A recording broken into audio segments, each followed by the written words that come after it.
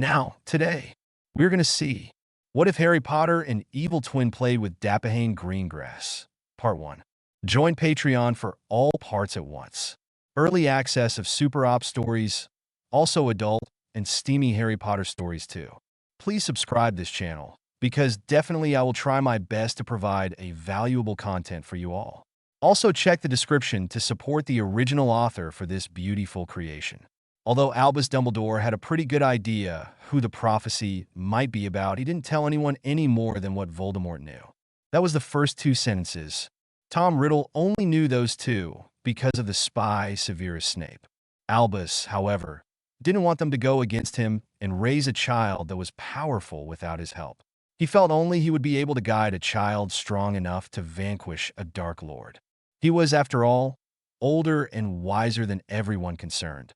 He held the most titles, and he had defeated the last Dark Lord, Gellert Grindelwald. Lily and James Potter, however, were not stupid. They knew the leader of the Light had a problem with keeping things close to his vest, and they suspected that there was more to the prophecy than what he was telling them. So they went to the Department of Mysteries and listened to the White Globe. The only reason they could is because the person that was the prophecy spoke about was not identified and would not be until the children were born. Lily was pregnant and very concerned that it may be her children because she was having twins. She fretted something fierce over this fact, and after hearing the words of the prophecy, her fears were verified. She was due during that time. She knew Alice was too. Later, they took the Longbottoms, and after hearing the mysterious words that might pertain to one of their children, they started planning. They spent many nights together collaborating on how to make sure that if their child was the one spoken of, they would make sure that that child was raised and know what was in store for them. Frank and Alice were very concerned because their child was due around the same time as the Potter twins were, if Lily carried them to term. You never knew with twins. The Potters were a bit hopeful that the boys would be born early, but that would leave the Longbottom child at risk. Still, maybe they could convince the healer to help both of them deliver early and make the prophecy void. Frank dissuaded them of that notion right quick. He knew that the healers would never induce labor unless there was trauma to the unborn child or mother. His mother had tried it when he was overdue. She didn't want to carry him more than 9 months.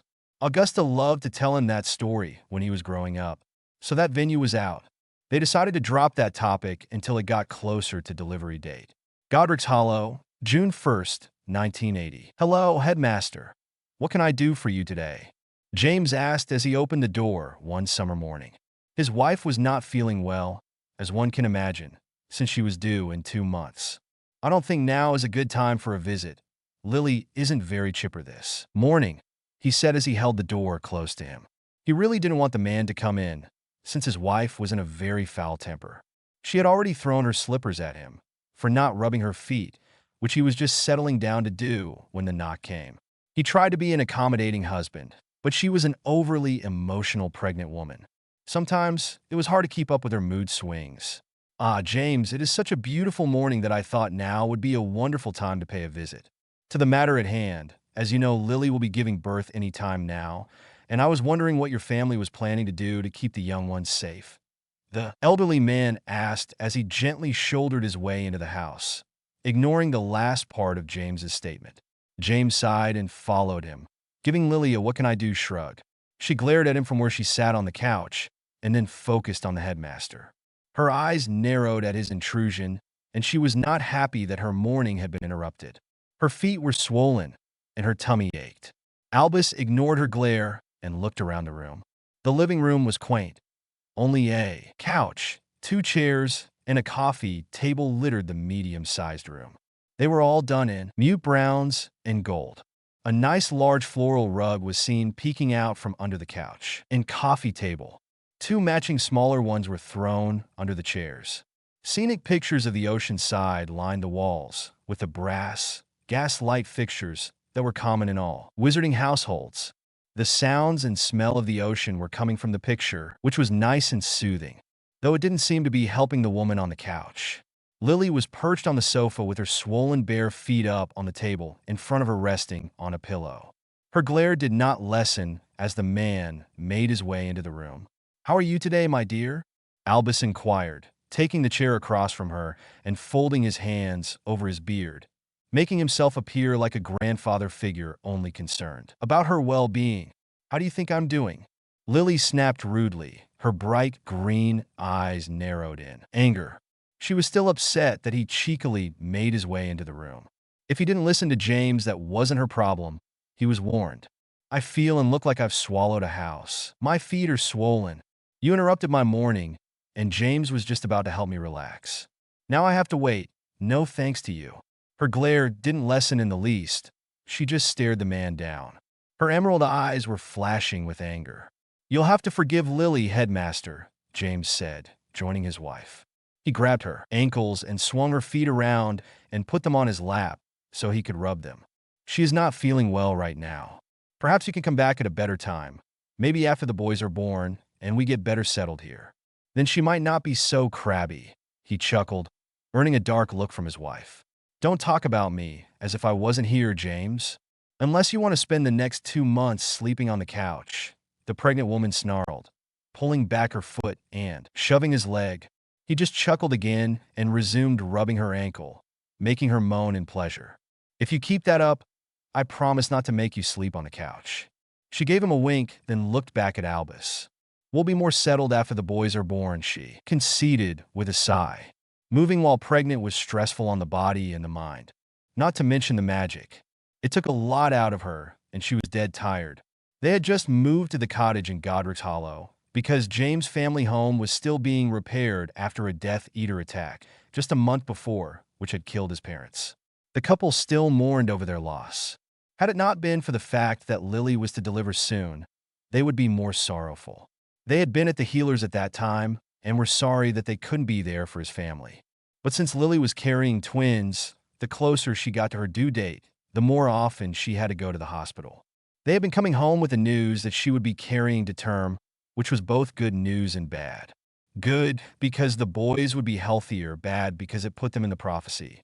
James wanted his boys to have an ancestral home to grow up in. Since the manor was old, it needed to be repaired carefully. Until that time, they were staying in the cottage, which had been purchased for their honeymoon the year before. The cottage was 2 stories high and had 3 bedrooms. They were making the largest bedroom into a nursery for the twins. They would have the babies sleep in the same room until they were older. Magical twins often remained together so that a bond could grow between them, making them magically stronger. Right now, James was working with Sirius, Remus, and Peter to put up wards on the cottage. However, wards took time to erect since you can only put up 1 at a time and only 1 per week. That way the ones you cast first would mesh with the new ones. So far they had the hardest ones up, barring the Fidelius since they were targets. And at least one of their friends would come by daily to check on them. Alas, I was hoping that you would have time for me, Dumbledore said with that tone of voice he took when he wanted people to not disappoint him. His eyes twinkled as he looked over his glasses. He sighed and shook his head. I will try to come again at a later date to discuss what you will be doing to protect your boys from Voldemort. I only want to ensure that your families are safe. I understand that, Headmaster, I just don't think now is the time. She'll only get worse as the pregnancy progresses, James said as he continued to rub Lily's left foot, ignoring her when she kicked him with her right. Quit talking about me. I'm warning you, she started, only to have him talk over her. We're almost there, aren't we, Lilyflower? He cooed, trying to keep her temper at bay. You're doing so well. He reached up and rubbed her belly. Do you need anything to help make you more comfortable? You know Alice is due soon too. Yeah, and maybe we can get Frank to bring her by, and you two can compare what you were going through and talk about what horrible husbands you have for getting you this way in the first place, he offered. Will that make you feel better? He asked in a gentle teasing tone as he watched Lily lower her feet and try and get up from the sofa. Being the good husband that he is, he got up and helped her stand. Yes, I think a good session of husband bashing might be just what we need this close to the due date. You should ask him after you see the headmaster out, Lily said as she gave a glare to the man in question. She then waddled out of the room. As you can see, sir, we're not up for talking about depressing things right now. Like I said, you should probably come back after the boys are born. Take heart in knowing that we are putting up as many wards as we think we can get away with here. The last one we're putting up is the Fidelius. I'm not going to tell you who the secret keeper is going to be, but Sirius, Remus and Peter are helping. I'll see you when the next order meeting is called. The messy-haired man said as he guided the old man gently, but firmly, out the door. I will endeavor to gain an audience with you when that time comes. Condolences once again about your parents, my dear man. Please, let me know if there is anything I can do for you and your family. Dumbledore said as he let himself be directed away, knowing he would not be able to talk to this couple anymore today. Maybe he would attend the Longbottoms. In the end, James did call Frank and asked him to bring his wife over to the cottage in the next day or so. He let him know of the meeting with the headmaster and wanted them over so they could go over their plans. He hoped that between them and each family's grimoire, they could find something to protect the children. He didn't really trust Dumbledore completely, as the old man was prone to playing with other people's lives. First, he wouldn't give them the whole prophecy, and now they knew there was a spy in the order. Second, Dumbledore refused to make everyone take a vow stating they hadn't turned, nor would they turn to Voldemort. So, they had to do their best with what they had. I really dislike most of the WBWL stories that make Harry either grows up neglected or with Petunia. I feel that if Lily were the fierce person that she is portrayed as in canon, she died for her son, then there is no way that she would abandon her child. So here's my take on that genre.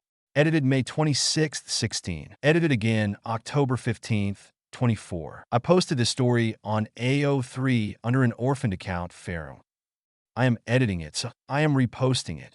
The Prophecy Children Born. There is no sixth floor of St. Mungo's, but I need somewhere magical for the kids to be born. I'd like to thank Alex33 for going through this for me, but any mistakes are my own. If you see a mistake or something that comes to question, feel free to let me know. I'm pretty mellow about stuff like that. Thanks for your reviews. July 30th, 1980, around 10 p.m., St. Mungo's Hospital for Magical Maladies and Injuries, Maternity Ward 6th floor. All hopes for the Potter twins, or the Longbottom child being born early, were dashed as the 30th of July came and they both fell into labor. The single child came first, and right now there were mums cooing over the newborn baby boy. "Oh, Alice," a very pregnant Lily gushed. "He's such a handsome young man. What are you going to name him?" "I know you two were stuck on a few different ones. Which did you decide on?"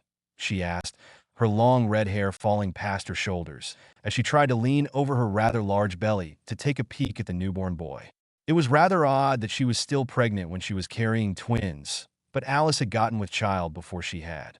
If only by a week or so. "We decided on Neville. His name is Neville Franklin Longbottom," Alice said with pride as she looked fondly at her baby boy. It had been an easy delivery, not like poor Lily who had been here for days now. "How are you, Lily? Are the contractions getting closer?" the new mom asked, holding the newly named Neville up so that Lily could see him better. Lily could make out wisp of curly white blonde hair, peeking from under the sleeping cap they put on all newborns. "No, they're still far apart," she answered distractedly as she looked at the newborn. "Looking at this little guy makes me happy to know I will bring life into the world. I mean, I've known that for 9 months, but now," she trailed off with a glow on her face. She was so looking forward to being a mom. "Yeah, it is a miracle," Alice said fondly as she peered at her child, and then she looked at Lily's tired face. "Maybe you should sit down, or better yet take a short walk. Not that I don't want you here. You are Neville's godmother after all. However, you need to move around. Go on, Lily, take a short walk. You need to get the circulation going," she suggested to the other woman, and then glanced at James to support her. "That sounds like a lovely idea, Alice. Come on, Lilyflower. Let's see if we can't get these two to be born soon." "A walk will be just the thing the healer ordered," James said, taking her gently by the elbow and trying to guide her away from the baby. "Come on, sweetie. Don't you want to have these two born soon? You know what Nurse Stewart said, some walking will do you good." And with that, he led her out the door. "But I want to see my godson, James," Lily complained, trying to get back into the room. "Why do I have to go for a walk? My feet are swollen. Shouldn't I be sitting?" she grumped, but reluctantly followed her husband down slowly the hall, knowing what they said was true, but she was tired and wanted to sit. They hobbled down the hall, with Lily keeping her hands on her swollen belly the whole time. She rubbed it and tried to convince the twins to come soon. She was so tired of being pregnant. It was taxing. "Come on, sweetie. You'll feel better. I promise," he coaxed.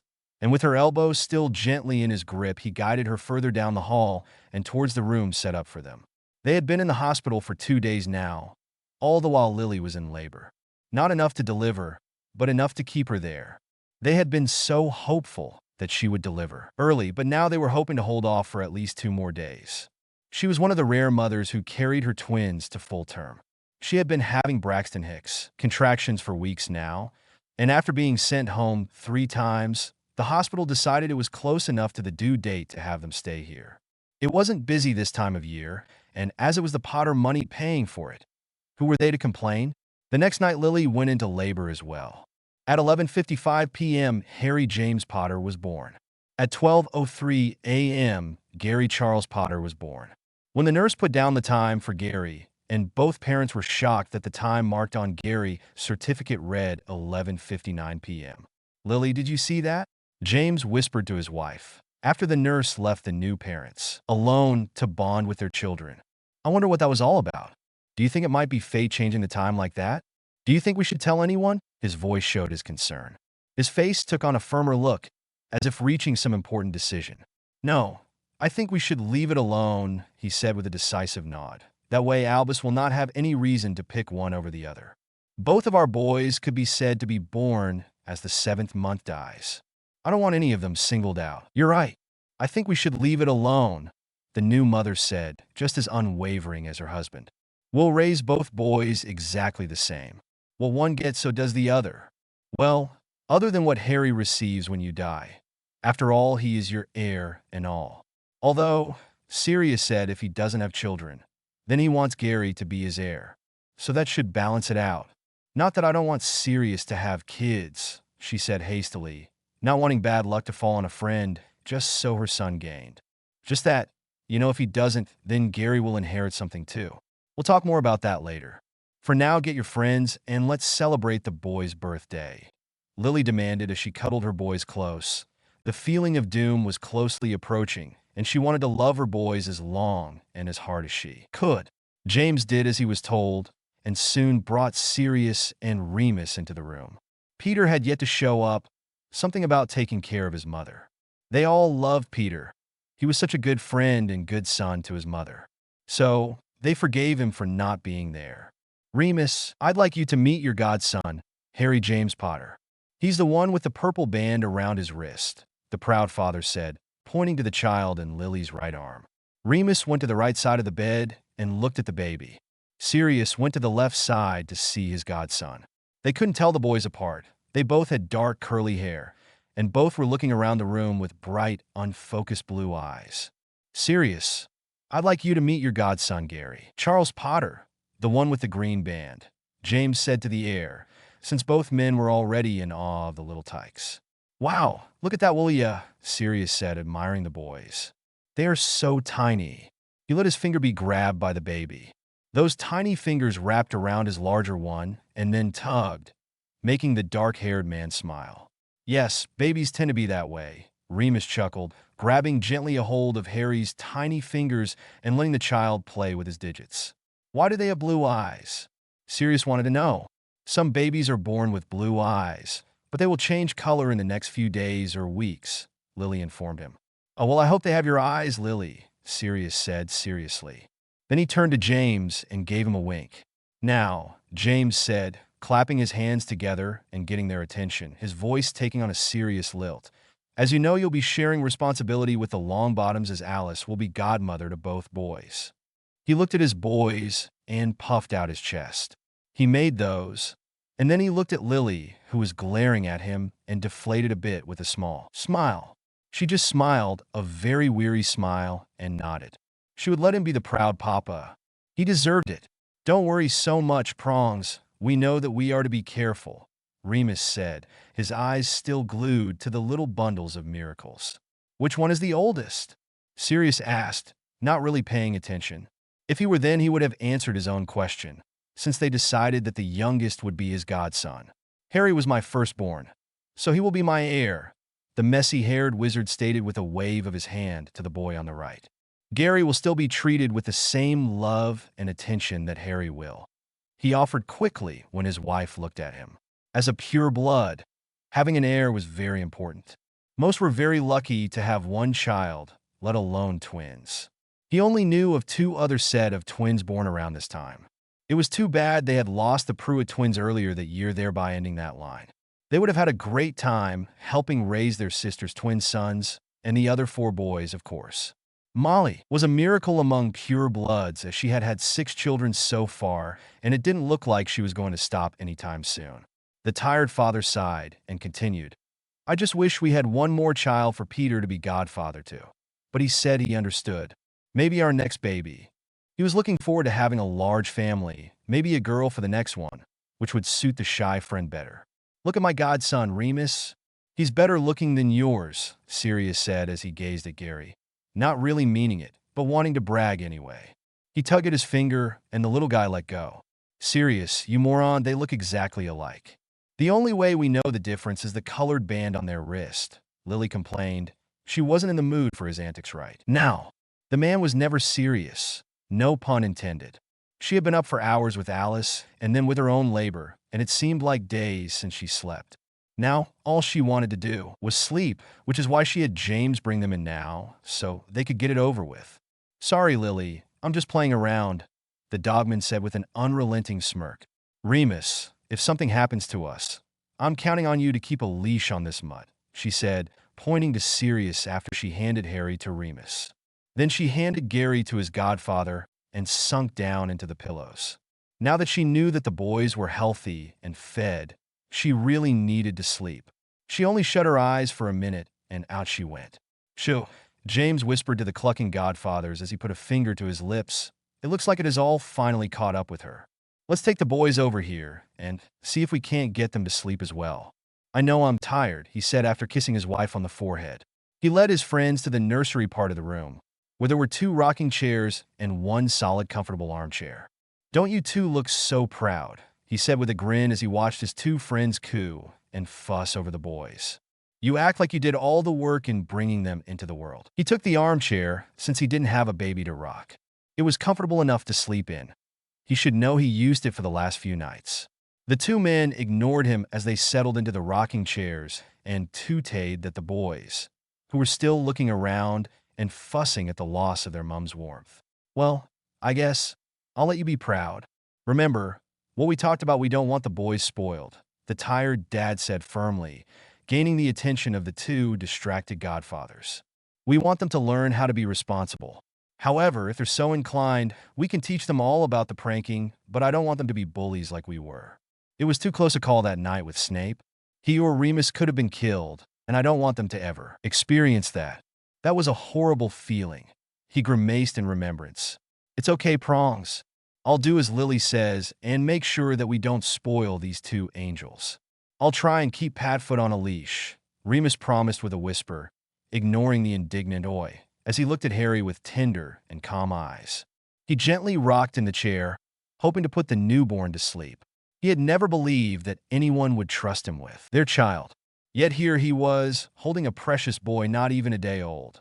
"You know, you were in the wrong that day, Sirius. If Snape had been killed or worse, turned, I'd be dead right now, and we'd not be here enjoying this time with our godsons. So, I'll make sure that that never happens to them, if I can help it." He still had nightmares over that night. Sirius said it was all a joke, but it was a night of terror for him, and hung over his head like an anvil. "Merlin knows Snape never lets him forget it." "I know," Sirius said. His head dropped in shame as he cuddled his godson to his chest. It had taken years to make him see that teasing Snape into going to the Whomping Willow on the night of a full moon was wrong. "When you asked me to be godfather to your youngest, I was so completely blown away that I wanted to make sure that all my guilt was extinguished. I tried to apologize to Snape, but my owls were returned unanswered," he said, rubbing Gary's back and vowing to do whatever it took to make sure these boys lived long, happy, and healthy lives. "I know. Padfoot, I trust you to do what's best for Gary," James said with a yawn. He stretched and then settled into the chair more. His eyelids were closing, and he struggled to open them, and he was fighting sleep. He would take a nap in a minute, but for now he had to talk to his friends.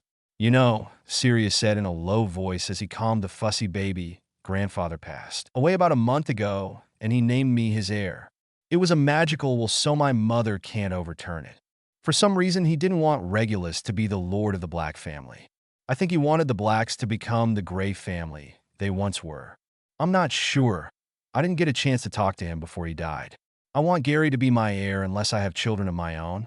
So far, that hasn't happened, and I'm not holding my breath that it will. As many women as I've been with, and as careless as I was in my youth, I should have had at least one bastard out there, he concluded, and wouldn't that put his parents' noses out of joint? Him naming a bastard as his heir, or even someone not in the immediate family. He grinned at the thought. If there was one thing Sirius loved, it was making his family angry at him. I know, Padfoot, we talked about this already, and I have no problem with you taking Gary as heir, James said, closing his eyes and leaning his head back onto his chair. I'll have Harry here as mine. It'll be good that they both have something to look forward to, so they have a secure future. We're going to want to make sure they understand the responsibility that comes with these titles. He was so tired. Maybe he would just take a nap for a little while. The fellows would take care of the boys. He was sure of it. He trusted them above all else. I'm going to take a kip, you two. When the boys go to sleep, there are the cribs over by Lily, where you can continue holding them. If they start crying, wake one of us, or you can call the nurse and she'll help you. I hope you've been practicing changing nappies because you won't get out of that duty. He had a grin on his face when he said that. Go to sleep, Daddy, Sirius teased, seeing how tired his friend was. We'll take care of the boys. No one will hurt them while we are here. We might just head down the hall and see if Frank and Alice are awake and introduce all the kids together. They'll be growing up together after all. They should meet as soon as possible. Whatever you think is best, Padfoot. Make sure the boys. James trailed off as he fell asleep, his head lolling back on the chair in what looked to be an uncomfortable position. Come on, Mooney, Sirius whispered, getting up and cradling his sleeping godson in his arms. Let's go see the Longbottoms and show off our godsons to them. He gently swayed Gary to make sure he stayed asleep. Good idea, Padfoot. Let's do that, and we should see if we can get in touch with Peter so he doesn't miss all of this joyfulness. I'm sure his mother can do without him for an hour or so, Remus said as he followed Sirius out the door, making sure Harry was secure in his arms. Yeah, I didn't know she was so sick. He always seems to be helping her nowadays. He is such a mama's boy. But I guess that makes him a good guy. Tell you what, I'll try and call him after I hand this little guy off to Frank. And with that, the two friends went to introduce the Potters to the Longbottoms. Just a quick note. I actually got called out for calling Harry's brother Gary. I was told that it was lazy of me to give them rhyming names. Well, being a twin with a non-rhyming name, I have to tell you that I grew up wanting to rhyme with my sister. So he can bite me. Also, the black timeline of deaths is mixed to fit my timeline. See, I have an artistic license, shows blank piece of paper. Well, it still works, it's magical. Edited on May 26th, 2016, edited again, October 16th, 24. The prophecy begins. I'd like to thank my beta, Alex33, for going over this. However, any mistakes are of course my own. Thanks for your reviews. October 31st, 1981. It had been a long year and a half. They went under the Fidelius charm soon after the babies were born. Sirius had been their keeper until a month ago, but he was being followed and worried that he would be tortured into revealing where they lived. So they asked Peter to take over. He was ecstatic that they chose him. At first, they were concerned that it would be too much for him as he was still taking care of his mother. However, he said that he could handle both responsibilities. He was always so caring and loved to come and see the boys. He never shirked the duty of nappy changing and was there when Lily needed some time to herself. Not that she ever left the boys alone with the Marauders long. She would just take a kip for an hour or so. Now it was Halloween, and they had a wonderful day celebrating. The boys were happy that they got candy, and the Potters were setting up for the dinner with the dead.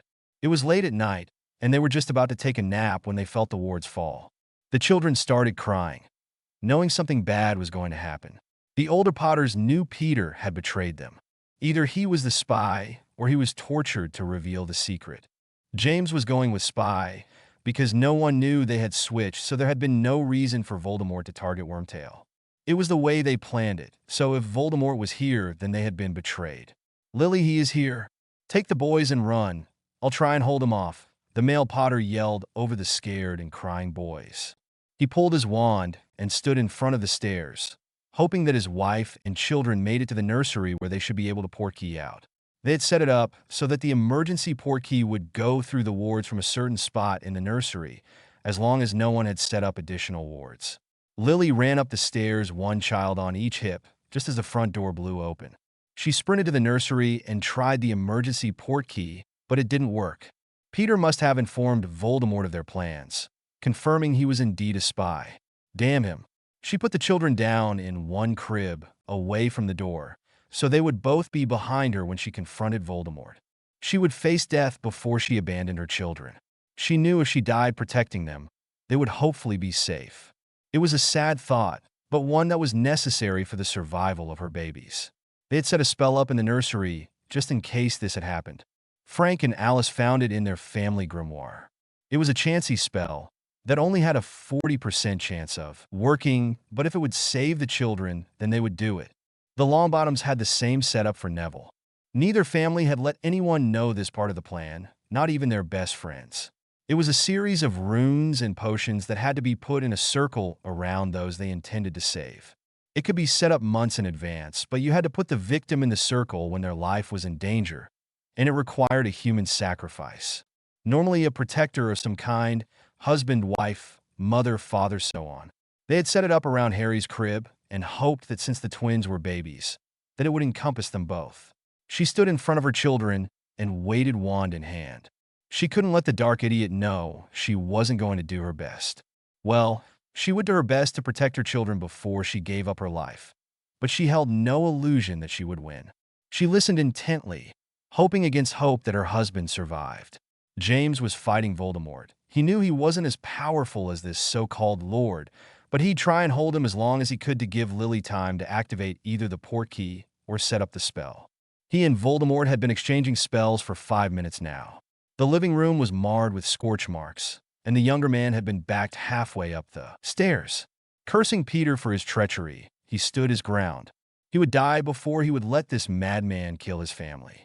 Voldemort sent a blasting curse at James, and it missed, but it did hit the wall beside him. James tried to get out of the way, but he knocked his head onto the railing when he ducked and fell unconscious to the floor. The wall crumbled on top of him, further knocking him out. The self-named lord, not caring whether the man was dead or stunned, walked right past him. He was here for the children. He had a prophecy to stop. He went up the stairs to where he could hear the toddlers crying. Lily stood in front of the crib when the evil man entered the room. "Not my children. Please take me. Let my children live," she begged. It was part of the spell you had to ask for the person's life and offer yours instead to activate it. It was all about intent. "Stand aside, you stupid girl. I only want your children. Stand aside, I say." Voldemort motioned for Lily to move aside, so he would have a clear shot at the twins. "No, not my children. I'll do anything, but spare my babies." Of course, Lily didn't move. She would never abandon her kids, though she was shocked that he was giving her the option to move. She had to wonder why, but now was not the time. "You foolish woman, I would have spared you, Avada Kedavra," yelled the Dark Lord, and Lily fell to the floor. "Severus asked that you be spared, more like begged, for your and your husband's life. He said it was so he could get his revenge on your husband, but I knew he was lying. No one lies to the Dark Lord. His screams were well worth it. I was going to let you live and then kill you in front of him. But you had to interfere, and now your whole family will pay the price," Voldemort said to Lily's corpse. Lily's soul watched with mournful eyes, knowing there was nothing she could do now, but hoped the spell worked. The Dark Lord then turned to the suddenly silent toddlers. "Which one was to be my downfall? Well, no matter. I will just kill you both, and then I will kill the Longbottom child." "Avada Kedavra," he stated, pointing his wand at Harry, since he was closest. As soon as Lily's body hit the floor, a large, almost invisible green dome formed. Yet in his confidence, Voldemort paid no attention to it. It surrounded the boys, protecting them from the worst of the curse. When Voldy's spell hit, the two spells clashed, and there was some debris caused by the backlash of the two different strands of magic meeting. Harry received a lightning bolt wound on the right side of his forehead from the diverted curse, and Gary received a V-shaped one on the left from parts of the crib. The spell had gone through the shield, and then, after causing Harry's cut, reflected and hit Voldemort, causing his body to turn to ash, leaving only a robe and a wand. There was a deafening scream when that curse hit, but it only lasted a second. Then the soul of Voldemort fled the scene. Both boys passed out, and the dome dissipated. A small girl-like figure, who was dressed in a frilly pink dress with shiny black dress shoes and whitey socks, had watched the whole thing. Her name was Death, or Sally, depending on the day, and she knew that without their mom, these boys would have a horrible life. She had seen that there would be many trials for the boys, and they needed a fierce protector to stand up for them.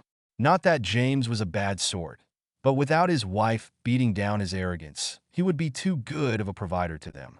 They would grow up spoiled and arrogant, and the wizarding world didn't need that. No, these tots needed their mother. Sally asked Lily's soul if she was willing to pay a price to keep her boys safe. The dead mum agreed immediately. So, the embodiment of death took Lily's soul and put it back in her body. She then modified her memory to show that Voldemort cast a cutting curse on her abdomen, and then Sally cast the curse to make it real. Lily will never have more children. Putting her soul back had to have a price.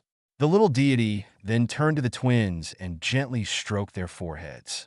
She ran her finger over the wounds and made sure they would both be recorded as cursed. There was no way that she was going to let that old man know who the chosen one was. "Don't worry, boys," she stated after kissing both foreheads. "I'll be here to help you in this life.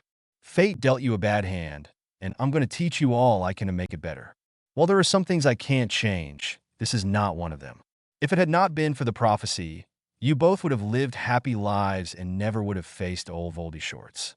So it is okay for me to step in and make sure you die when you are supposed to and not when the prophecy decides. We will stand together until you don't need me anymore, and hopefully that will be enough for you to win." Now one would have to ask, why these boys and not the thousands that suffered all over the world?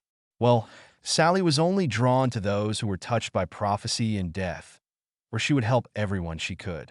As it was, there were hundreds of children she was helping, all over the world. It was good to be a deity. She could be wherever she wanted at the same time. Downstairs, James was groggily getting off the floor. He leveled himself up on the remains of the railing and brushed the wall off his back. He tried to remember what was going on and why he was on the stairs. It took him a few seconds, then he remembered Voldemort attacking. Getting up from the floor, he ran up the stairs to see how his family fared. "Lily," he yelled desperately, not hearing any movement in the nursery. "Lily, answer me, please." He made it to the room and saw that his whole family was lying down as if dead. He hastily ran to Lily since she was covered in blood and waved his wand over her prone body. The diagnostic spell showed she was still alive, so he cast a healing spell on her and tried to stop the bleeding. It took 3 times before it stopped, so he cast a spell to wake her. "Renervate." He incanted, and with that Lily woke. "My babies! How are my babies?" she screamed hysterically as she scrambled up off the floor. She quickly turned to the crib. "Please, please, let the spell have worked. Please let my babies be alive," she begged to gods unknown, as she cast the diagnostic spell on the crib, hoping to see both boys alive. "Oh, thank all that is holy, they're alive." "Renervate," she cast on Harry, who then woke crying. Then she cast it on Gary, and he also woke crying. "Thank Merlin," the exhausted man stated as he came from behind and looked at his family. He noted the robes on the floor, but decided not to point them out just yet. He was tempted to kick them under the crib, but came to the conclusion that they would be better left there for the Aurors. He turned his eyes back to his wife. "I'm so glad you were safe, James. What happened to you? I heard you fall and feared the worst," Lily said as she turned and looked at her husband to see if he was wounded. Her eyes roved over his face as she patted his chest and arms to make sure they were there and unharmed. She had never been so scared in all her life. "Okay, sweetie, calm down. I hit my head on the railing, trying to avoid a blasting curse. I think a wall fell on me," the messy-haired wizard said with a small chuckle as he grabbed her hands and kissed the knuckles. Then he reached over and picked up Harry, who was the quietest of the boys. "It's over. Here, I'll take Harry. It won't take long to call ST. Mungos," he offered, trying to keep his own calm. He needed to make sure they were okay, but he didn't want to deal with a hysterical woman on top of everything else. Not that he blamed her, but he had to deal with his own near-death experience. Lily took a deep breath and turned to the crib. She picked up Gary and checked him over. "I am so glad you are okay. Yes, please take Harry and see if we can get a healer. Their wounds seem to have stopped bleeding, but I want them looked at anyway. We won't be able to leave until the Aurors come. I'll bring Gary down in a minute. I need to close that cut, and he needs his nappy changed," she babbled, saddened and happy at the same time, emotions overwhelming her logic. Plus, her desperate need to make sure her family was okay. That in her belly was killing her. "Please come down as soon as you can. I want my family where I can see that they are safe," James said, trying to calm his overwhelmed wife, while rocking Harry in his arms. Lily nodded at her husband's words, took another deep breath, and carried Gary to the changing table. She proceeded to change his diaper and tend the cut. Seeing that his wife was calming down, James left the room. He carried Harry on his hip and went downstairs. He put the quiet child down in the playpen they had set up for the boys by the window, so they could see the trick-or-treaters in costume walk by the house. He dragged it closer to the fireplace, threw some flu powder in, and called for St. Mungo's. "Hello? Anyone there? I need a healer here. We were attacked by you-know-who." The desperate father called into the green fire. "How bad are you all hurt?" was the first question asked when a nurse hurried to the fire. "We're mostly fine, but my wife was hit with a cutting curse. My children have been hit with an unknown curse. They both have wounds on their heads. Please, send someone as soon as you can. We're at Honeymoon Cottage in Godric's Hollow. The house is under a fidelius, and the healer needs to read that paper before he comes." He handed a piece of parchment that had the address written by Peter through the flue to the receptionist so they could get past the charm. He then removed his head, stood, and checked on his son. Seeing Harry was still fine, he grabbed more flu powder. He then called the Aura department. "Hello, we have been attacked by you-know-who. All the adults were knocked out, and we have no idea what happened. You-know-who's robe and wand are in the nursery. There is no sign of him. We need someone to come and investigate. We're at Honeymoon Cottage in Godric's Hollow.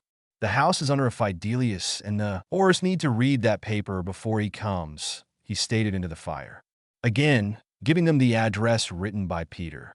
He then moved away from the fireplace, giving room in case someone came through. He picked up Harry and rocked back and forth to keep him calm. He also made sure to have his wand ready, not quite sure to trust that it would be who was supposed to be coming was coming. It also settled James's nerves to have one of his sons in his arms, mostly safe. James heard a noise in the front of the house and held up his wand, just as Sirius came running through the broken door, panting. He saw James comforting one of the twins. He couldn't tell them apart yet, and Lily coming down the stairs with the other boy. "Oh, thank Merlin you're all right. I was so worried when I couldn't find Peter. He was supposed to meet me tonight, and he never showed. I went to his flat, and most of his stuff is missing. What happened? Where is you-know-who?" The frightened young dark-haired man asked, his wand raised in the air, as if he was going to fight to the death for who he considered his only family, even if they weren't blood-related. James had been his brother since he was 16, when he had run away from home to the Potters. "We're not sure. We were both knocked out. The boys seem to be fine, but for the wounds on their head. There's a robe and a wand in the nursery, but we don't know what happened," James said, still rocking Harry. "We're waiting for the Aurors to come and do some testing, so we'll know what happened," Lily said in a calming manner as to not alarm the children. It had taken a few minutes of normal motherhood duties to calm her down, but now that she knew her family was all alive, if not well, she was doing better. "I'm hoping that when the Aurors are done, you and James would go rat hunting. The little bastard of a coward. I can't believe we trusted him. I hope he fries in the deepest pits of hell. If I find him, I'm going to cut off his bits and make him eat them." Her bright green eyes lost focus on the revenge she was plotting for the man they all trusted. "Lily, I never knew you had it in you to hurt someone like that," Sirius said, not noticing the disbelieving look on James's face. Her husband knew just how vicious his wife could be. "Of course, we'll go rat hunting. It will be my extreme pleasure to hand you that sniveling idiot, just so you can cut his bollocks off. Just don't make me watch, okay?" he said with a vicious, yet thoughtful, gleam in his eyes. Revenge would be sweet. That man put my children's lives in danger. If I get my hands on him, he will wish for death, and I'll make it last a very, very long time. You wouldn't believe all the non-magical ways to torture someone. I've read many a novel which have given me great ideas, and if I catch that rat, he'll feel my wrath. Lily bit out through her gritted jaw, clutching her child as close as she could without harming him. A noise came from the front of the house, and all the adults put the children down and pulled their wands. They took a stand in front of the playpen. The children started crying again, now that their parents weren't holding them. Hagrid came through the front door with tears on his face. He had been told by the headmaster that Lily and James were dead. He had been given a piece of paper to know the secret by Dumbledore, just so he could pick up the boys. This was why he now looked on in shock at the three adults standing together, wands pointing straight at his head. He could see both boys were also alive, if not completely well. Lily, James, I'm so happy to see you're alive. Dumbledore told me ya was dead. I was to take Gary to Hogwarts and Harry to your sisters, Lily. Now, I'm not sure what to do. Why are ye standing next to that traitor? I would have thought ye would hexing him, not standing next to him, the confused man said as he scratched his rather bushy beard. While Hagrid was a good man, he was very simple. Give him an order and he would move mountains to see it through. If something negated that order, then he took a minute to come up with a different plan. Why would Dumbledore think we were dead? How did he even know we were attacked? And why in the name of all that is holy would he want Harry with Petunia? She hates magic and she hates me. What the hell is he playing at? Lily fired her questions to the poor half-giant, keeping her wand on him. She loved the man. You couldn't find a gentler soul than Hagrid, but she would be damned if he was taking her children anywhere. Sirius was a decoy. We traded with Peter so that Sirius would be the target of the Death Eaters. We let everyone think that he was the secret keeper, so Peter would be safe.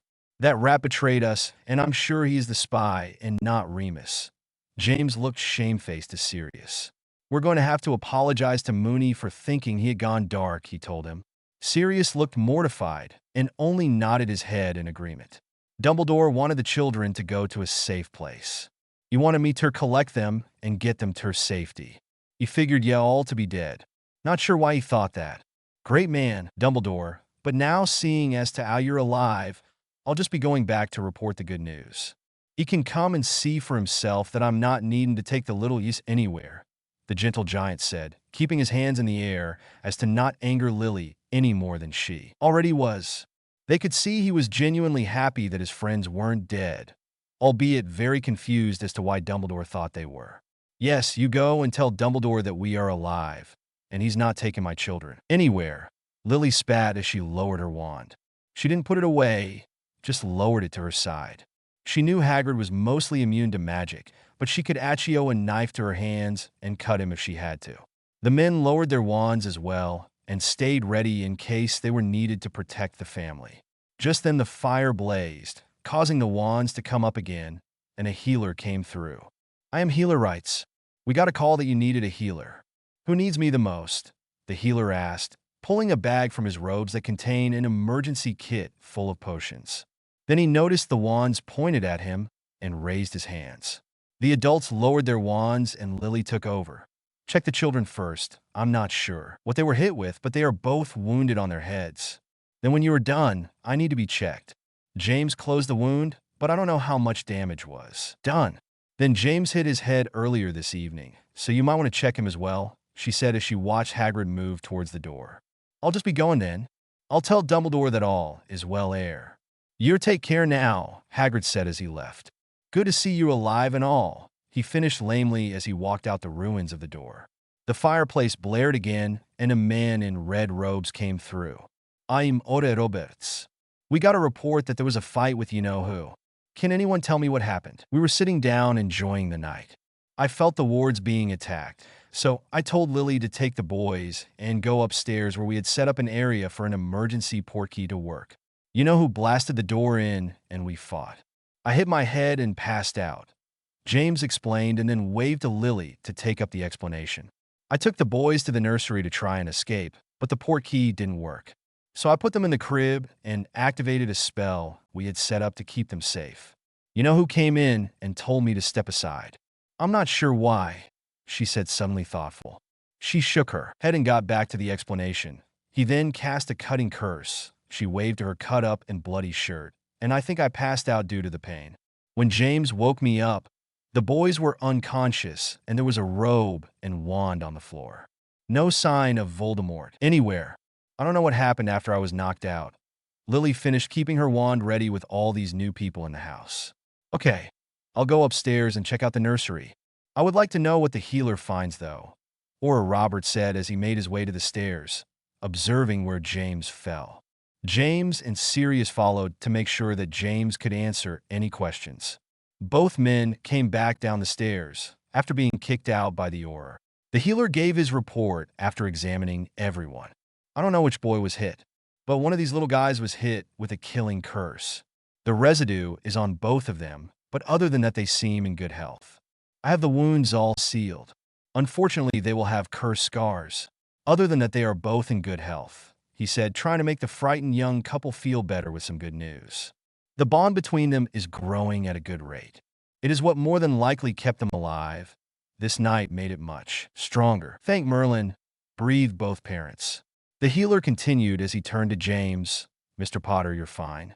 That bump on the head didn't do anything but render you unconscious. Mrs. Potter, he said, bringing his attention to the only woman in the room.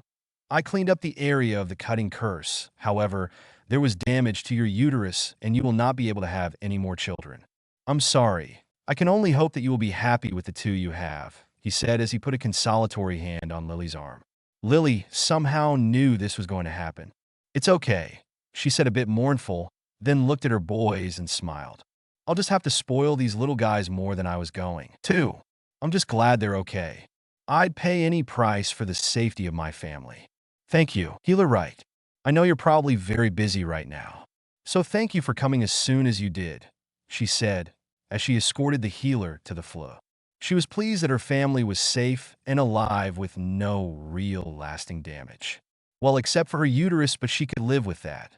Not a problem. I'm just glad everyone here is alive. It is not always the case, as you know, the healer said as he was leaving. And with those parting words, he fled away. The Auror was upstairs looking at the remains of Voldemort and trying to find out what had happened after Lily was knocked out. She went upstairs to let him know what the healer had found, hoping that it would help explain things to him. Once that was explained, the Auror figured he had a better idea of what happened. There's a lot of magical residue in here. There's the spell you and your husband set up to protect the children. There's the cutting curse that you were inflicted with. And there are signs of the killing curse being cast twice. I think the curse missed the twin that was on the left-hand side and hit the one on the right. Do you remember which child was where? Yes. Gary was on the right and Harry was on the left. They both have head wounds that will scar, so the healer doesn't know which one was hit, Lily replied. She had a feeling that he was wrong, but she wasn't going to correct him. She and James made a vow that no matter which one the prophecy spoke of, the boys would grow up the same. They didn't want one boy targeted over the other, so they were going to have to do some damage control to keep the boys out of the spotlight. If it came to the press, they were going to have to give a statement that they didn't know which boy had been hit, that it was the Longbottom family spell that kept them alive, and that they were just happy that everyone survived. They, as parents, would do everything they could to prepare their children for what was coming. Thank you for your time, Ora Roberts. Like I told the healer, I know you're really busy at this time. Hopefully, now that Voldemort, she said, ignoring the flinch, is gone, we'll have some peace. I hope you're right, Mrs. Potter. I'll see myself out. I'm done here. I took everything that was you-know-whose, so the room should be safe. I know if it were me, though, I'd be looking for a new place to stay, said Ora Roberts as he shook Lily's hand, turned, and then left the room and started down the stairs. Lily followed him out and agreed with him by stating, "Oh, we'll be moving as soon as possible. I won't tell you where. There are Death Eaters still at large, so it will have to be a secret. You can owl us if you need any more information. As long as there are no spells on the parchment or the owl, then it will find us." Thanks for that, Mrs. Potter. I'm glad to see your family is okay, Mr. and Mrs. Potter. You did the right thing calling us. You have a pleasant rest of the evening. The Auror tipped his hat and left via the floor. After everyone, but Sirius, had left, Lily fell to the sofa hoping that this long evening was over. She was about to suggest to James that they go to a hotel for the night, when there was a loud pop. Lily turned in her seat, wand at the ready. When she saw who it was, she groaned. Dumbledore was here. Edited May 27th, 16. Edited again October 16th, 24. Both edits are unbedded. Lily fights back. Thanks to my beta, Alex33, for going over this for me. All mistakes are my own. I've said it before, and I'll say it again. I hate writing Dumbledore. Not because I don't think I can pull off his character, but because no matter how I portray Dumbledore, someone somewhere doesn't like it. I have my reasons for writing him the way I do, and others don't like it. However, it is my story, so Dumbledore came through the broken door like he was walking into a theater. He was wearing robes that would make a blind man cringe, like they were normal wizarding wear. When he was in the room, he waved his wand and repaired it, good as new as if it was nothing. He then took a chair across from Lily, as if she had not fought for her life that night. He looked at her with his grandfatherly persona firmly in place, peering over his half-moon spectacles. "Lily, James, I am most joyful to see you are alive and well," he declared with a twinkle in his eyes. "When I learned of the attack, I had feared the worst. I see the boys are also unharmed. Can you please tell me what happened tonight?" he asked as he indicated the boys sleeping in the playpen. There was something not quite right about the look in his eyes that put Lily's nerves on edge. "What brings you here, Dumbledore?" Lily asked as she stood, and then she threw a silencing charm over the sleeping boys. She was glad the healer put them to sleep. They had a long night, and it looked like hers had just gotten longer. She went to the playpen and checked on the boys, letting James and Sirius deal with the old man for a moment.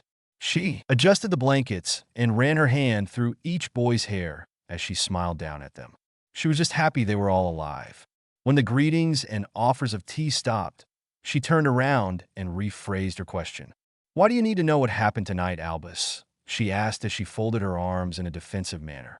Her wand once again clutched in her hand. Lily never understood why the headmaster thought he had the right to control everyone's life. Even when she was in school, she thought he held far too much power. She knew without a shadow of a doubt that Dumbledore was a good man. There wasn't an evil bone in his body. He was just too far in denial that he wasn't a god. He was very stuck in his ways, and the practices of old, where families treated children like property, were not used this day. It was too bad his mind was not open enough to see that the old ways were wrong. Well, he wasn't going to tell her or her family what to do. She'd make damn sure of it. This was too emotional of a night for her to be calm. He had better watch his step, or she was going to burn his beard right off his face. James and Sirius went to her side, more to protect Dumbledore than take up an aggressive front. They were both aware that Lily was on the edge of breaking. They also knew that she might win in a battle with the old man. Her anger was just that strong. And they doubted that Albus would fight a woman. They also knew that it would be political suicide to make him too angry. He just held far too much power. "I was merely wondering if there was any cause to show which boy is the one spoken of in the prophecy," the headmaster stated from his seat by the fireplace, still acting like he was their grandfather. He was sure it was young Gary, by way of the boy being born at just before midnight when the 7th month died, or so he believed. He had been told this by the nurse who had miswritten the time on the chart. He had so many connections, and very few people denied him information when he asked. All he had to do was twinkle his baby blues at them and give them his old man smile, and they all folded. "You know, Dumbledore, I have a few questions of my own before I answer yours." The very tired and overwhelmed woman snarled at the old man, ignoring the persuasive look. "Why did you send Hagrid here to collect the boys? Why were you going to put Harry with Petunia? What did you plan on doing with Gary? How did you even know we were attacked?" She rapidly fired questions at him, wanting to know everything this man had been hiding from them. She felt James rub her back and calm down a bit. They, as a group, wandered to the back of the couch, no one taking a seat. They were still edgy from the near miss this night.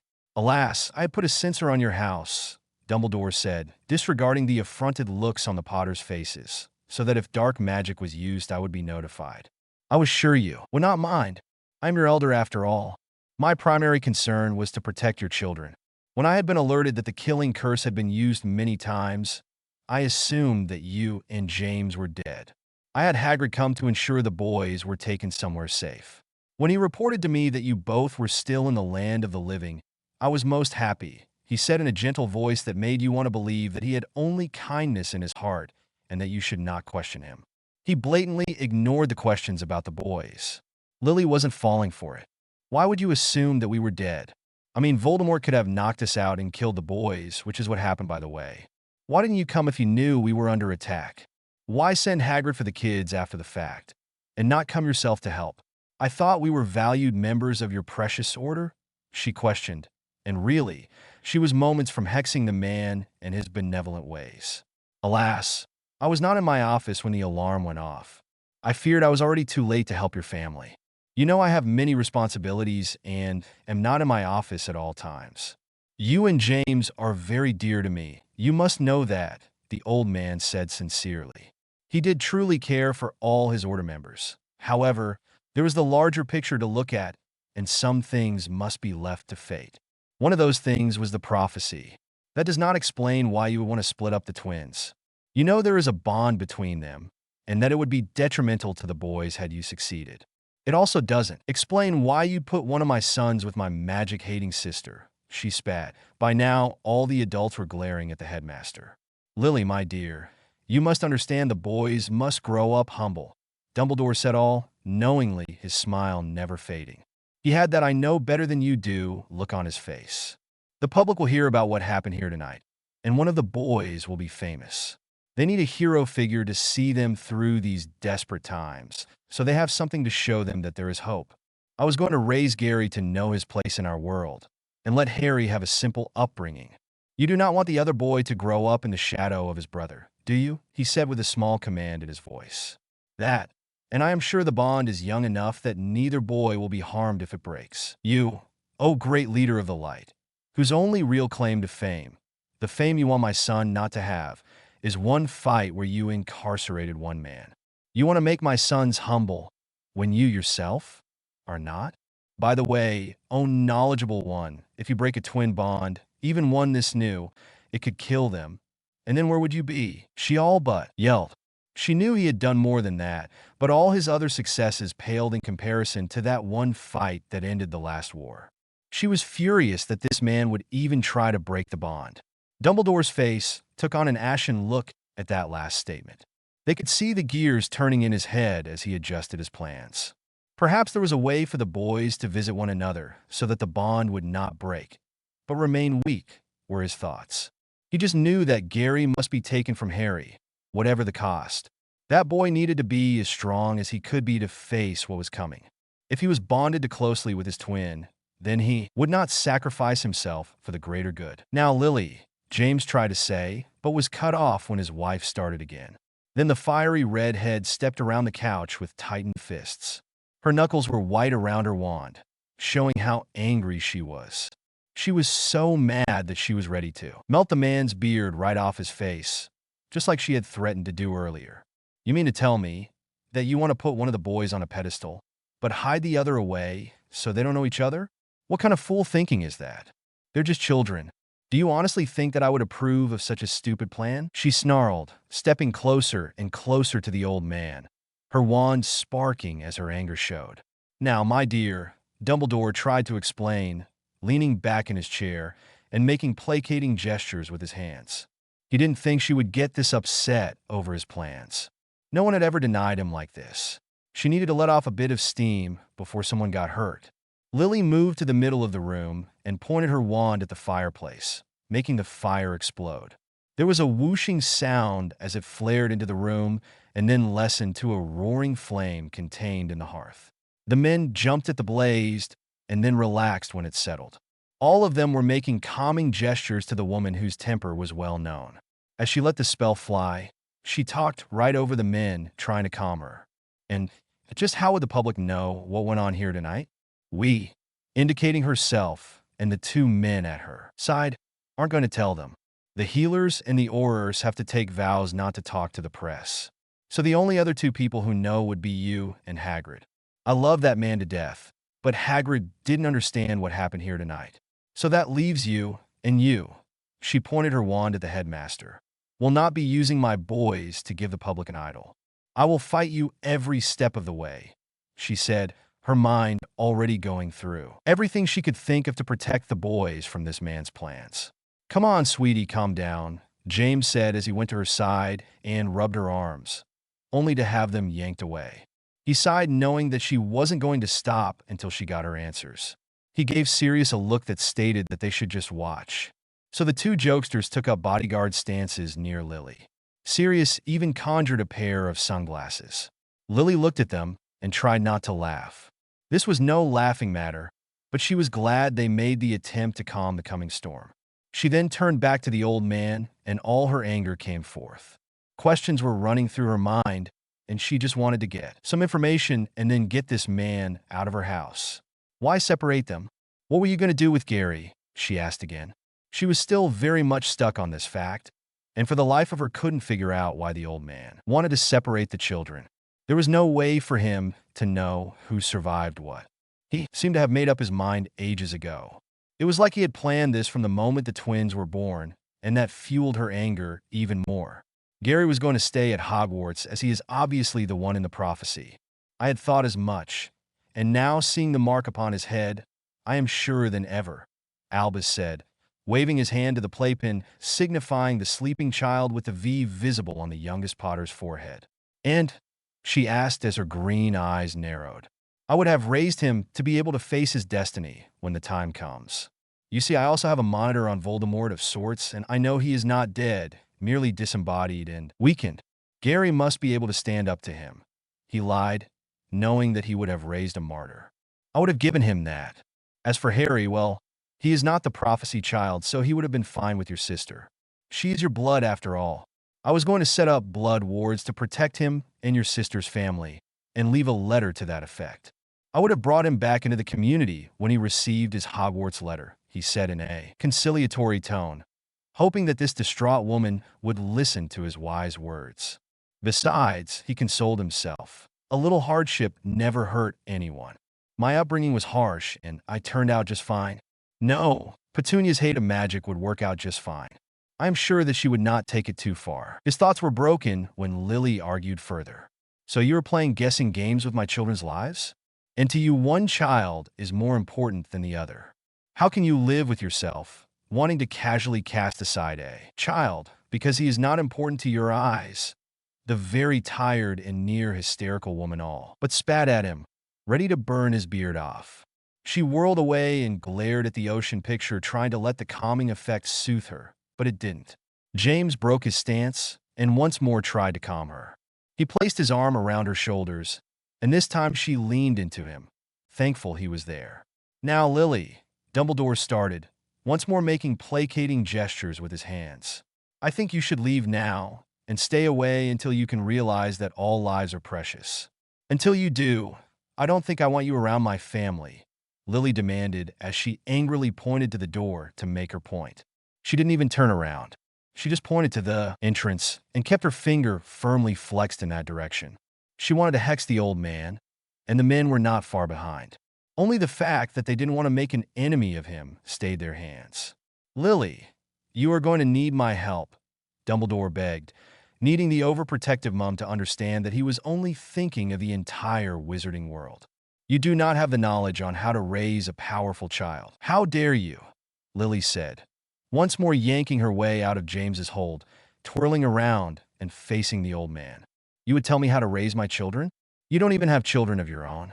Who do you think you are to tell me how I should conduct my family affairs?" She was advancing on him again.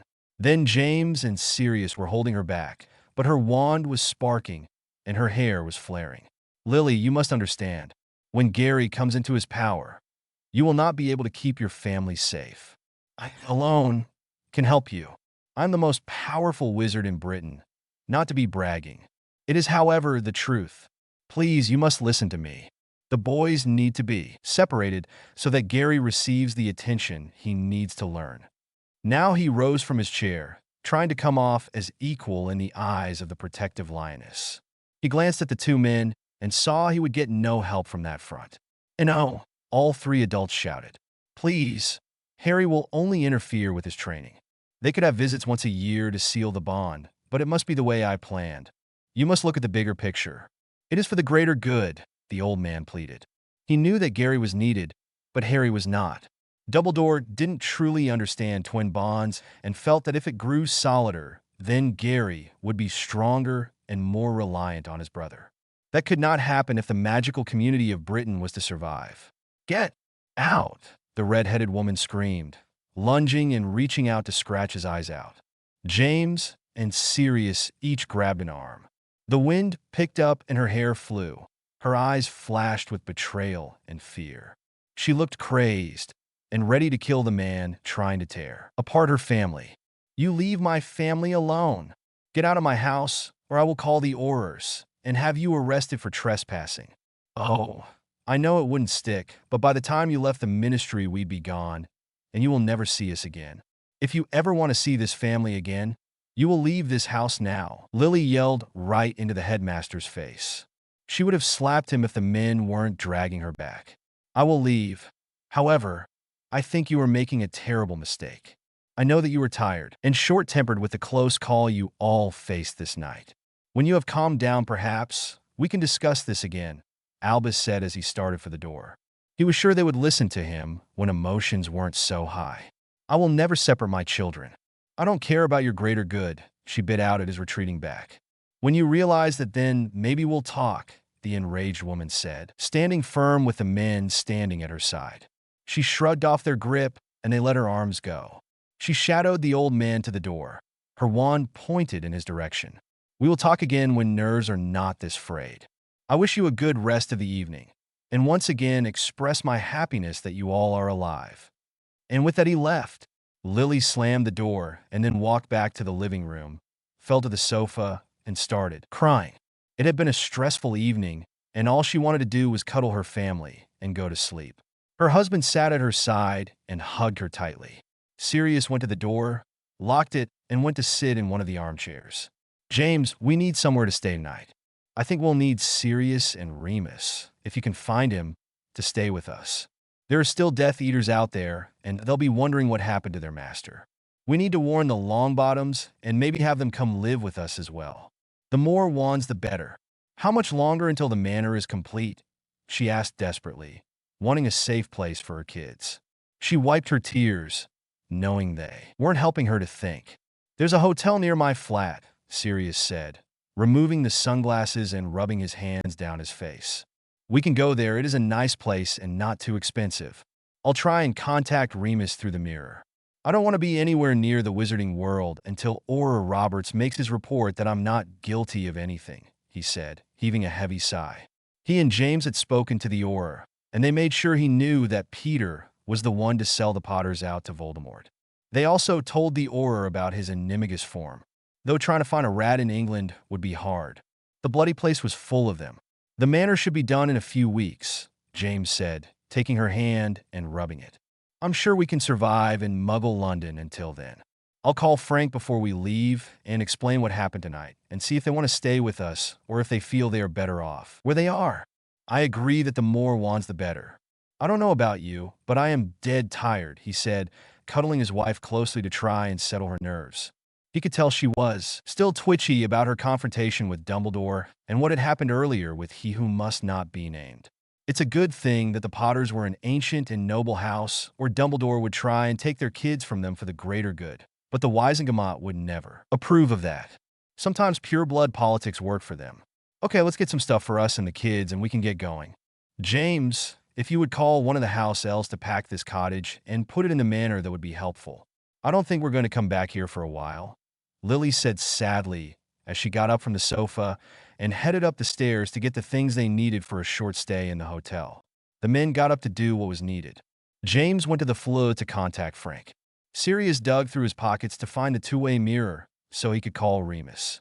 He was headed to the kitchen so James would have privacy. The twins slept on, not knowing what was happening in the waking world. Everyone was just glad it was over and wanted nothing more than to put this night behind them and plan for the future. Edited on May 28th, 16. Edited on October 16th, 24. A bad day in the alley. Thanks to my beta, Alex33, for going over this for me. All the mistakes left are my own. Thanks for your reviews. August 3rd, 1982. It had been just under a year since that frightening night, and the Potters were now at the manor. Try as they might, the word got out that one of their children was the boy who lived. The world thought it was Gary. It had to have been Albus. It was the only reasoning. He was the only person who thought that besides the Auror, and that man was under vows. So, it had to have been the headmaster who spilled the potion. The old wards on the house had been reset. They had had to put up a male redirect ward, so the owls only went into one room of the house. The house elves were screening the mail after there was one incident where Lily's hands were burned by a cursed letter. They had also set up a vault at Gringotts for everything Gary was receiving. They kept the useful stuff and split it between the twins. They also donated a large portion to Muggle orphanages. Anything that could be uncharmed was sent there. There were no magical orphanages, so they couldn't donate to them, but they did send to St. Mungo's Children's Wing. They were enjoying their lunch at the table in the kitchen. The kitchen in the manor was large, yet homey. The appliances were on one side, with counters around them, open shelves above them, and a pantry on the side. The pans hung over the stove that created an island between the breakfast nook and the rest of the room. They were sitting at the comfortable table when Harry held out his hand and demanded a sweet, like any other 2-year-old. "Mummy, one iscuit." Lily looked at her child and said, "No, Harry, you need to eat your lunch first. If you eat all of it, then Mummy will give you a treat." "No, one iscuit now," Harry said. Then he made a grabbing motion to the biscuit jar and pulled his arm back like he was pulling it down. The jar came flying towards the boys and narrowly missed hitting Gary on the head. Harry was devastated. He reached for his brother, not really knowing what he had done. All he knew was his sibling was scared, and it was his fault. The older twin was inconsolable until they let him hug his twin. Lily took the boys out of their high chairs and put them on the floor so they could reach each other. She was trying to calm the boys down. She petted their hair, rocked them, and hugged them as they desperately held each other. It took 20 minutes of crooning, rocking, and petting to ease their worry. The bond causing the emotions to loop back on one another. So if Gary was scared, Harry cried, and if Harry was crying, then Gary was scared. One of the fallbacks to such a bond in small children. James looked on with a thoughtful face. After he cleaned up the mess Harry had created, he knew what he had to do, but he didn't know how to explain it to Lily. After everyone was quieter and the boys back in their chairs with a reheated lunch, James ventured the subject. "Lily, I think we need to bind Harry's powers." "Not all the way, mind you," he said quickly at her shocked face. "Just about 50%. There's a binding that will slowly disintegrate as he gets older. If we do this right, then when he gets to Hogwarts, he will have better control, and he will be able to dim his aura, so no one will know just how powerful he is. If Dumbledore knows his true strength, then he will never give Harry any peace. We can work with him, do some meditation, and try and control the accidental magic." "I wouldn't have suggested it, but as you saw, that kind of accidental magic could hurt someone or even himself. He didn't like it, but he felt it was the best they could do. He wasn't going to give anyone the impression that his son was a tool for them to control. This would make it easier for Harry to use his magic in the long run. Can you show me the spell in a book? If we're going to do this, then I want to know everything about it. I don't want it to harm Harry in any way," Lily stated as she looked worriedly at her oldest. What had just happened was enough to scare her into considering this, and she trusted James, but she didn't like casting unknown spells on her children. If Harry was this powerful now, how powerful would he be in the future? And if people learn about her oldest child, what lengths would they go to control him? What confused her the most is why Gary wasn't as powerful. She knew that Harry was the one spoken of in the prophecy and wondered if that fate caused the difference in the twins. But didn't the twins share a bond? And didn't that mean they would share their magic? She was going to have to research that as well. Maybe she could talk to Molly Weasley about her twins and get a better understanding. Molly had had twin brothers, and now she had twin sons, so she would know more than Lily did. As a mother, Lily was leery about the other mother, because the Weasleys were firm supporters of Dumbledore. And while the Potters weren't technically against the headmaster, they were still butting heads with him over separating the twins. In the end, they did wind up binding Harry's magic with the spell James suggested. Lily had done the research, and it was recommended for powerful children. The books even gave suggestions on how to teach the child to touch and calm their magic. Lily figured it wouldn't hurt if they all did these meditations, and they became part of the Potters' nightly ritual. The parents would take a twin each, and while whispering about safe places and touching their magic, they would gently massage the boys to a trance-like state until the boys fell asleep. It was a calm way to meditate and a fun, relaxing way for the family to bond. August 30th, 1983. Lily was deep in research. She had started the research after that fateful Halloween night. She was trying to find out just what was keeping Voldemort here. Dumbledore had said that Voldemort was in wraith form and weakened. This triggered a vague memory of something she had come across in the restricted section at the Hogwarts library, but she couldn't quite remember what it was. So she had James purchase many books from Diagon Alley, but they were proving pretty much useless. The Potter library had also given her no clue. She was beginning to think she would not find what she needed in the so-called light books. She would have thought they had defensive magic to prevent or destroy dark magic, but they mostly had shielding and some spells that incapacitated people. She might just have to go to Knockern Alley. Or maybe she could ask Remus. She should probably bring Sirius in on this, so he could look in the Black Library. There were bound to be dark books in there. She just didn't know if Sirius would take it seriously. After not finding what she needed, Lily gave up and called Sirius on the mirror. Padfoot. Sirius's face came on the mirror. "What's up, Lily?" he asked, grinning at her with that rakish grin of his. "Sirius, I need you to look in the Black Library to see if you can find why Voldemort is still around. I figured that if any library would have books on immortality, it would be one in your family. Is there any way you can get into your old house and look for me?" she asked with a pleading tone in her voice.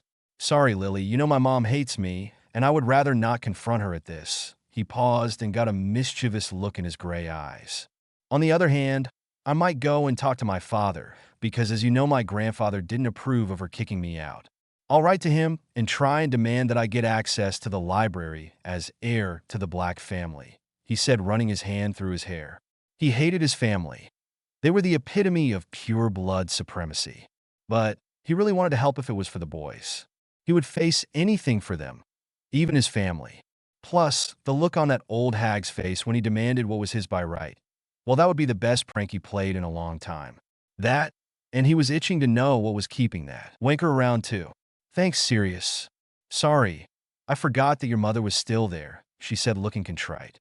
"I just want to find a way to keep that bastard away from my kids. The Potter Library is a bust, and I don't know where else to look. I'm thinking of sending Remus to Knockern Alley, but I don't want everyone thinking he's turned dark." Lily felt bad for bringing up his horrid childhood memories. She knew what a terrible person Sirius's mother was. She needed to get it together, or she was going to ask all her friends to do things she shouldn't be asking them to do. She was just so frustrated.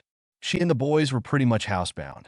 Even James couldn't go anywhere in the wizarding world without morons coming up to him and hounding her poor husband. They were forever asking the poor man about the boy who lived. Hence her asking for favors. "It's okay, Lily.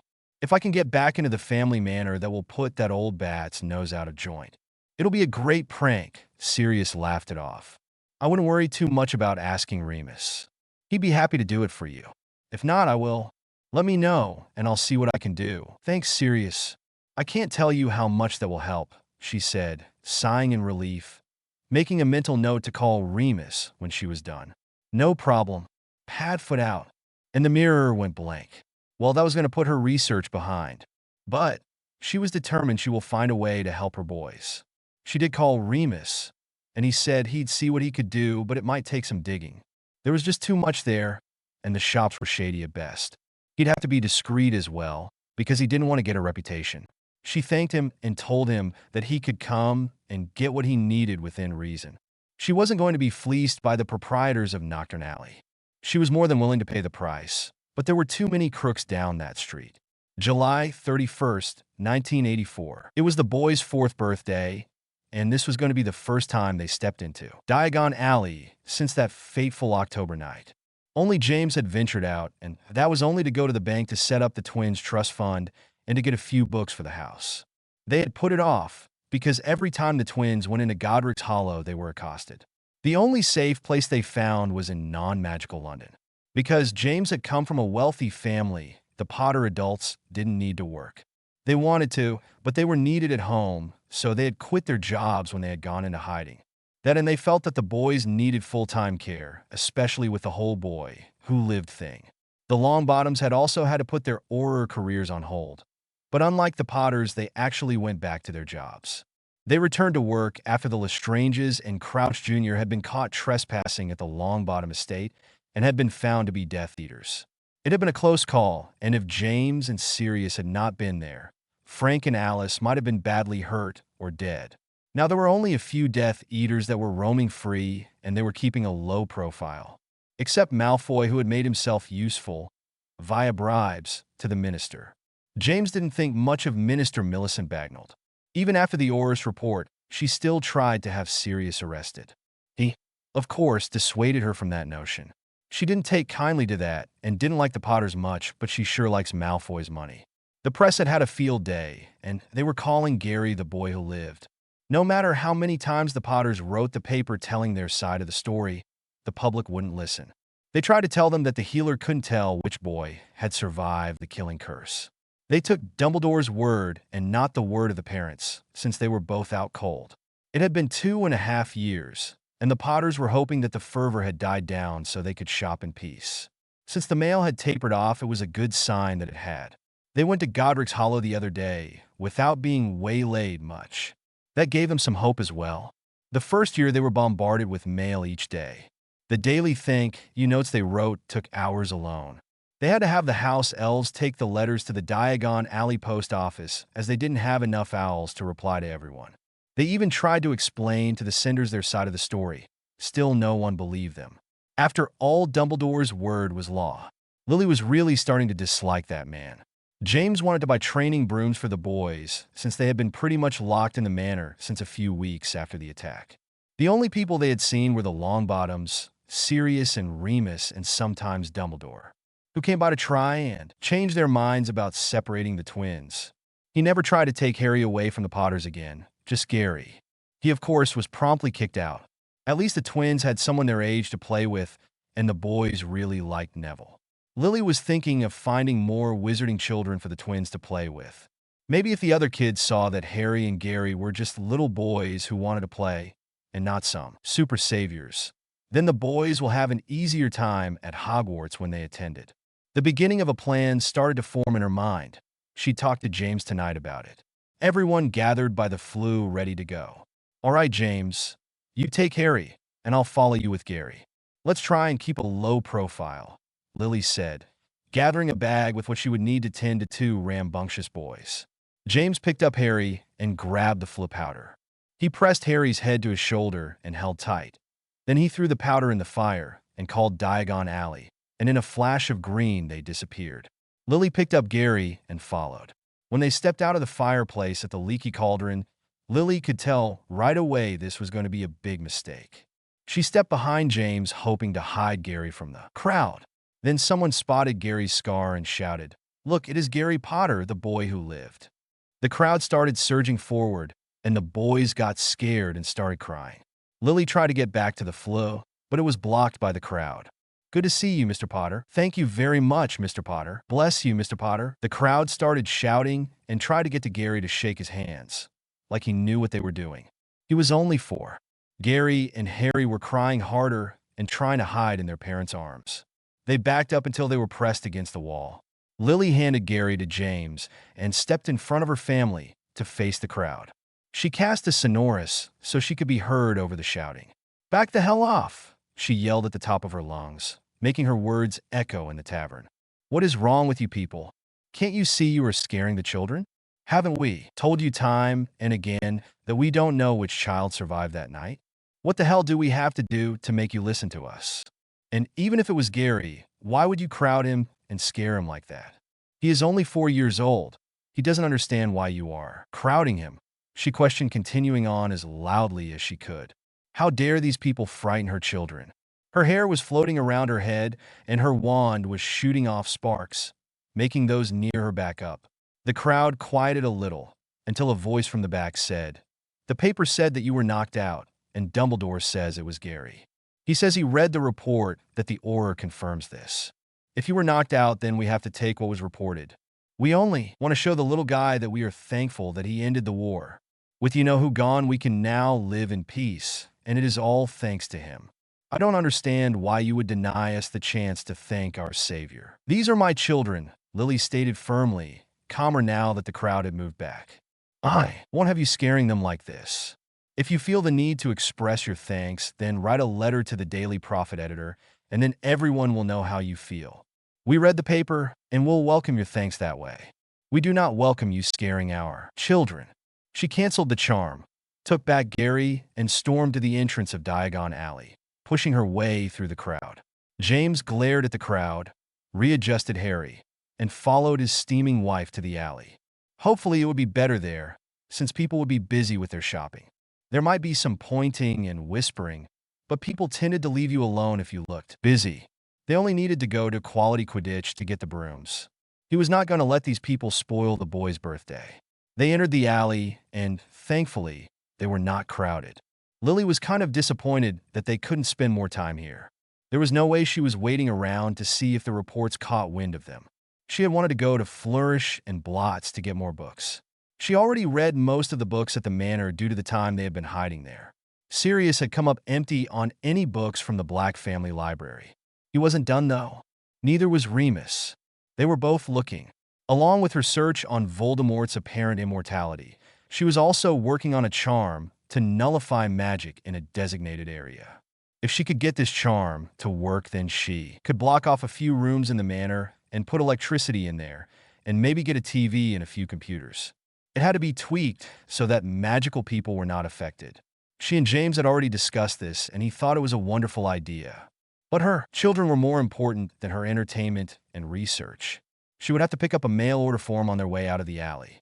The Potters had also hoped to take the boys to Florian Fortescue's ice cream parlor for a special treat. Maybe if they came to the alley more often, then they would start to be old news and not something to be gawked at. She would have to think about that. The Potters quickly finished their business, going to the broom shop and the bookstore, and went back to the pub. Thankfully, the crowd just whispered and waved, but all the attention still upset the boys. Gary and his mom went first to get him out of the limelight. She was sure that Harry and James would be fine after they left. When they got to the manor, Lily set Gary down after she exited the flur. "Mummy, why were those people being loud and pushy? They scared me. Why did they yell at me? Did I do something wrong?" Gary asked with moist eyes. Those people were frightening. His little friend had already told him why, but he felt that he should ask his mom. She would never lie to him and Harry, and she talked so they could understand it easily. Sally had a habit of talking more mature to them, and while they appreciated it, sometimes they didn't understand what she was trying to say. Sally had been hanging around the boys since the night Harry had almost died. She told them what had happened and why people kept sending them mail. It was explained to them that they couldn't tell their parents that she was there, because she wasn't ready to reveal herself, and the boys probably wouldn't be believed. She consoled them by telling them if she ever told them to do bad things, then they were to tell their mummy right away. The deity also helped them learn to make their toys fly, change color, and shape. The ghost of a girl said that they shouldn't let their mummy or daddy know about that either, because their parents wanted them to grow up slowly. But Sally wanted them to learn all they could so they could help each other when the bad man came back. Before she could answer his question, James and Harry exited the flue, and Lily waved them off, wanting to explain to her son privately. She would talk to James later. She watched her husband take Harry out of the room, and then knelt down to her youngest child, thinking about how to tell him in a way he would understand. "No, sweetie, you did nothing wrong," Lily said, petting down his unruly hair. "You see, a few years ago, a bad man named Voldemort came to our old house. He did some bad things and tried to hurt everyone there. When the bad man tried to hurt you boys, the bad curse hurt him instead. Then the bad man was sent away. The newspaper is telling everyone that you did great magic that day and hurt the bad man. But, honey, you didn't do anything to the bad man. Mummy and Daddy set up a spell to protect you and your brother, and that is what hurt the bad man. Mummy tried to tell everyone that it was an accident, but they won't listen to Mummy. So when we went shopping, those people want to thank you for what they think you did. Understand?" she said, giving her baby a hug after wiping his tears. "I think so, but Mummy, I don't like the scary people." "Will they hurt me?" Gary asked, hugging his mummy back. "Mummy will never let those people hurt you. If they ever try, you run away and try to find Daddy or someone in robes like your Uncle Frank's. Okay, she said, holding her son tighter. Damn those people. And damn Dumbledore and the press. Okay, Mummy, Gary said as he broke the hug and went to find his brother to make sure that Harry wasn't scared anymore and to make sure that the loud people hadn't heard him. The Potters enjoyed the rest of the day. Later that day, the Longbottoms came so the kids could celebrate their birthdays together. They switched off every year. One year they would celebrate on the 30th and the next year on the 31st. The twins got to give Neville his birthday present that they had made all by themselves. Sirius and Remus came by with presents and to help James teach the boys how to ride the training brooms. Frank even got a broom for Neville. Harry almost killed the cat, but pulled up before he hit her.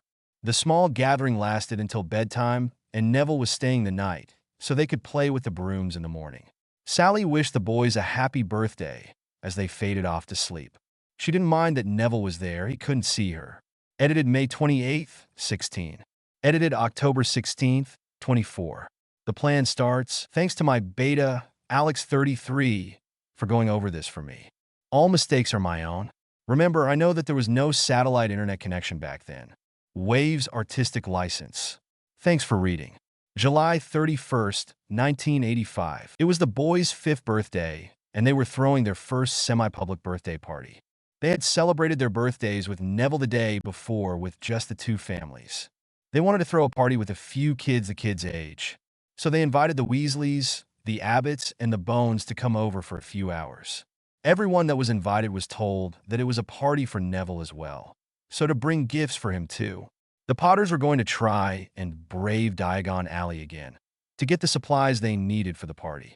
The few times they had gone since the twins' last birthday had been better. They had been slightly crowded, but people were learning after a few well-placed hexes by Lily. Now they simply called out their thanks and such. There were times when they would get crowded, rare though it was, and that frightened the boys. Hopefully, they would soon be able to walk in public with only a few people annoying them. Okay, I know the last time we went to the alley was still a bit scary for you boys, but you were very brave, so I think we'll try again, Lily said that morning as she straightened hair and tugged on shirts. I want you to remember that Mummy and Daddy are with you, and we won't let anyone harm you. If you get separated, you find an Auror or go to the nearest store and tell the shopkeeper. Don't go wandering around Diagon Alley. Stay where you are until we come and get you. Okay, she said to the boys again. It was something she had repeated many times in the last few days. However, she knew that kids needed to be reminded of things all the time, and her boys were no different. Okay, Mummy, we will remember, the twins said together. They looked at each other and snickered. They had no idea why they spoke the same words at the same time, but it was fun. Lily and James shared a look and smiled. That twin bond was coming along nicely. They went through the same procedure they always did, and soon were on their way. When they arrived at the Leaky Cauldron, there were only a few people drinking and eating, and they only pointed and whispered. Most of them remembered Lily's temper from the last couple of times and didn't want to make her angry again. There were a few that crossed their legs, just in case she thought they were looking too hard at her children. She tended to aim her curses lower. Lily just smiled politely and said, "Thank you for letting us pass unmolested. The boys are grateful for your letters to the paper. They want you to know that for their birthday, if you were inclined to give a present, that they would prefer that you donate to St. Mungo's. Thank you again and good day." And with that she moved to the alley in the back. Mummy, why are some of those men scared of you? Harry asked innocently. They are not scared. They are worried that I will cast a stinging hex on them, she said with a small smirk. She was well aware that she did this on purpose. She didn't want to make an impression after all. James casually put his robe in front of his manhood. Oh, okay, the older twin stated, giving his father a queer look. He then shrugged it off as an adult thing. You'll understand when you get older, James said as he mussed up Harry's hair. He then looked at Lily with a long-suffering, pained look. He didn't like that she did that to men and women alike. However, it did get her point across. Let's go shopping, Lily sighed and smacked at James's hand. She worked so hard at making the boy's hair presentable, and he just messed it up willy-nilly. The Potters had only made it a few feet into the alley when the bane of their existence was suddenly in front of them. Reporters. They converged on the family like a pack of vultures on a dead rabbit. Mr. Gary Potter, how does it feel? Mrs. Potter, Do you remember, Mr. Gary Potter? Today is your birthday, what? They all started shouting questions at the same time. Lily huffed and grabbed up her children and stomped back to the leaky cauldron. She wasn't giving those scavengers anything to work with. She was done trying to explain things to them. They never listened. She would hex them, but that way laid lawsuits. For now, it was better to flee and fight another day. When the boys were 50 or so, she rushed to the flue and made it back to the manor in no time. It took a while to calm down the twins, though. While she was working on that, James stayed behind to get the supplies they needed. It was a good thing the press wasn't really interested in the parents. He had to answer the same questions they always asked of him. Do you remember that night? Or, what is Gary like? And is Harry jealous? To which he normally answered, no comment, and moved on. He used to answer all of their questions, but they wouldn't listen and printed what they wanted, so why bother? They put the day behind them and moved on to the night. The birthday party went off without a hitch. The kids all had a great time with the magical and non-magical games and party favors. They decided to combine them both to show that there was so much more in the world than what most of the purebloods were used to. Lily was showing her background and knew that there would be games the kids would like that they had never played before. It was a great experience for all. The parents were in awe and asked about them for their homes, which had games that had not changed in over 100 years. The presents the three boys got were simple toys that most children their age had, though the sweaters from Mrs. Weasley were quite warm and comfy and a bit large, so they would fit for the coming winter and perhaps the next one. The kids had a huge chocolate cake and rippled strawberry ice cream. They played broom tag in the backyard with kitty brooms rented for the day. All but Ginny, her mom thought she was too little to play.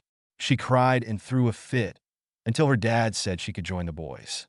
They played other games and had a great time. The festivities lasted until dark, and everyone went home happy and full. August 4th, 1985. Summer was coming to an end, and the boys were enrolled in a non-magical primary school that was close to the manor. The Potter parents felt that they would learn better among their peers, and they might make some friends. James had taken his position on the Wisengamot and was trying to get as many kids as he could to join the same school the boys would be attending. He remembered growing up all alone. He had had no idea how other than a few families worked. He was raised a pure blood without the blood bigotry. He was also homeschooled like many other purebloods. If he could get the other parents to remember this as well, then maybe his plan might work. His wife had pointed out that Muggle schools only accepted students that lived within the area that the schools were located in. He figured that they could magic up some paperwork and put a mild confundus charm on them to make it seem like all the children were within the area. Then they could bypass this. It wasn't Muggle baiting since it didn't harm the Muggles, just confuse them as to what was on the paper, then they would fill in the blanks on their own. He needed to work fast as the deadline for enrollment was coming up soon. So far, he only had a few families interested. But while he didn't want to do it, he would play the boy who lived card to sway people to listen to his plan. What the senior Potter was trying to accomplish was to get as many of the kids in the same school as the boys, so they would all be friends and would share what each other's home was like. He figured the other kids could be invited back to the house to wait for their parents and have sleepovers. They could also use the time to explore the internet and learn about the non-magical world. Lily had found the charm that nullified magic in a rune's text. The charm had runes that had to be put on all the surfaces outside the room you wanted to nullify magic in. Then you would cast the charm to charge them. The original purpose of the charm was to create a safe room where spells couldn't reach you. She tweaked the charm so that electricity would work in the nullified rooms. She was disappointed that she wasn't the one to discover it, but happy enough now that they had solar-powered electricity at the manor. They had sectioned off 2 large sitting rooms on the bottom floor of the west wing of the manor. The adults had purchased a TV, a VCR, a stereo, and 2 computers to be shared between the 4 of them. Lily had satellite hooked up for the TV and internet. The parents were planning on expanding all of this if their plan to get the kids together worked. Then Lily could teach the children all about the non-magical world. Oh, they knew there was a different kind of prejudice in that world, but they were going to try and nip the blood bigotry that plagued their world in the bud, and it had to start with the children. The Potter adults, with the help of their friends, would also teach the children theoretical magic and meditation while they waited for their guardians to come and get them. They had made a good start with the party they had thrown a few days ago. So far, the eldest Potter had convinced the Weasleys, the Abbotts, and the Bones when he had invited them over for the twins and Neville's birthday. When they had shown the Weasley father the computer, the man was in heaven. His obsession with all things Muggle had made it easy to sway him. Lily had shown him how to look things up on the internet that would help him in his job for the misuse of Muggle Artifacts Office, which he was the head of. She also let him know that there were computers in most Muggle libraries, and they were free to use. Since that day, the Weasleys had been constant visitors. The Potter twins were overjoyed to finally have more friends, though they seemed a little leery of the two youngest. Ron, the youngest boy, didn't want to learn with them. He was kind of lazy, and all he really wanted to talk about was Quidditch, play, and eat. Maybe when he attended school and learned about non-magical sports that might change. Ginny, the youngest child and only girl, was just a baby. She was still shy around everyone, but seemed to be most shy around Gary. Still, they had convinced Arthur and Molly to enroll the three youngest boys in primary school. Ginny would start next year. James did feel better that young Hannah Abbott and Susan Bones only treated the boys like any other kids they would play with. Hannah's parents and Susan's aunt were excited about the school and said they would talk to other parents about the great opportunity to educate the children. It was a start. August 20th, 1985. Harry was conflicted. He remembered when Voldemort had tried to kill him and had hurt his mummy. Sally told him that she had made his mummy all better after that evil man had injured her. He remembered what that man had said about the other man, Severus, who wanted to save his mummy and daddy. What was confusing him was he didn't know who Severus was, or whether he should tell his mummy what he remembered. He talked it over with his brother and Sally, and they said that he should talk to his mummy in case he was a good man. "Mummy, who is Severus? And can I have a glass of water?" Harry asked as he walked into the kitchen to get a glass of water. He saw her there and just blurted out the question. Lily was shocked enough that she almost dropped the glass she was holding. As it was, she had to put it down so she didn't drop it. She then turned to her son and asked, "Honey, where did you hear that name?" She picked him up and sat him on the counter so they would be eye level. She made sure to keep her hands on his arms, since children were wont to move around on high places. She didn't want him to fall. "I remember when the bad man hurt you. I remember he was saying that a man named Severus begged him to not hurt you or Daddy. The bad man said that Severus wanted revenge. But he said he knew that Severus was lying, and he hurt him and was going to make him watch while he killed you and Daddy. I think Severus might be a good man. So I wanted to know who he is," Harry explained, keeping eye contact with his mummy. "Severus was a friend of mine in school. We knew each other before we went to Hogwarts. He was the one who told me I was a witch. We were great friends until we had a little fight and stopped talking to each other. Severus thought the bad man was a good man. So he stayed with the bad man and did what the bad man told him to do, which was not nice things. We knew the bad man was bad, so we don't talk to Severus anymore because he listened to that man," Lily explained as best she could, rubbing her hands up and down his arms in a calming motion, not knowing if this memory was upsetting her child, like it was her. "Mummy, I think you should write Severus a letter and ask him if he still thinks the bad man is a good man. I think if Severus begged the bad man not to hurt you or Daddy, then he still likest you. You should write him and ask him," Harry said with an understanding far older than a 5-year-old should have. "Okay, sweetie, Mummy will write Severus and ask him. I'm sorry you remember that night," Lily said, giving Harry a big hug and a kiss on the head. "You may be right, and he might not think the bad man is a good man anymore. Why don't you go play with your brother? Or find your daddy and you can go flying. Remember, you're not to go flying without your daddy or in the house," she cautioned as she put Harry back on the floor, gave him his water in a plastic tumbler, and watched thoughtfully as he left the kitchen. She was going to have to talk to James about this. She knew what James thought of Severus, but if he had truly begged for their lives, it was the least she could do. After all, she had heard that Dumbledore had hired him to be the potions professor, and if the boys were going to go to Hogwarts, she didn't want him to hate the boys for what had happened when they were in school. She knew Severus, and she knew how he could hold a grudge and just how petty he could be. He was that way when they were younger. She always liked him, even when he was being an arse. She would definitely be talking to James, and maybe Sirius and Remus as well. Maybe, if she got them all together, they could fight it out and get it all in the open or kill each other. It could go either way. If she did that, she would have to take their wands first. She didn't know what happened in their 5th year, but Severus really started fighting back that year. His anger knew no bounds, and he used the darkest curses he could get away with at school. That had been the year he called her a mudblood. She felt kind of bad because he had repeatedly tried to apologize to her, and she blew him off. She was so immature back then, but then again they all were. Well, except Remus. He always seemed more mature than the rest. Probably because of the werewolf in him. It seemed like he was constantly fighting the wolf to stay calm and in control. Now that she thought about it, Severus also seemed very cautious of Remus that year and the following years as well. Perhaps he had found out the poor man's secret. Lily knew James hated her childhood friend, but she would try to make him understand that a truce with the potion's master would be best for the boys. They could hate each other all they want but be civil.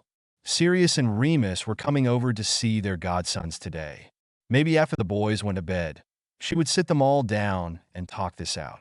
Either way, she was going to write a letter to Sev, thanking him for trying to save their lives and asking why he didn't try to save the boys. His answer would define whether or not he could be trusted. September 7th, 1985. The boys were now attending non-magical primary school. They had managed to convince 15 families to let their children attend. The children were having a lovely time learning and playing together with all their new friends. After school, they would all come back to the manor and play in the entertainment room, mostly watching movies. Sometimes Lily would go over magical theory, while they waited for their guardians to come and pick them up. The other parents and guardians liked this arrangement because they had a hard time finding someone who would tend their children while they worked. That, and with them attending primary school, which was free, they didn't have to pay for tutors. They were overjoyed that their children had so many friends. They, like James, grew up alone with only 1 or 2 people their age. With what the Potters were trying to achieve, well, it helped everyone in the long run. They saved money and the kids got an education and friends. That, and they learned all about non-magicals, which was something that most pure bloods were woefully undereducated about. Lily was happy for her twins. She was positive that most of these kids would be sorted into different houses when they attended Hogwarts. They had even convinced 2 families that traditionally were sorted into Slytherin. And Lily felt that this was great progress. Now the boys would have friends no matter where they were sorted, and they might break the house barriers. A house elf popped into the room, carrying a missive. "Missy Lily Potter, ma'am, there is being a letter for you," she said and handed Lily the letter. Taffy is making sure the letter is being free of all curses. Taffy is not wanting Missy Lily to be hurt again. The elf nodded her head to show that she had done her job. "Thank you, Taffy," Lily said kindly. She looked at the letter, and when she saw it was from Severus, she asked, "Will you go and ask James to come here? Taffy will be doing that right away." And with a pop, she was gone. She turned the letter over in her hands, a little afraid of what it might say. She wanted James there just in case it was bad news. Or maybe she was worrying about nothing. Her letter to Severus had been heartfelt, and that gave her a little hope. Then again, her old friend might be a bitter man. His life had been hard before, and now he had no friends to rely on.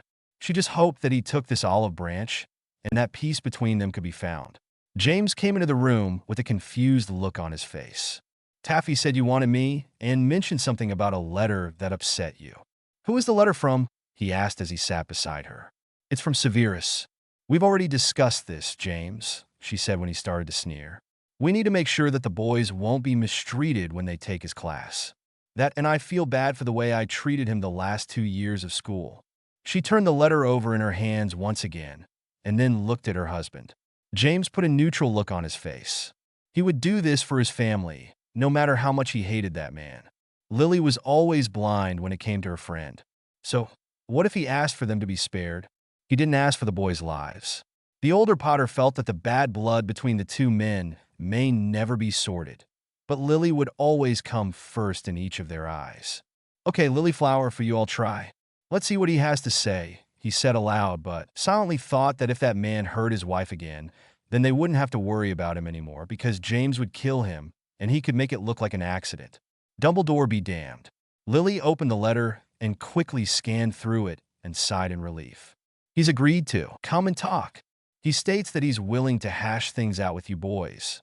However, you will never be forgiven. He states that Dumbledore told him that Voldemort isn't gone, and he has confirmed this with the Dark Mark. However, since we may have to fight on the same side, he feels we may need to work together. He explained that he knew Voldemort would not spare the boys that night, so he only asked for our lives. He also states that unless the boys are sorted into Slytherin, he would have to treat them harshly to maintain his cover as a Death Eater. He says if you men can come to an agreement, then the best he could do is ignore the boys. But he can't interfere with the house rivalry, she concluded with a sigh, letting the letter fall to her lap. James mulled all of this over in his head as he held his wife. She was more precious to him than his rivalry with Snape. He still couldn't believe that that man was teaching children, but he did understand that Hogwarts was probably the only safe place for him.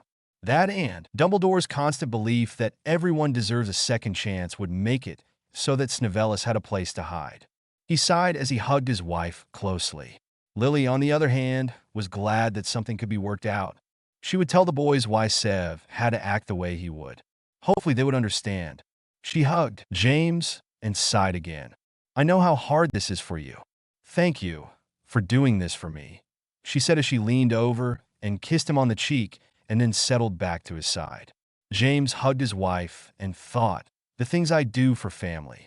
Damn, now I can't kill the bastard. I will have to tell Sirius not to kill or prank him either. If we did, then the first people they would blame would be us, and then any truce we make would be broken. He hugged his wife tighter. Okay, Lily, make the arrangements and I'll tell the guys, he said and kissed her back. He really loved this woman. He only hoped this would work. Every single one of them were hotheads, and each felt the other was right, well, except Remus. Even though Sirius felt bad for almost getting Snape killed, it didn't mean he liked the man. James hated Snivellis because he kept trying to keep Lily from him the first 5 years of school, though it could be said that he had done the same thing. He always felt that that greasy-haired git was a dark wizard, even back on the train ride. He could feel it in the boy's dark aura. Sirius felt the same. Yeah, they were young and stupid and didn't really give the boy a chance, but as the years went by they felt themselves justified. Especially after Snape joined the Death Eaters. They didn't once even think that the bullying they did in school might be what pushed the man into doing just that. He sighed and hugged his wife harder.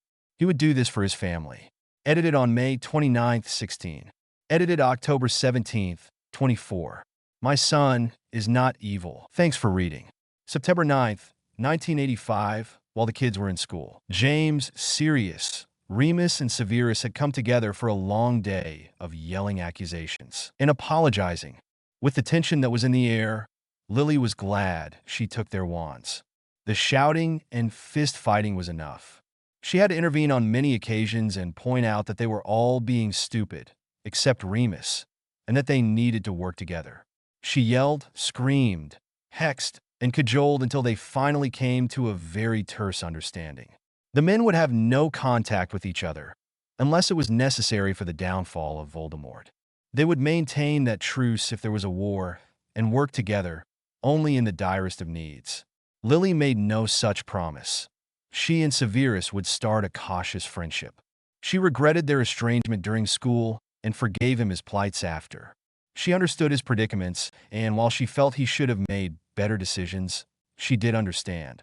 She blamed herself, the Marauders, and the Dark Lord as well as Sev's dad, and himself for the way the man's life turned out.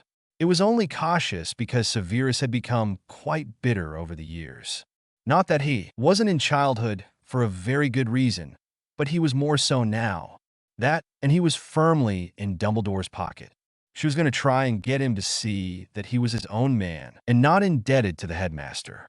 Sure, Albus testified that he was a spy, but he should have done it because it was the right thing to do and not to hold over Snape's head. Not only that, but the man had made a promise to Sev that he had not kept. He did nothing to help the Potters in protecting them from Voldemort. Lily now understood where her friend's bitterness came from after finally hearing that Sirius had almost killed Severus by sending him to Remus on the full moon.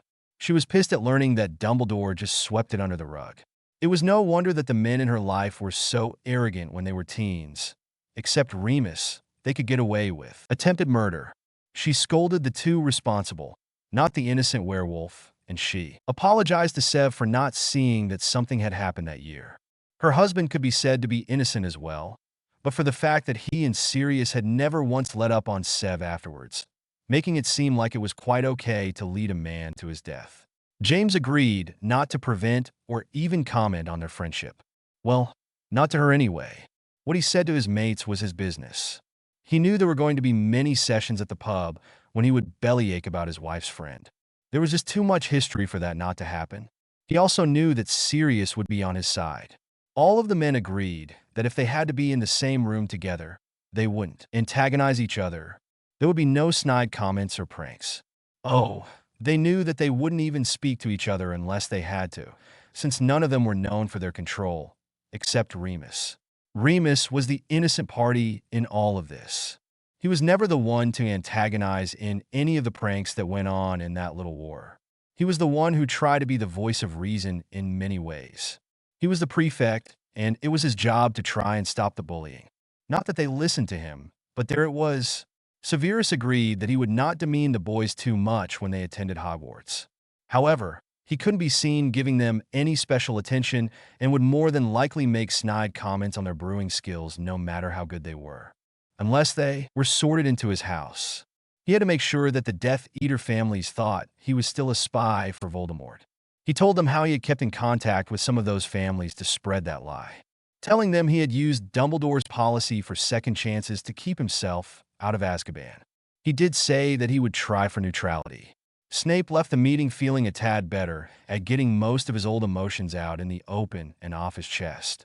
The right hook he threw at Sirius Black helped that immensely. It was something he dreamed of for years. However, he kept his darkest secret to himself, praying they never found out that he was the one who told the Dark Lord the prophecy. It was the only reason he bowed to Lily's pleas for this meeting. If their friendship grew to what it was in their youth, or perhaps stronger, then he would tell her, but right now there was too much going on. If she left him again, then he would not blame her, for he blamed himself. This time he will leave Britain and go abroad. Dumbledore be damned.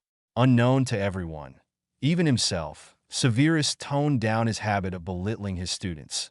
Now he simply snapped at them if they messed up, instead of bemoaning them as morons and dunderheads. His lesson plans even changed so that more theory was taught. The students noticed, but they weren't going to tell. Because of his dark mark, the potions master would be better equipped than the werewolf for getting things in Nocturne Alley. Plus, that might give him an edge to the Death Eaters thinking he was trying to find a way to get his false master back. So, Lily asked him to get her some more research material and to not tell Dumbledore. If the headmaster knew she was looking into some of the dark arts, to find out why Voldemort was still around, he might go to the Wizengamot and tell them she was a dark witch and try and take her children. That was something that she could not afford with her being Muggle-born. Well, who knew how that would play out? This would also reprieve Remus from wandering that alley. He hadn't been having much luck anyway. Too many people knew who he was. December 24th, 1985. Since it was so close to Christmas and the boys had worked hard in school, Lily and James decided to take the twins, Sirius, Remus, and the Longbottoms to the London Zoo. It was a common trip for them, since before the boys turned 5, they were still mobbed in the magical world. They would use the non-magical world as a means to escape the manor and had a great time exploring London and other sites in England. They usually went to theme parks. They made sure to drag their friends along whenever they were off work. The look on all the purebloods' faces the first time was hysterical. Remus, who was always between jobs until they hired him, came with them often. Sirius, being the speed junkie he is, loved the rides. This time they were going to the zoo. Harry had seen the advert that there were new animals housed, including some snakes from Africa, and he and Gary wanted to go. Since it was Christmas Eve, everyone was off work, so they decided today was a good day. As a group, they met at the entrance and each got tickets and made sure they had non-magical money. The zoo was lit up with fairy lights, and there was Christmas music filling the air. The workers were decked out in costumes, and the whole place was like a winter wonderland. The kids loved it, and the adults thought it was well done. They went to all the shows, had some lunch, and picked up many souvenirs for all their friends from school. Well, where should we go now? Lily asked. It was getting close to closing time, which was early given the day, but they had an hour to see one more exhibit. I want to go and see the snakes, please. There is supposed to be that one from Africa that is new, I think it's called the black spitting cobra. And it looked cool, Harry said almost pleadingly. He had heard the snakes talking on the internet, and they were funny. They complained about everything, and they did it in such a way that made the young boy laugh. The twins had learned a month ago that Harry could talk to snakes, but Sally told them not to tell anyone, because they would think that Harry was a bad wizard. She said the reason for that was because the bad man that had hurt them could talk to snakes, and he would tell the snakes to hurt people. She made sure to tell the boys that Harry was not a dark wizard, and the people who thought that were stupid. Their invisible friend was also coaching Harry on how to use Parseltongue for his magic. It was slightly stronger than Latin and quicker too. The boys felt bad for not telling their parents, but they didn't want them to think that Harry was evil. Gary was a bit jealous that he couldn't talk to snakes. However, he knew Harry was special, so he let it go and supported his brother in learning this new magic. He knew if the wizarding world ever found out that Harry could talk to snakes and called him a bad wizard, well, then Gary would yell at them and call them stupid, even if his mummy would punish him for it. He would stand by his brother. "Okay, sweetie, is that okay with everyone else?" Lily asked as she looked at everyone to see if they were in agreement. Everyone nodded their heads or gave verbal confirmation. So they headed to the reptile house. There were snakes and lizards of all kinds in glass displays. When they got into the exhibit, Harry started giggling.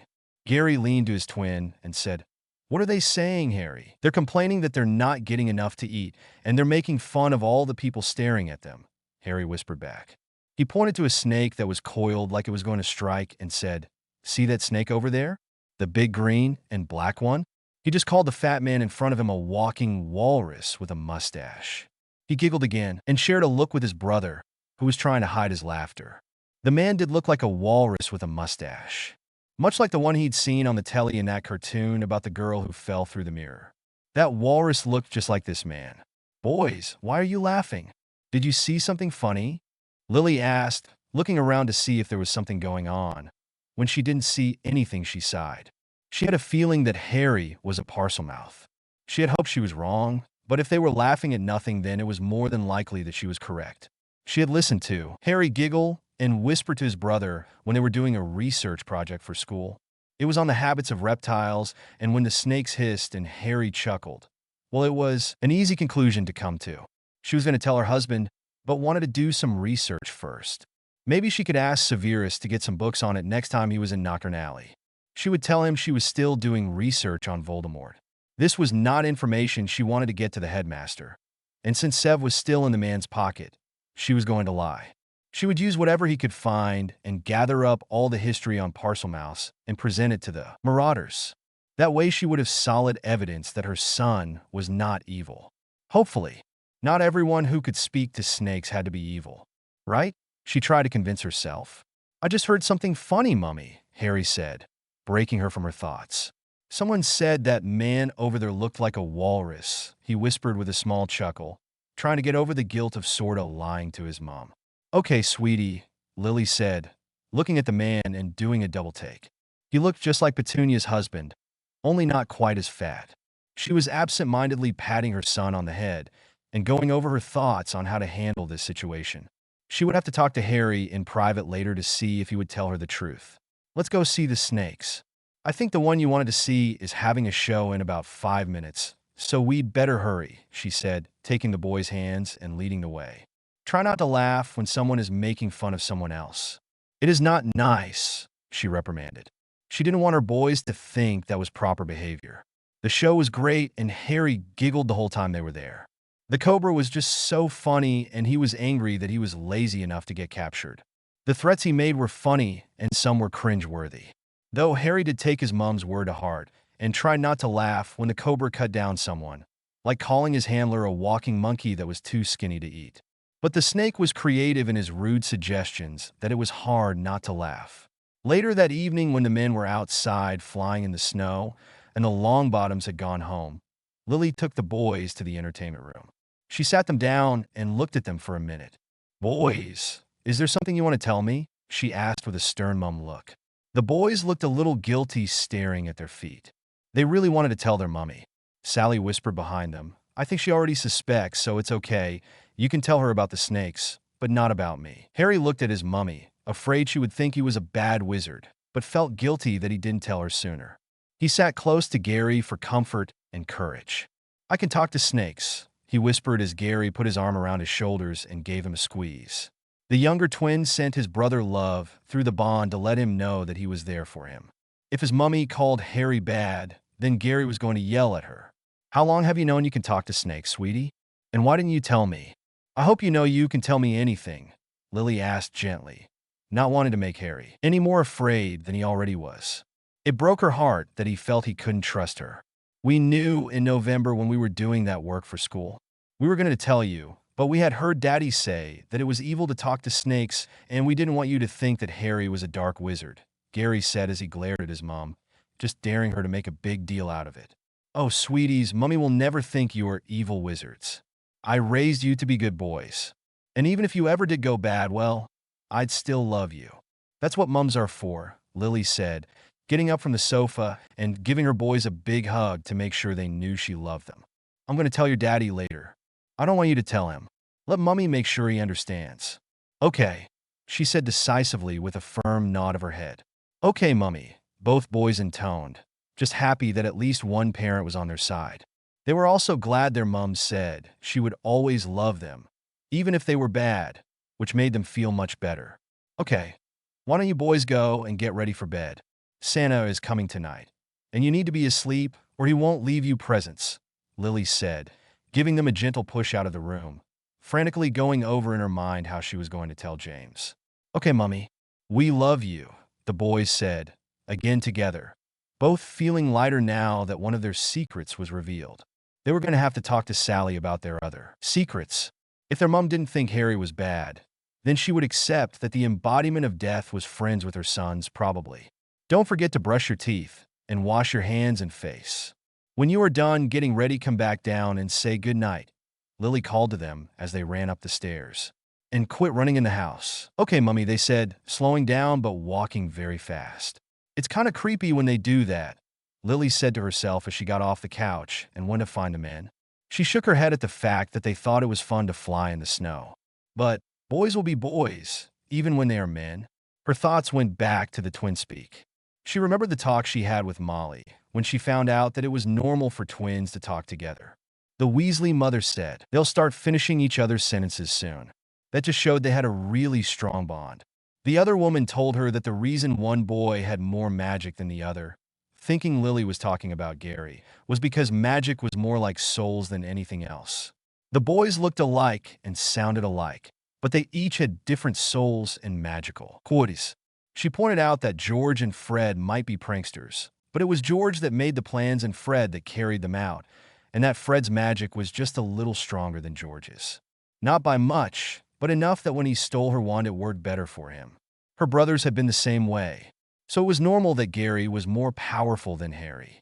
She said as they grow older and the bond firmed, then they would share magic and it would make them both powerful, though Gary would always be more powerful than Harry. Lily decided that she had better write Severus tomorrow and see if he can help with books on parcel magic. Since Harry had the skill, she would try and train it as best she could. If her friend figures out why she really needed those books, well, she hoped he kept it to himself. Now all she had to do is figure out how to tell James. She took herself outdoors to call them in and so the boys could say goodnight, then let them know she was going to go and research something.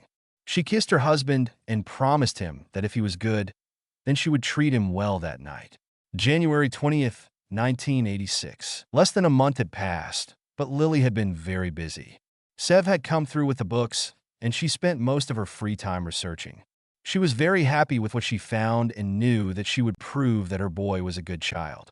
With that in mind, she sent the boys to go and play with their friends in the entertainment room when they got home from school. She then went and gathered her notes from the library. She had as much information as was available. She took a deep breath. Now was the time. When she was done getting her things, she asked a house elf to go and get them in and tell them that she needed them in the sitting room on the east side of the manor. She didn't want to take the chance that Harry and Gary's friends would overhear. She sent another house elf to watch them and let her know if any of the kids left the room. She settled on one of the couches and waited. It was about 10 minutes later when the men entered the sitting room. "What's up, Lily? You look serious," James said as he sat down next to her, taking her hand in his. He knew she was frantic over something, but she would just smile and say she would tell him later when he asked. Now it looked like the time for that secret to be shared was here. He was a bit nervous as to what could make his wife so uncomfortable. "Oi, she is not me," Sirius exclaimed, sitting on the other sofa next to Remus.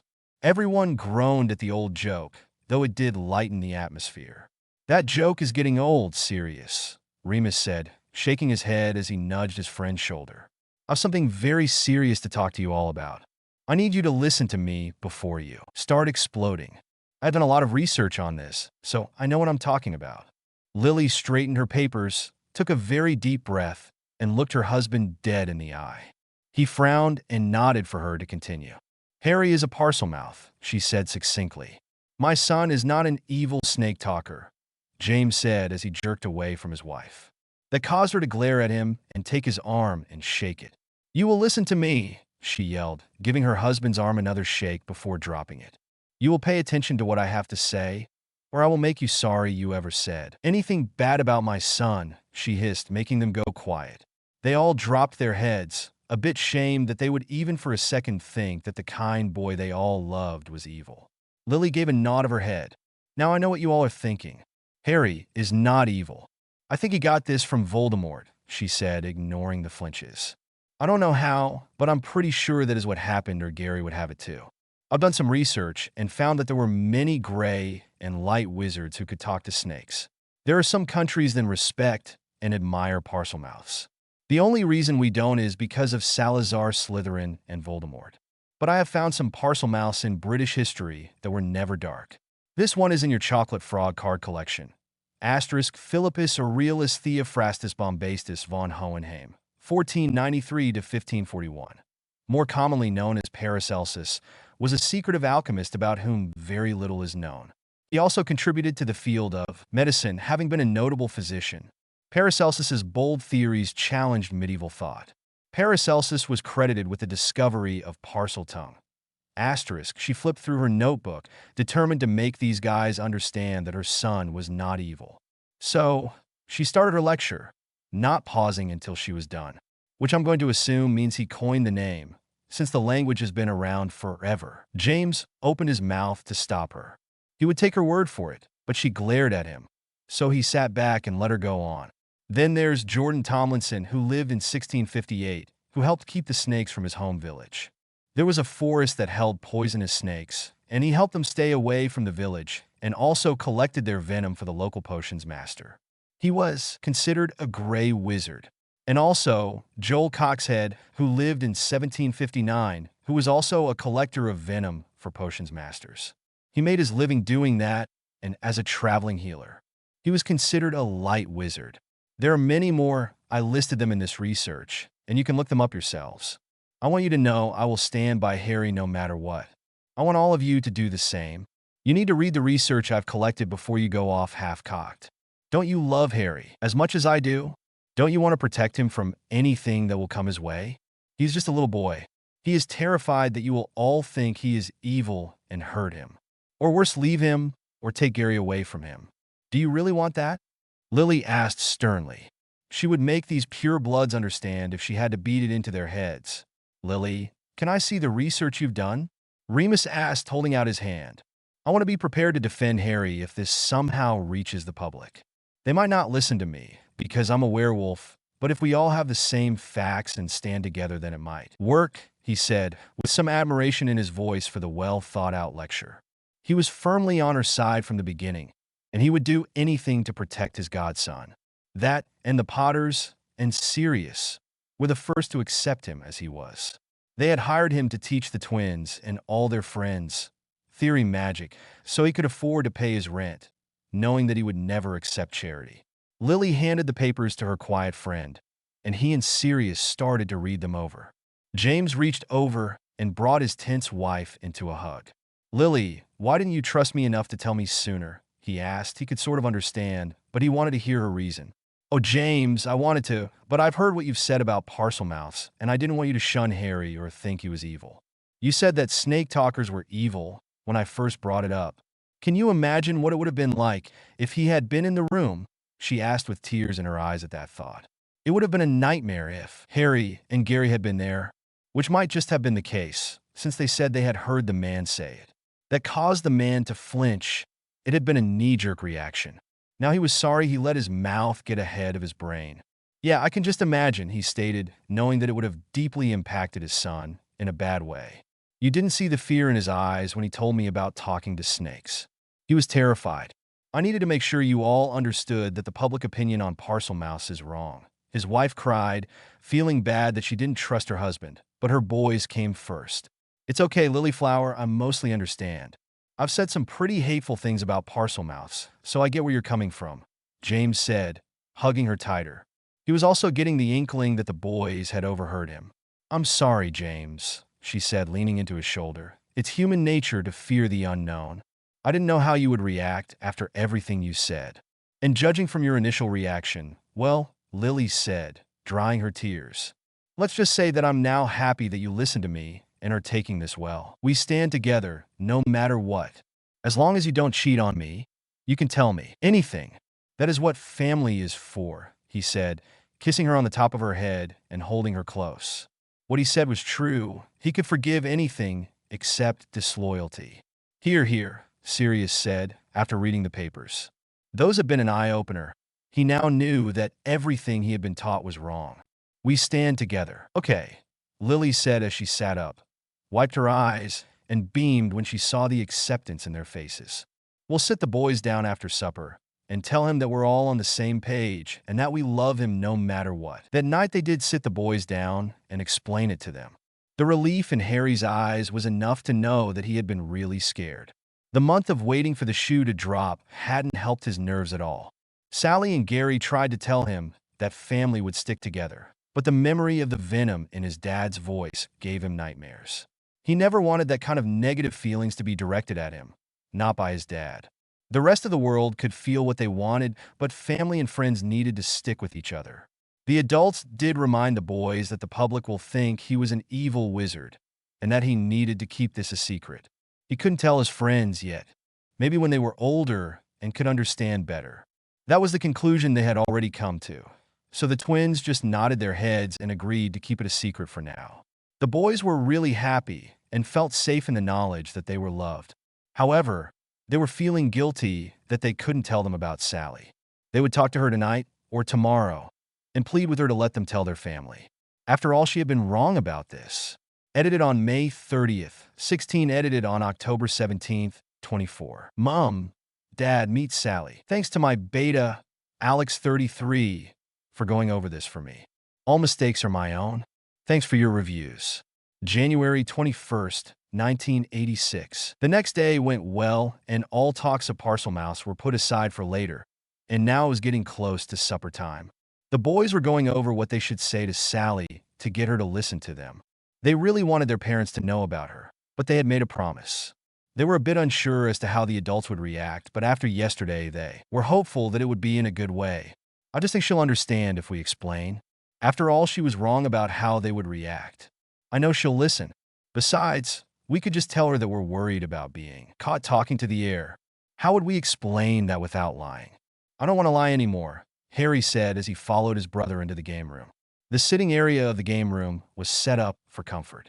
There were 2 couches opposite of each other with 4 armchairs, 2 on either side. It was all set up in a square-like fashion, so everyone could see everyone else. The furniture was in dark colors so that stains would not be noticed. There was a scarred coffee table in the middle that the boys played on often. There was a carpet that kept the chill off but was in no way new. It matched the seats in dark colors. The walls in contrast were painted white, and there were bright and colorful inspirational posters on the walls. It was mostly for the children, and everyone knew that. Children, no matter how well versed in manners, were messy. I know, Harry, I'm not arguing with you about that. I just don't think we have to trick her. I'm sure we only have to come up with a stronger argument than that. If we just tell her that she was wrong before, she might get offended. Then where would we be? And the talking to air thing, kinda lame, Gary stated as he sat on one of the sofas. It had been something they had been arguing about for about an hour now, and they were just repeating themselves. Harry sat next to him and huffed. Well, what do you think we should say? Look, I have a plan, Gary said, picking up a book off the table and thumbing through it. We should explain to Sally that we think it's time to let them know how much we trust them. It'll help us in the future if they know how many players there are, and everyone can plan together. It only makes sense. Both Sally and our parents have done so much for us to make the future easier. This was something he had thought long and hard on for many months. He knew that they would have to tell eventually, and he wanted to be prepared.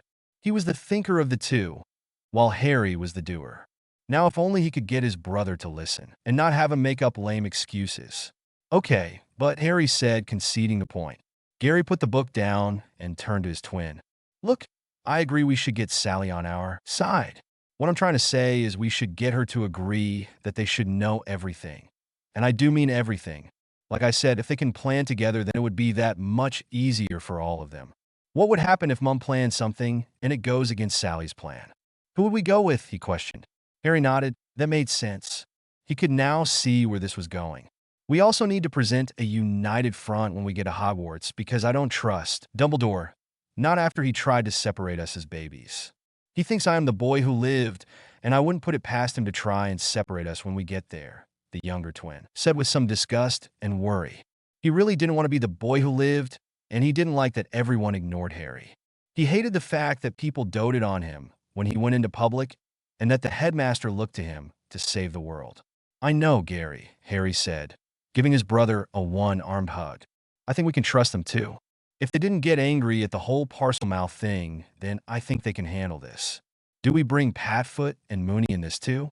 If we're going to tell Mom and Dad, then we might as well tell the whole family.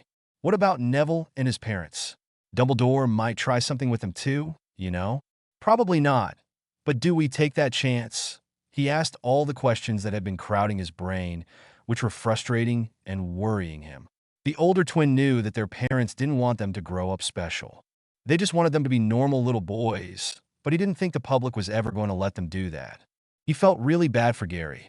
It was supposed to be him that got all the attention. Not that he'd like it any better than his brother did, but he wanted the attention off his twins so Gary could go out into public and not have to worry about all those retarded people. They had made great progress with the magical kids that went to school with them. All his friends just saw Gary as just another boy. But there will be hundreds of kids they didn't know when they got to Hogwarts. All those stupid books that they couldn't get off the shelves because they were listed as fiction, and they didn't use his real name, just called him Boy Who Lived or BWL. So legally they weren't liable. Those stupid fairy tales made Gary out to be some kind of wizard prodigy, and the stupid public was eating it up. If it weren't for the non-magical world, the Potters would never be able to leave the house.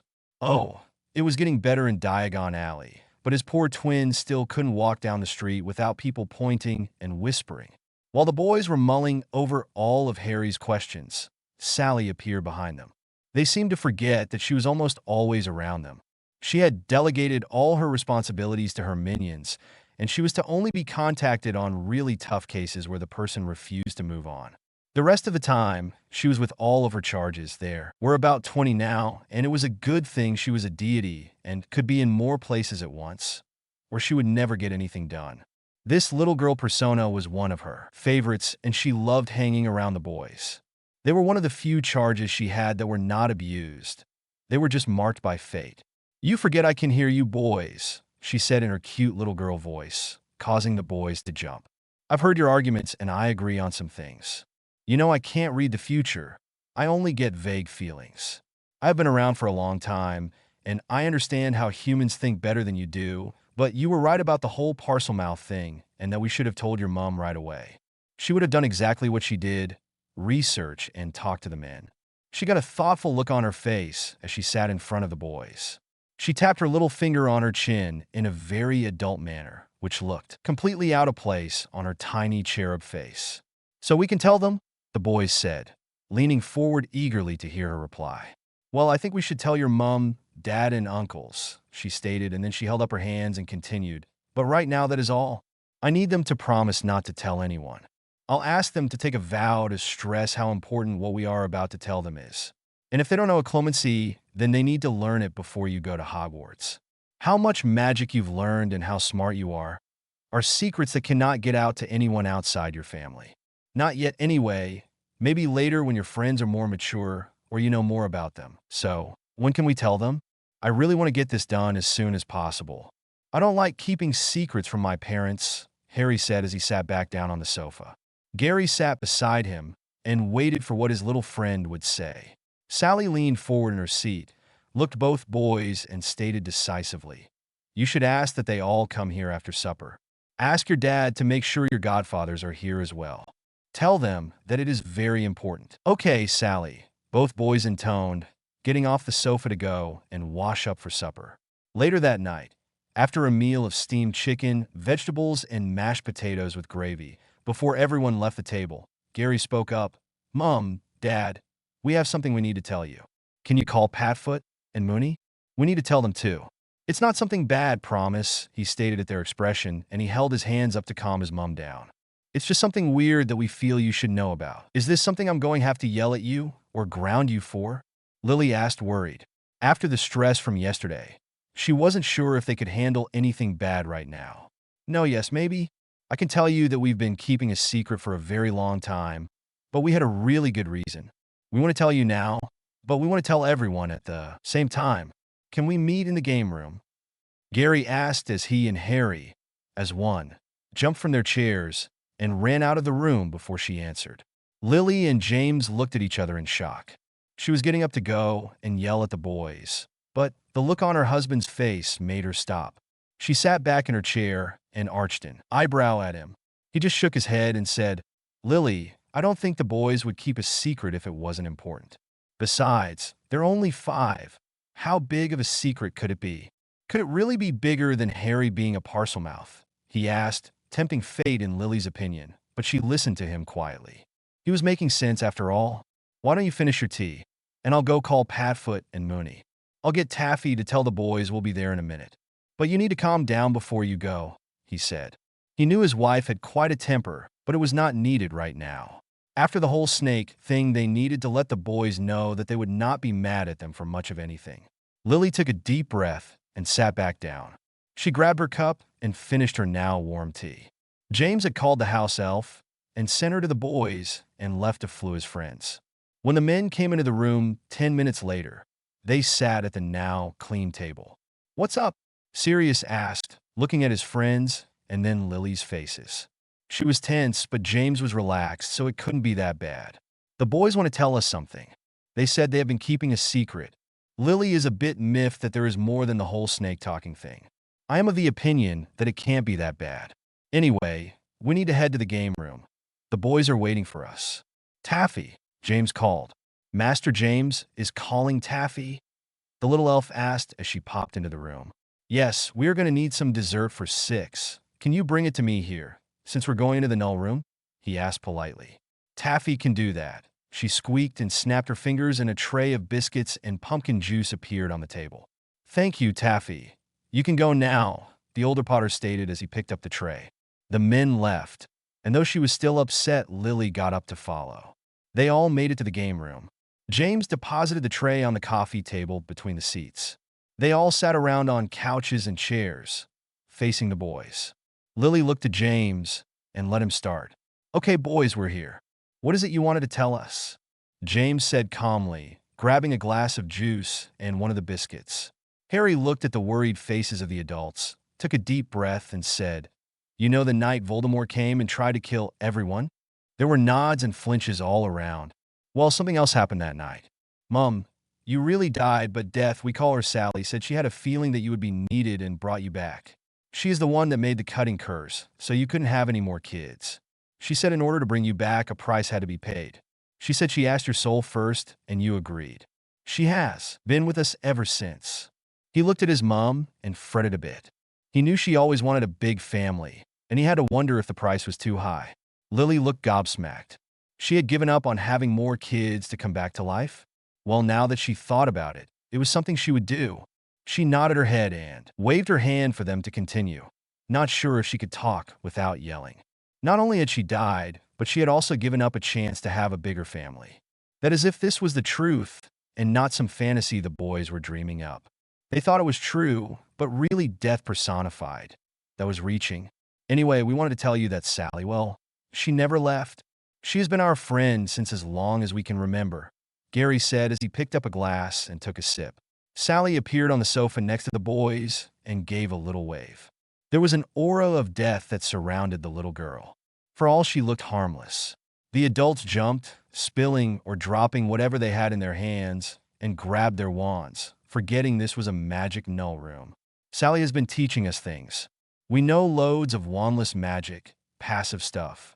And as you can hear from the way we're talking, we're a lot smarter than you think. We've been reading since we were 3, little stuff like children's books.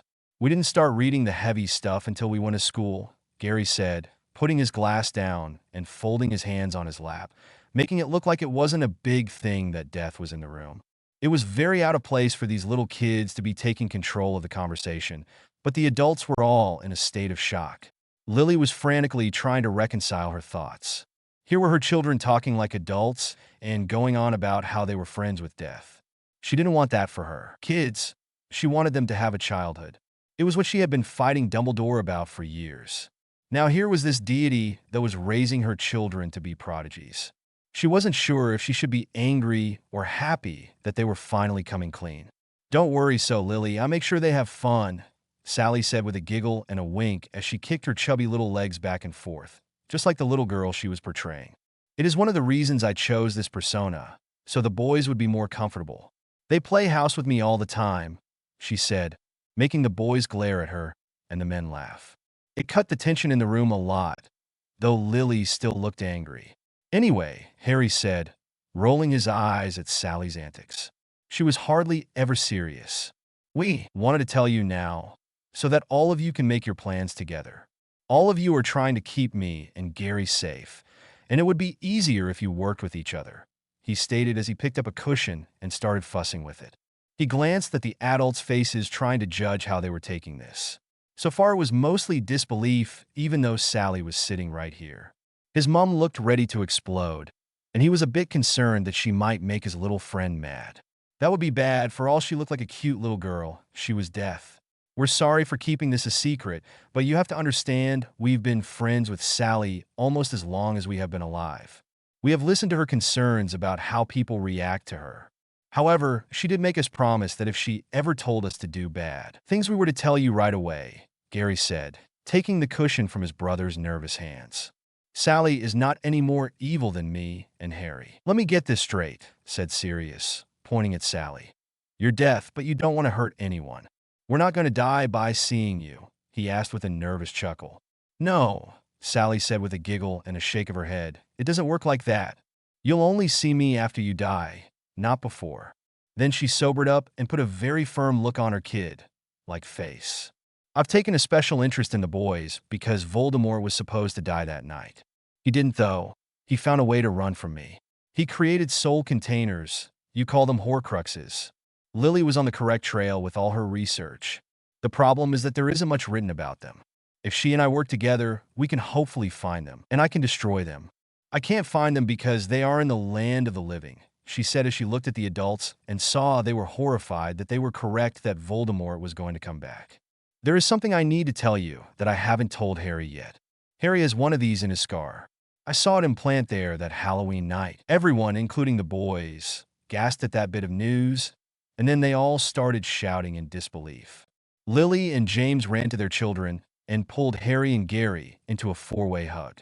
Sally let this go on for a few minutes, knowing they needed to get it out of their system. Then she shouted above everyone, "Sit down. If you listen, I will explain." Everyone sat down, shocked that such a young-looking girl could yell that loudly, and tried to calm themselves. James and Lily had the boys on their laps, not letting go for any reason. "Does that make me evil after all? There's a piece of an evil man in my head. Am I going to hurt my family? I don't want to be evil," Harry said as he started to get hysterical again, hugging his mum close. He really didn't want to cry. He was a big boy, but with all the stress of the last month, with all the parcel mouth stuff, and now this, well, he was ready to have a good cry and go to bed. "Harry, look at me," Sally said gently, getting up to kneel in front of the distraught boy. "I would have never left that in you if it was going to turn you evil. You and your brother are very gentle souls with an abundance of love for everyone you meet. There is no way you will ever be evil. Do you understand? Take my word for it. I have seen evil souls, and yours is not one. Do you trust me? The persona of death asked, looking into Harry's eyes and hoping to calm the poor boy. Harry looked into the bright blue eyes of the little girl he had known most of his life. She had never lied to them. She had always made sure they had fun while they learned and never said anything bad to them. Yes, Sally, I trust you, he said, snuggling back against his mum, feeling much better now. Well, I sure the hell don't, Lily snarled, leaning around Harry so she could get in Sally's face. I have no idea if you are who you say you are. I have no way of knowing if you are out to hurt my children. Her eyes flashed with repressed anger. How dare this child deity, whatever the hell, she was keep her child as a Horcrux. She wanted that vile piece of soul out of her boy, and the sooner the better. She wasn't even sure that this being was death. How do I know you have my boy's best interest at heart? You would doubt my word? I have been here since that night, when I gave you back your life. If I wanted to hurt the boys, I would have done so years ago, the tiny girl child said. Her eyes flashed just as strongly as the mother's. I love these boys as much as I'm able. Not as much as you do, but since I am a neutral deity, my emotions are not as strong as a human's. However, I do care for all my charges. That statement caused some confused looks among the men, who were being silent and letting Lily handle this. And they had grown up to fear death. It seemed Lily had no such fear. James put his hand on his wife's arm and tried to pull her back. He was very worried for her life right now. How do we even know you are who you say you are? So what if you appeared in our null room? You could have used an invisibility cloak, Lily stated as she shrugged off her husband, not really sure if one could work in the null room. Sally sighed. Fine, you want proof? Here you go, she said as she touched Lily's forehead and made her remember the night she died. Lily reeled back in shock, and after viewing the memory, she started crying. Oh my God, you're telling the truth. You gave me back my children, the mum said as tears of sadness and happiness streamed down her face. Lily, are you okay? Her worried husband asked as he put his arms around her shoulders and hugged her close. Oh, James, I remember now. She's telling the truth. I died. I was so worried about the kids that night. I was afraid that they would die too. I thought you were already dead. I remember talking to Sally, and I remember making the deal with her. It's like the boys said, she said, looking at her husband and then looking down at the boys. I'm still upset with you boys for keeping secrets. If you want all of us to trust each other, you can't keep secrets. Understand? She said sternly to the twins. They nodded their head in unison. Though she was calmer, she still wanted to know why her child had to have that Horcrux in his head. She opened her mouth to ask, but Sally held up her hands. Sit back and I'll explain, the little girl said as she got up off her knees. Lily nodded, and she and James settled further on the sofa with the boys still in their laps. Sally took the armchair at the side of them. Sirius and Remus were still sitting in armchairs on the other side. Okay, the deity said. Now that everyone is calm, let me tell you why I feel that Harry needs this Horcrux in his scar. Like I told the boys, I can't see the future, but I get vague feelings, like mother's intuition. When this Horcrux embedded into Harry, I got the feeling that one day it could save his life. How? Lily asked, not sure how that could be. I'm not sure, Sally confessed with a shrug of her cute shoulders. I just know that it could. And you're sure this Horcrux is not having a negative effect on Harry? James asked, looking at the scar on his son's head. I've been monitoring it ever since that night, Death said, nodding her pretty head. It seems to be contained in the scar, and it's not affecting him in any way. To make sure of this, I've been teaching both boys of clemency to go along with the meditations you Potters do each night. Every one of you that doesn't know this technique will start learning it tonight when we're done talking. You must know it before the boys reach Hogwarts. I cannot express how important this is for their future. We don't trust Dumbledore, she stated, causing Harry and Gary to nod in agreement. The adults all nodded their heads. They didn't trust the old man either. All the purebloods had a pretty good start on a clemency. It was taught to all of them when they were young. Remus didn't have to worry. The wolf in his mind kept everyone out. James made a promise to himself that he would help Lily learn. Now that you all understand how important all this is, I need vows from all of you that you will not reveal anything that has been said or will be said this night, or any time we discuss important things, Sally demanded, looking into everyone's eyes. The adults looked at each other in silent discussion. After a few minutes of this, there was a nodding of the heads.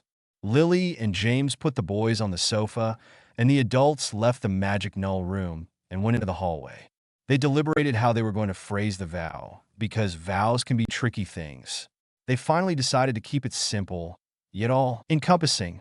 The vow they all took was thus. I insert name here. Do vow on my life and magic that I will never tell anyone not in this house right now about death, also known as Sally, or anything this deity says. I will keep everything that death tells me to myself, be it tonight or any other time that I am asked, unless given leave by death. On this I vow.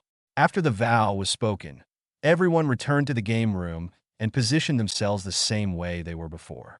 The boys, not wanting to be babies, climbed back on the couch opposite of their parents. Sally sat between them. They all looked at each other wondering where to start. Remus spoke for the first time. Okay, tell us everything, and then we can start planning on how to keep the boys safe. It was going to be a long night. Edited on May 31st, 16 edited on October 17th, 24. Sally's lesson. Thanks to my beta, Alex33, for going over this for me. All mistakes are my own. Sally looked at the anxious adults and sighed and began her speech. She hoped that there weren't too many interruptions, but knowing this group, okay, like the boys told you, I've been around them since they were 15 months old. At first, it was just at night when you were asleep. I would teach them little things like changing the color of their sheets or having them float toys to their crib. As I got older, I started on bigger stuff like shields and stinging hexes. Nothing really demanding, she said with a cute little proud smile at the thoughts of her boys doing magic for the first time. I'm the one who told the boys not to tell you, when they got old enough to ask. Why? Why would it take that from us? Lily demanded as a few tears fell from her eyes, making the twins feel worse than they had before. I don't blame you boys, she said, after seeing the looks on their faces. I blame Sally, she spat, glaring at the little girl, who failed to look contrite. We missed so many firsts that I can't even begin to tell you how angry I am with you. And were you not the embodiment of death, then you would know just how pissed off I am. Her green eyes flashed with anger and frustration that she couldn't curse the being with the cute face. Honestly, I was doing what I thought was right, Sally said with a sad shake of her head. She had never been a mother, and being a neutral deity, well, she was a bit apathetic on how strongly Lily felt. I heard you talking one night. You were hoping that the boys had a normal childhood. It was after Dumbledore said that Gary would be powerful when he grew older. She explained in a sincere voice. You were talking with James about that and wishing you had never heard of the prophecy. So when they were old enough to understand, I told them that they should act like normal little boys. I even walked them through how to talk for someone their age. And it worked. You were happy. She shrugged, looking around at the adults. The men looked confused. Not that they didn't understand, but they knew better than to piss off what was generally taken as the god of death. Why would Lily be fighting an entity that could kill her with a look? Oh, James was just as upset that he missed the boys doing magic, but his upbringing would not allow him to argue with a divine being. The twins were exchanging guilty and worried looks. They had no idea how this would play out and felt bad that they were at least a bit responsible for letting it happen. We would have been happy either way. Actually, I would have preferred to know how well my boys were doing, and then I could have helped. I love my children, be they prodigies or not. Lily snarled, not the least bit appeased. You had no right to take those first from us, she said, glaring at the little girl who held such sway over her children. Look, I only did it for you, but now that you know, we can move on, the tiny deity said with a dismissive wave of her hand. Lily thumped back onto the couch, seeing that there was no way to make this person understand just how wrong she had been. How did one make an ageless deity change their perspective? Fine, I'll drop this for now, but know that I don't like you, and it may be a while before I do. I can live with that, Sally said cheekily, knowing that she would win the woman over, if only for the boy's sake. Now, she continued, at first they reacted like any other child, and it was great fun keeping a secret from adults and playing pretend. Then as they learned to read and started thinking logically, they wanted to tell you about me, but I told them no. I told them you wouldn't understand, and that adults feared death. That caused the men to nod in agreement, and Lily to open her mouth in protest. But Sally lifted her hand in an I know better now way. The red-headed mother snapped her mouth shut and glared at everyone, barring her boys. After we discovered that Harry was a Parselmouth, we started to become worried that you would reject him, the cute little being said as she held up her tiny hands to ward off the protestations. I know now that I was wrong, and I'm sorry, but can you really blame us? Think of your initial reaction, and tell me the first thing that popped into your head wasn't horror, and then denial, and you probably thought my son is not evil. After the boys saw that you would love them no matter what, they decided to come to me and convince me to tell our secret. The men looked sheepish. It had been their initial reaction. Thank Merlin, Lily was more level-headed than them. Had it not been for her research, then it might have been harder to overcome years of teaching. What else have you three been keeping secret from us? Lily wanted to know. She was appalled that there was so much already and right under their noses. What else have you been doing with my boys? There isn't much more to tell, just that the boys are very smart and can do limited wandless and wordless magic, Sally answered sweetly, trying to appease the woman who seemed to hate her right now. Harry's better than Gary, but they are both pretty good. That caused all the adults to beam with pride. Way to go, boys, James said happily. Thanks, Dad, they said proudly. Right, Sally started, bringing the attention back to her. Now that you know, you can help by seeing if you can't get their friends caught up with at least Gary. Not in intellect, just in magic. The boys were born intelligent, and I'm sure my sister Fate had something to do with that because they are smarter than even Lily was when she was younger. However, if you get their friends to start thinking logically, it would help. I've noticed most magicals lose their common sense when they really start doing wand magic. She pointed around the room, including you men, so lessons in logic might benefit you as well. If you quit making everything about pranks, there might be help for you yet. That caused the men to protest until Lily glared at them and snapped, Severus Snape, shutting them right up. Sally nodded her head in agreement and went on. There is much to learn on the internet. Many self-help sites will help get the brain ticking. Hogwarts goes a long way in reducing logic by telling the young children not to question why magic happens and to just accept that it does. People like Lily and Severus are among the few that graduate Hogwarts and still have logical thinking. Most Muggle-born or raised are so caught up with doing magic they forget everything they were taught in primary school. Lily agreed. You're right. Hold on for just a minute. I want to write some stuff down, she said as she went to one of the desks along the wall and took out some paper pads and pencils. She was already making lists of television programs and websites that would further the children's knowledge along in her head, and she wanted to get it on paper. She took the writing utensils back to the living area and put them on the table with the forgotten juice and biscuits. Remus, being the scholar he is, snatched one up and started taking notes. Lily wrote down what she had thought of so far and then looked at Sally and said, "Go on." "This is one of the reasons that I brought Lily back," Sally said with a sunny smile of approval. "She is the smartest, most logical among you four. She will keep you grounded so that what needs to be done can be." Everyone had to agree with that. Lily was the brightest witch of her age group. Only Snape came close to her intellect. "What you are doing with the boys' friends is great, and you should continue doing it," the little girl continued and looked at Lily. "You guys did the right thing bringing all the families together and putting the kids in that school. Maybe you can add some non-magical moral stories to their playtime. There are those kids' shows on the telly that can help a lot too. This will keep them wondering and thinking rationally. I cannot stress how important this is," she said sternly. "See, Lily, we did the right thing," James said with a big smile, trying to break the overwhelming urge to take notes in this lecture-type talk. "Too right," Sirius said, picking up the thread. "You two, stop horsing around. This could be important."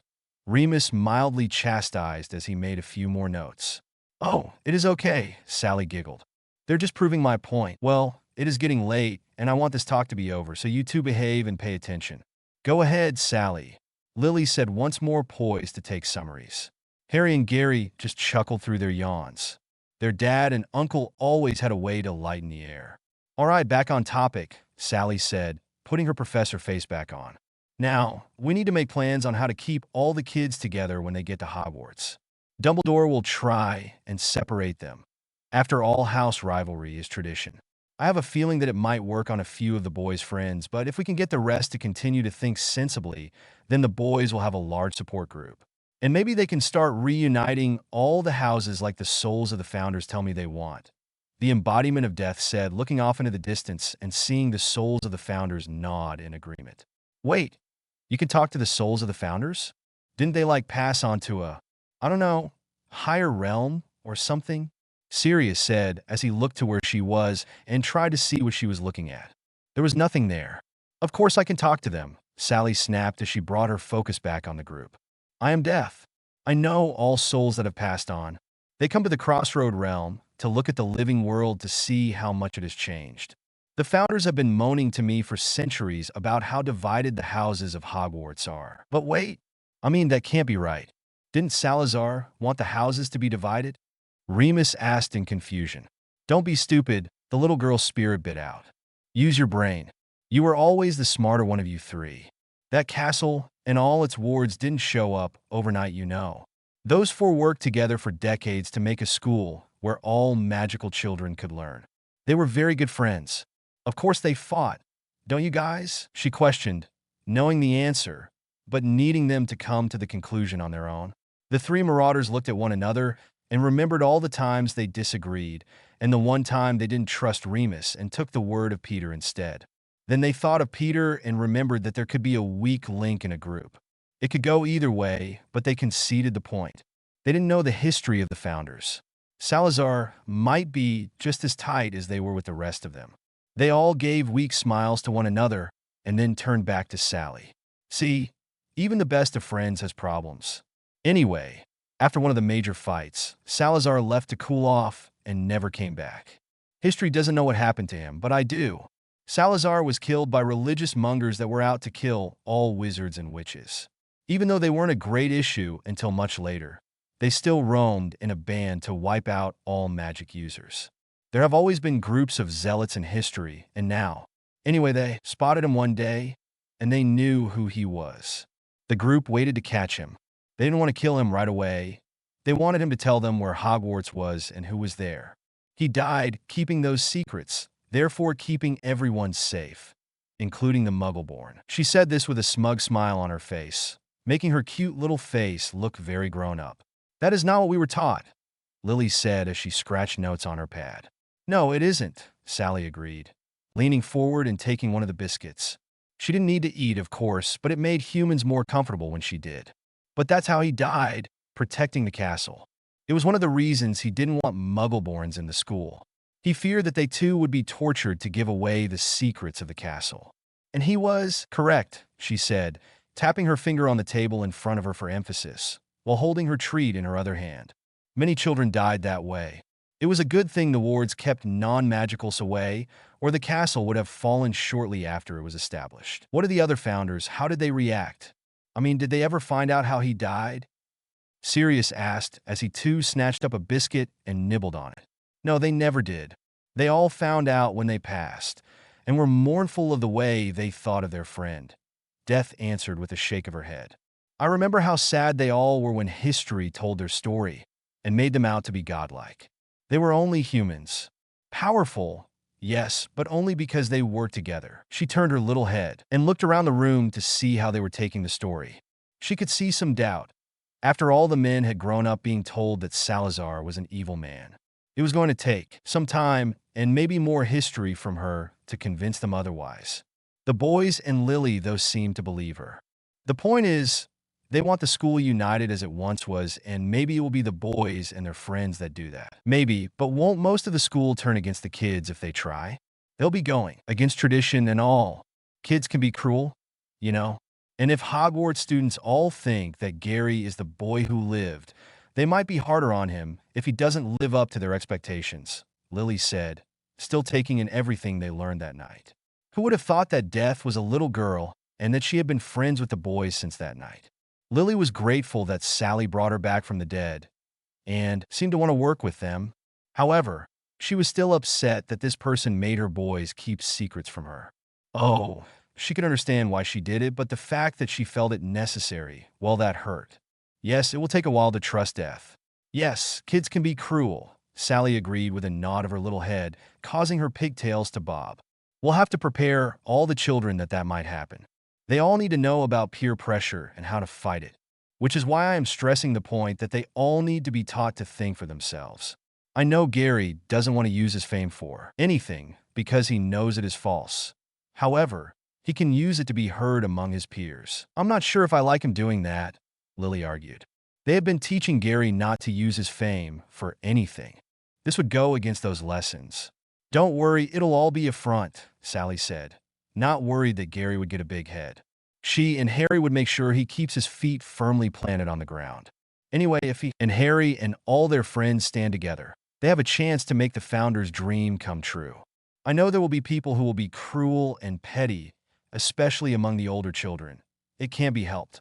I'll be there with them to help them through those times. If you can find a way for the boys to communicate with you instantly, that would help them a lot. You can support them as well, Sally said, trying to push that if they work together, they will not fail. Oh, we have those mirrors we can give them. We can make more and maybe even try to market them. We can give them to all the kids. That way, if they are in separate houses, they can still talk to each other at night, James said, snapping his fingers as he came up with the idea. That's a great idea, James, Remus said, taking notes. Yeah, I'll see if I can't find the notes on how to make them, Sirius added. I know a guy that can help us market them.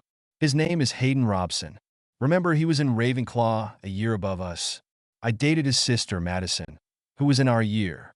He told me before he graduated that he was going into the family business. They make most of the gadgets that are sold in Zonkos, so maybe he will help us market these, the dogman said, rubbing the back of his head in thought. That's also a good idea, the werewolf agreed. Though, Sirius said thoughtfully, I'm not sure if we can sell them in Zonkos. They only sell joke stuff. We'll have to figure out which store to sell them in. Maybe Wiseacres? They sell all sorts of weird stuff. Oh well, he shrugged. We can give it a thought later, but for right now we can make them for the kids. Oh, we should recreate the map so all the kids can get around the school. We should improve it, James stated with another snap of his fingers. Yeah, I'm on a roll, he thought. We should think up a name for the kids group. It will give them a sense of unity, like us when we called ourselves the Marauders, Sirius said, bouncing in his seat, already coming up with a few names. Harry, who had been quiet up till now, spoke. We think we, the kids, will think up a name. After all, we're the ones who will have it. So, I think it is only fair that we think it up.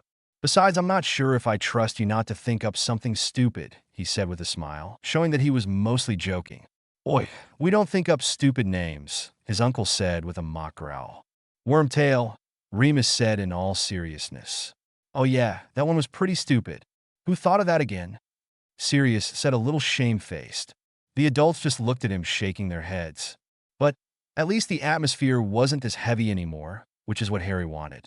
I think that the mirrors and map are great ideas, the younger twin added his two nuts. Worth. We'll get together with the kids after school tomorrow and see what they say about the name thing. We'll still have to dumb ourselves down. But I think we should try and start coming off a little smarter. Harry nodded in time with his brother, agreeing to everything he was saying. We don't want them to bump us up a grade, so we get separated from the group.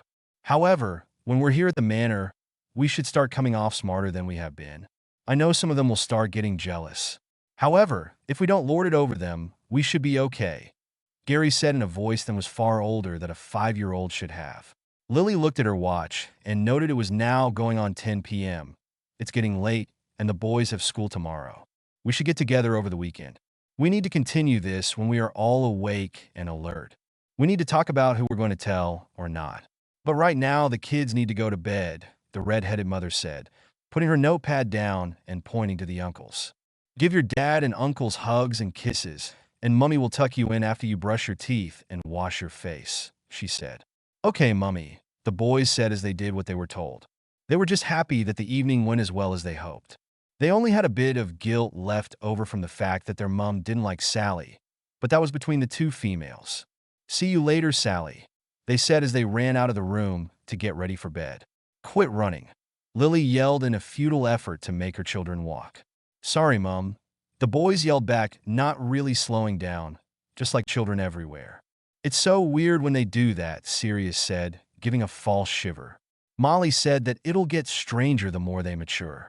She said they'll start to finish each other's sentences like they're reading each other's minds. She doesn't know if they are actually doing that. When she asked her brothers and sons about it, they wouldn't tell her. Lily informed them. I can't wait for when that happens, because it means that no matter what they won't ever be separated. She was hoping beyond hope that it happened before they get to Hogwarts. Sally knew what caused it, but she wasn't telling. Because it was a twin thing, a secret kept for many generations. Only twins knew it and could share it. The Pruitt twins passed it on to their nephews via a diary. Now, according to the whispering she had overheard, those two were going to pass it on to her boys.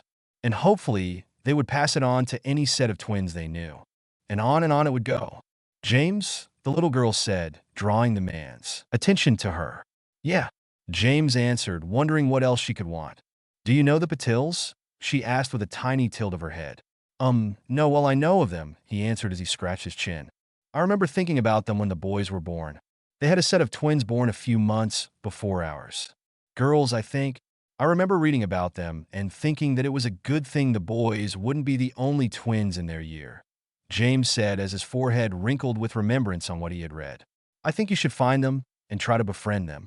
Maybe see if they will let their girls go to school with your boys.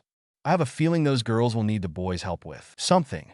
It would be easier if we get them together now, so a trust can form, she said with a mischievous smile, making James think this was for some future prank. Okay, I'll look them up tomorrow when I go to the ministry. More children are always welcome, the older Potter said as he tried to figure out just how to do that. The Patils didn't have political clout because they were foreigners. Maybe if he sponsored them, they could get a better foothold here in Britain. It was something to look into. Okay, well, I'm off. I have things to do. You won't see me until the weekend, but I'll be around, Sally said. Then she giggled as she gave a cute little wave of her hand and faded out of sight. That's creepier than when the twins talk, Sirius said with a real shiver this time. This whole night had been weird, and it was going to take a few days to get it all sorted out in his brain.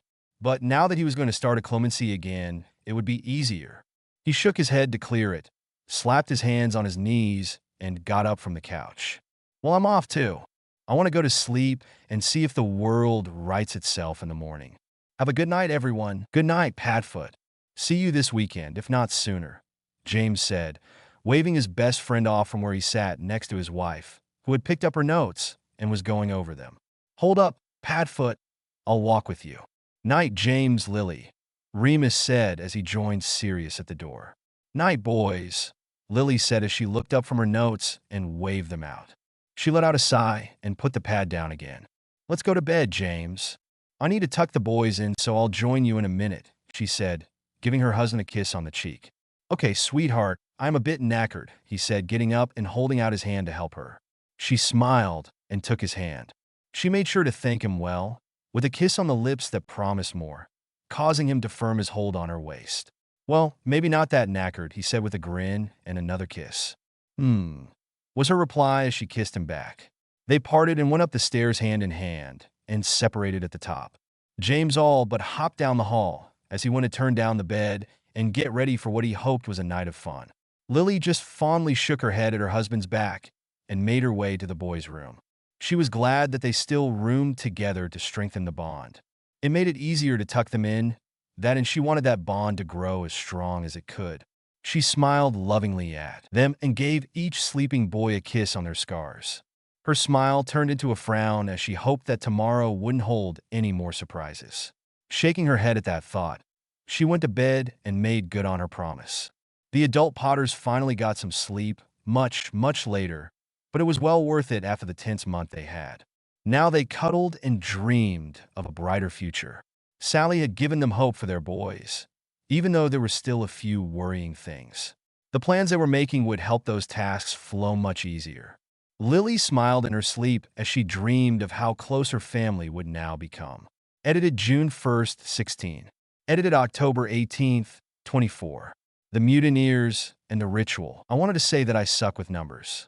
Along with normal dyslexia, I have a much more severe number dyslexia, which has its own name, dyscalculia. Anyway, I can do the same sums and come up with different answers each time, even with a calculator. I barely passed math and history because of it. I would do the problem correctly, but flip my numbers. It's the same with dates. So, not being able to remember ages and dates makes writing stories like this one hard. I have tons of notes, but reading a date wrong, well, you get my point. So, if you see something that is incorrect, let me know and I'll try and fix it. According to Harry Wiki, Pandora is the name of Luna's mother. However, other sources have it as other names. I like Pandora and will not be changing it. Sorry for the short chapter and long N. Time went on, and the group of children grew closer. The kids shared many things and were forming as a tight-knit unit. They met at the Potter home after school and did their homework, played games, watched the telly, researched on the internet, and learned magic. Most of them were there for a good 3 hours, waiting for their parents to get off work. They were learning the logic that Sally wanted them to. It was the main goal after all. The poor house elves were run ragged trying to keep up with them, though Lily and James told them they didn't have to. But the little beings loved making sure the kids were well fed with snacks and juice. That, and they loved having so much to do. With so many people to wait on, there was always something going on. Bringing the kids together was a successful plan, as more and more wizarding kids were sent to non-magical schools, mostly because it was free. Many half-bloods were already going, and now there were quite a few pure-bloods as well. Not in the same school as the twins group, but non-magical schools nonetheless.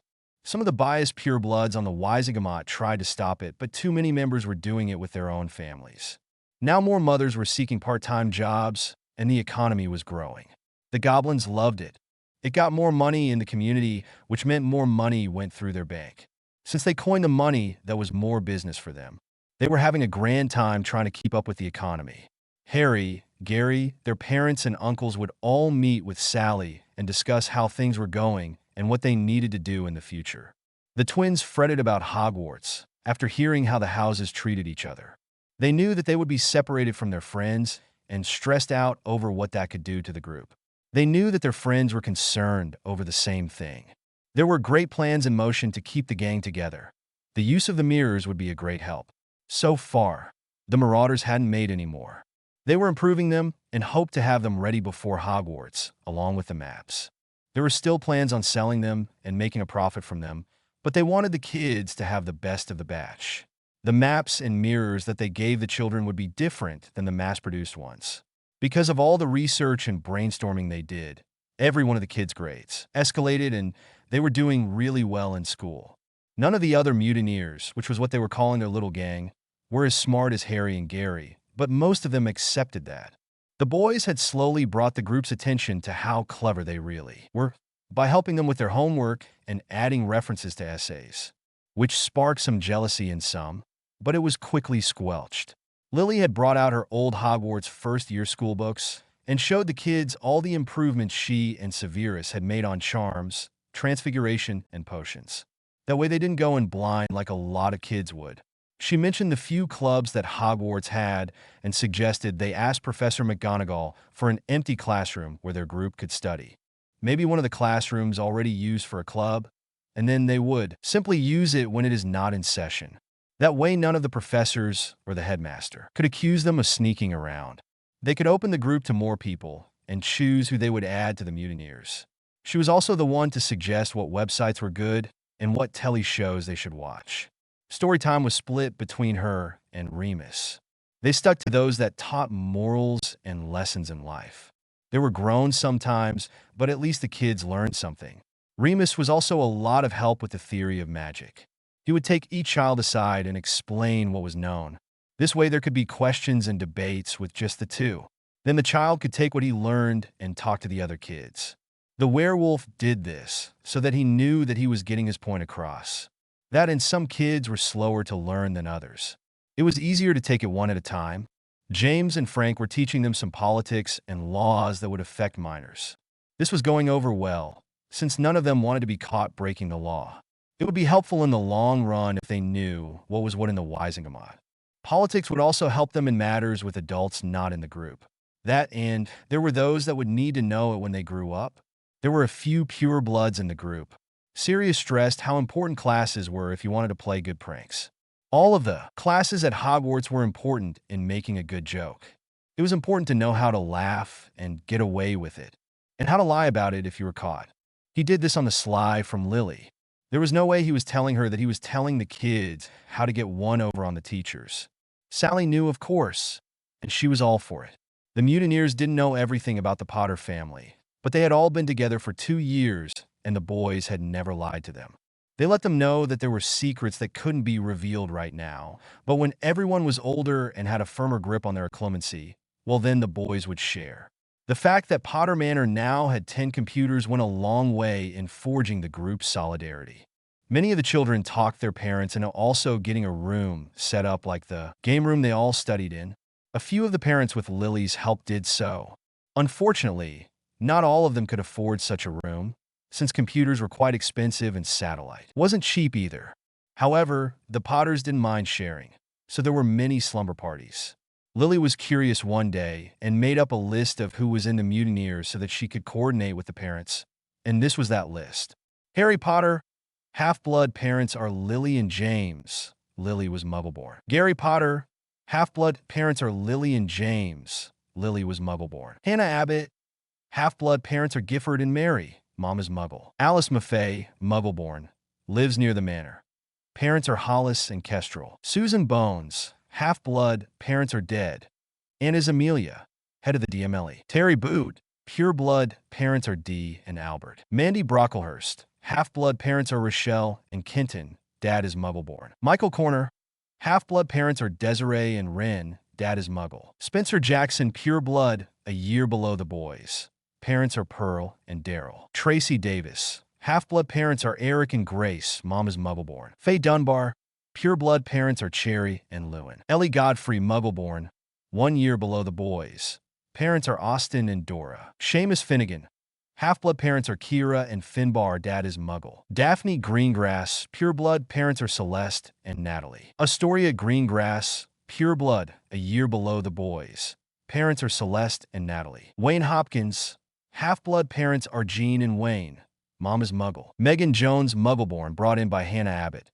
Parents are Peter and Gwenog. Neville Longbottom, pure-blood, parents are Frank and Alice. Padma Patil, pure-blood, parents are Sarita and Mayur. Parvati Patil, pure-blood, parents are Sarita and Mayur. Leanne Jameson, half-blood, parents are Elliot and Amy. Both parents are Muggleborn. Luna Lovegood, pure-blood, a year below the boys. Parents are Xenophilius and Pandora. Percy Weasley, pure-blood, for years above the boys. Parents are Molly and Arthur. Fred Weasley, pure-blood, 2 years above the boys.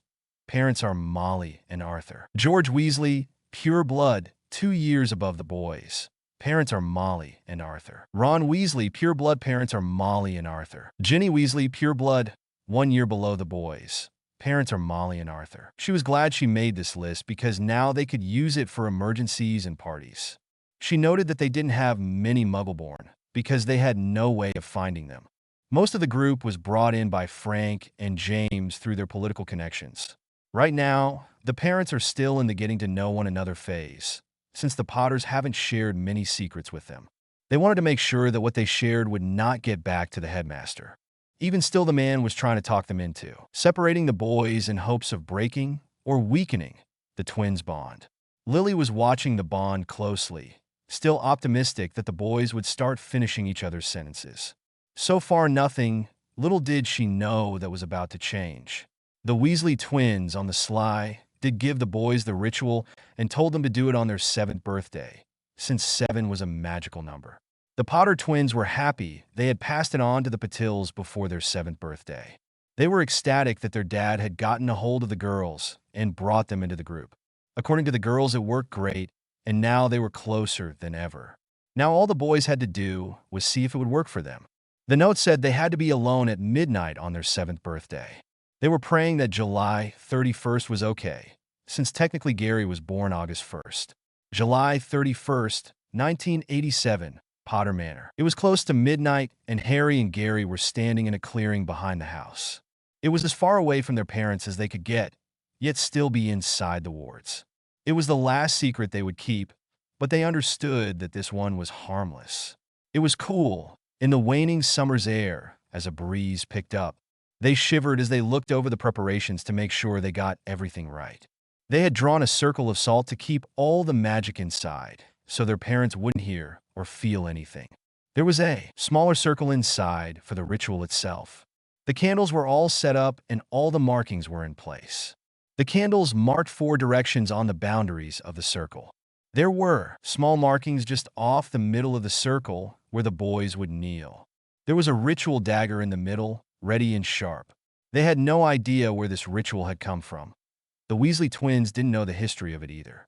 Just that the diary from their uncles said it was very old. It was nothing like all the rituals Gary had read about in the Potter library. It was more like a Wiccan ritual than a wizarding one. Not that wizards used a lot of rituals, they mostly just used spells, unless it was something huge. He had looked up similar rituals on the internet and found that a lot of non-magical people used these. He wondered if it actually worked for them, then shrugged off the thought and got back to what they were doing now. They glanced at the notes to make sure everything was correct, and then nodded as one. They were ready, hopefully. It's almost midnight. Do we have everything? Harry asked his brother, thinking maybe Gary saw something he didn't. He was looking around and gathering up the papers that the breeze had torn from his hands. Yeah, the circle is drawn, the candles are ready, and the knife is cleansed and sharp, Gary said, helping his brother. There couldn't be anything except the knife and them in the circle. He was just glad they didn't have to be naked. It was far too cold for that.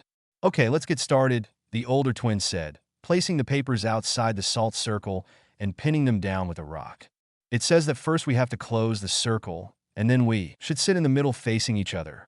Then do the whole bloodletting. We have to do that right at midnight, so we'll just have to listen for the alarm to tell us it's time, the older twin said, glad he set that up or they might miss it. He was a bit worried this was big. If it worked correctly, he would be able to read Gary's mind. But he would do this ritual because if it helped his brother bounce back from the whole boy-will-live depressions he got every now and then Harry would help. It's what big brothers were for. Gary was of like mind. He didn't want his brother to know what was going on in his head either. However, he knew that this could save their lives one day, so he would do it as well. That's what little brothers were for. The Weasley and Patil twins said the mind reading was not a subconscious thing. They would always know what each other is feeling, but they had to want to send thoughts to each other or to read the other's mind, kind of like a telephone. Harry went to the little circle and lit the candles in the order the ritual called for. He started with the north and went clockwise. Gary chanted the secrecy ritual as Harry called the elements of the directions. Ice for the north, wind for the east, fire for the south, and earth for the west. When the last candle was lit, which was green for earth, the circle closed with a snap, and there was a flare of bright light. After clearing their vision, the boys knelt, facing each other, in the middle of the circle. The older boy had the double-sided dagger in his hand resting across his right palm with his left hand on the hilt. The younger boy put his right hand over Harry's, making sure the dagger was across his palm as well. They held their hands vertically, so that the blood would drip on the ground as an offering to the elements. They held their breaths and waited for the alarm to go off. They had to do this quickly. The chant was short and to the point. They only had to say 3 lines, but they had to say it at the same time. The alarm sounded and Harry pulled the dagger down in one quick motion. As their blood mingled, they incanted, "Let it be known that the blood of Harry and Gary Potter hereby binds these twins forever. We stand united. So mote it be." There was a large flash of green light, much like the killing curse, as they leaned together forehead to forehead, hands still clasped, breathing hard, and the dagger on the ground between them. For 1 second, time stood still and the twins were one. The soul piece in Harry's forehead screamed silently. It was in agony for the love it felt going between the boys. The black piece of magic slowly cleansed and turned a light gray. It was still trapped in the scar, but it would no longer try to influence the child, nor would it show as dark magic on any medical scans. All of this was unknowingly happening as the boys bonded. When time restarted, the twins looked at each other and grinned. "That was wicked and totally worth it," Harry said ecstatically, feeling light and refreshed, and he could tell his brother felt the same. "Yeah, I haven't felt this good in a long time." "Thanks, bro. You're the best," Gary added, equally happy. They started to take down the inner circle counterclockwise, and with a wave of his hand, Harry had all the blood cleared away. They had gotten pretty good at wandless magic. The other mutineers also knew a little bit of it. Well, most of them anyway. There were still a few who were lazy and only interested in sports and didn't want to learn. But since they were still friends, the others just tried to nudge them along. For some it was a wasted effort. Nevertheless, they kept trying. Now that the ritual was done and all evidence was cleared, the boys were on their way home to finally get some sleep. They couldn't hear each other yet, But the note said it would happen overnight while the bond realigned. They were just thankful that the outer circle worked at keeping the magic in and they hadn't woken their parents. Tomorrow was going to be a long day. As they drifted off to sleep, they thought about their group of friends. The next morning, Harry woke up to a voice in his head. Harry, wake up. Can you hear me? You need to wake up to let me know if it worked." The older twin sat straight up, realizing that was Gary in his head. He let out a whoop and jumped around his room. "Harry, did you hear me? Why didn't you answer?" Gary demanded as he grabbed his brother as he ran by. He twirled him around to face him and smiled when he saw Harry's ecstatic face. "It worked. Sorry I didn't answer you, but I was just too excited." "It worked, Gary, it worked.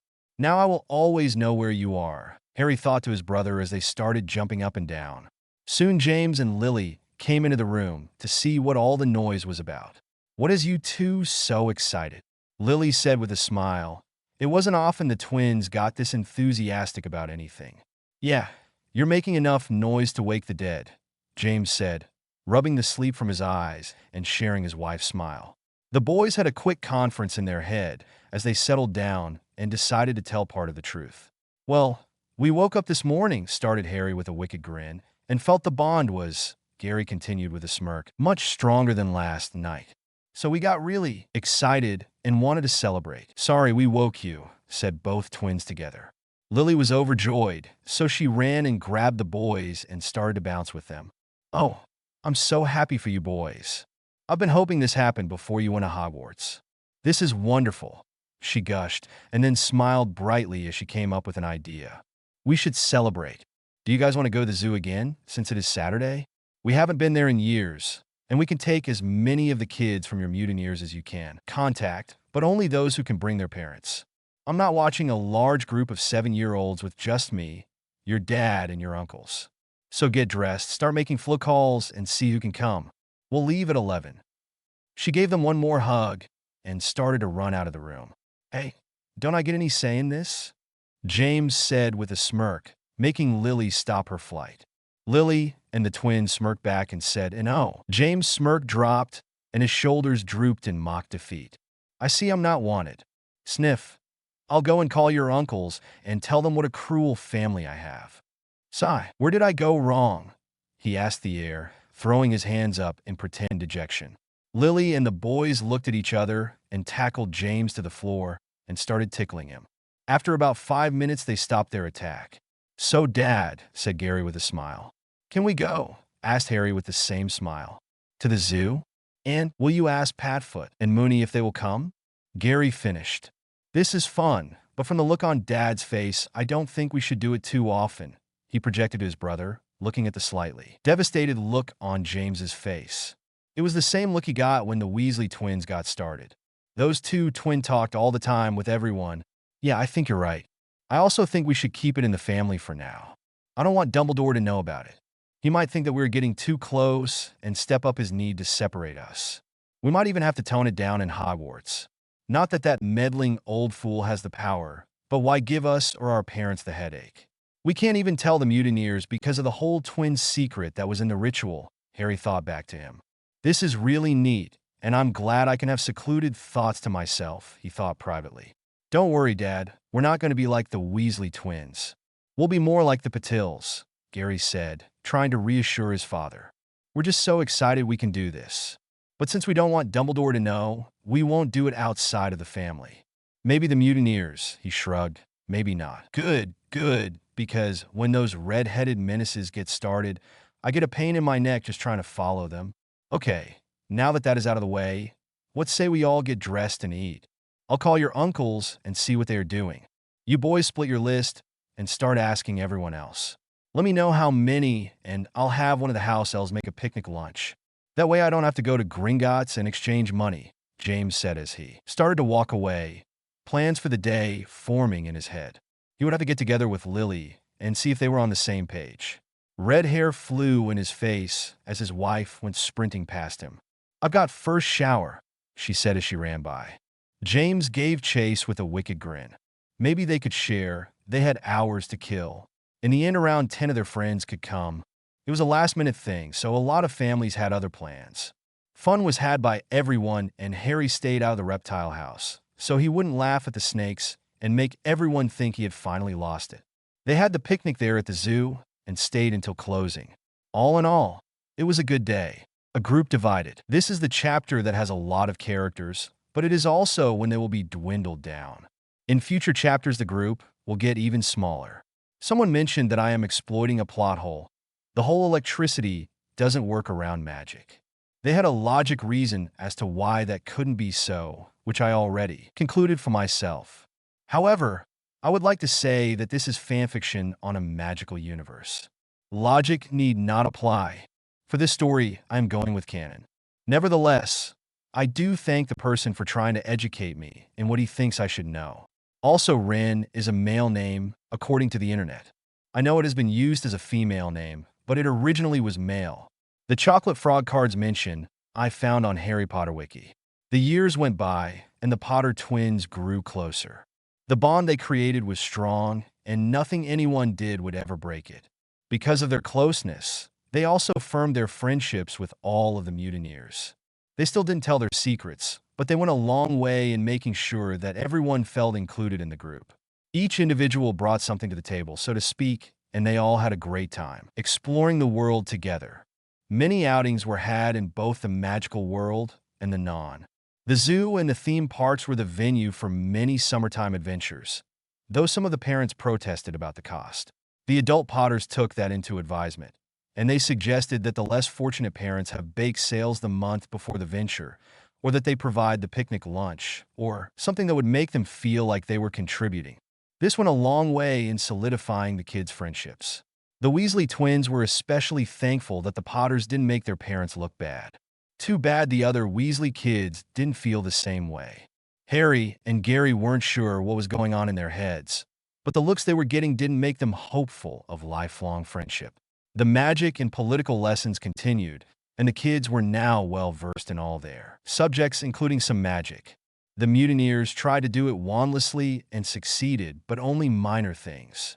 Their shields were weak and could only hold off 1 or 2 small hexes. It was a few pranking jinxes that would save their lives, like the tripping jinx and the leglock hex.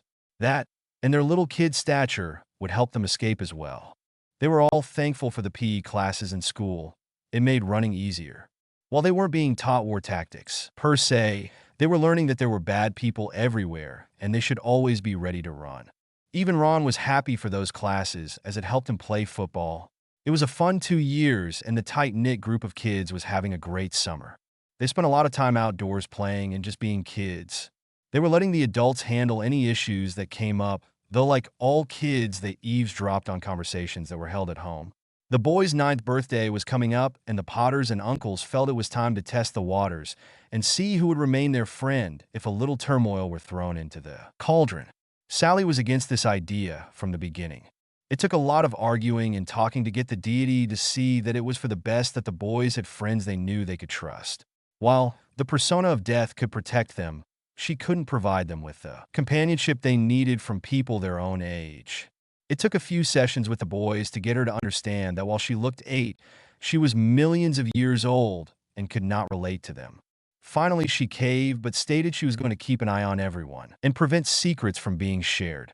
July 15th, 1989. James and Lily were holding a little get-together with the parents and guardians of the mutineers. They were using the excuse of wanting to go over the report cards everyone should have received by yesterday and celebrating good grades. Since they did this every year, there was no reason to suspect they had ulterior motives. Nothing sinister, just feeling out the true friends. The whole family wanted to see who was going to stand with them against Dumbledore. While they didn't think that he was a bad person, they did think he had an overwhelming urge to control everything. This was proven by how many times he came by trying to convince the Potters to separate the boys and let him teach Gary to control the power he thought the boy had. It was only when Lily threw a castration curse at his shield that he stopped, and that was only a few weeks ago. They were sure that he would convince himself to try again in the future, but for now they had peace. The Potters were sure that if Albus knew that they were teaching the mutineers as much wandless magic as they could before they got to Hogwarts, that he would come and stop it. Because some of the kids would more than likely be sorted into Slytherin and the Headmaster. For all he spouted school unity, didn't trust Slytherins or anyone not from a purely light family. He had proved that when he was always on the Marauder's side in the disputes they had had at school. Poor Snape was still being blackmailed by the man, and if it had been James, there would have been no question as to where he stood. They were still unsure what Albus' thoughts on Sirius.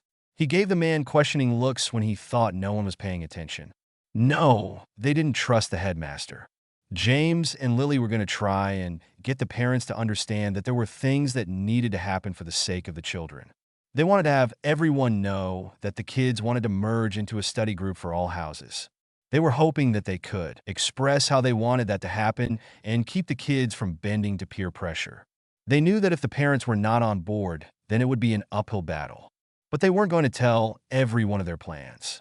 This gathering was to see who they would let know and who would be kept in the dark. They had done a lot of work with the kids. The children had promised not to do wandless magic at their homes, since it was frowned upon, though not illegal. The youngest set of twins' parents was pretty sure that some did anyway, but since no one complained, they figured that those parents were either proud of the fact that their children were doing so well or that it was such a little thing that it wasn't worthy of mentioning. So far, no knowledge about the magic their children had learned after school had left the core group, and they wanted to make sure it stayed that way in Hogwarts. The Potters knew it was going to be hard, since parents like the Weasleys were firmly in Dumbledore's court. The couple was standing in the Floo room, while the boys were in the game room, waiting for their friends to join them. The room was bare, but for the large fireplace and an equally large shield with the Potter crest on it. The shield was to let people know they were at the right stop. There was a mat in front of the Floo, which you would remove the soot from the travel, but other than that, nothing. The first family to Floo in was the Weasleys. Molly came through and dusted herself off and waited for her brood. She smiled at Lily and James and turned back to the fireplace to make sure they got there okay. Percy came through with Ginny, followed by Ron, then the twins. They all greeted James with a wave and a hello and followed Lily as she exited the room. "Good to see you, Molly. Where is Arthur?" their hostess said as she led everyone to a large room they had set up for the adults, leaving James and Tilly, the housekeeping elf, to wait for the rest of their guests. Arthur had to work. He's sorry he couldn't come. Working on a Saturday, the plump redhead huffed as she looked in her overly large handbag for a handkerchief, which she licked and used to get some soot off Ginny's nose, never breaking her step and ignoring the "Mom, stop." They continued their journey to the parlor as she tucked the dirty cloth back in her bag. "Honestly, I don't know what they're thinking, making him work the weekends. I'll tell him how everyone is doing when I get home. The poor dear. Goodness knows that man works too hard. You kids settle down. Are the boys in the game room?" Molly said as she sat down on one of the chairs, putting her purse in her lap and glaring at her three youngest boys, who were shoving each other playfully. "Yes, the young ones can join them. We have one of the house elves, Taffy, watching them. She's really good at tending the children. If something happens, she'll come get us right away. You kids know your way. Harry and Gary are already there." Lily addressed the boys and Ginny with an encouraging smile.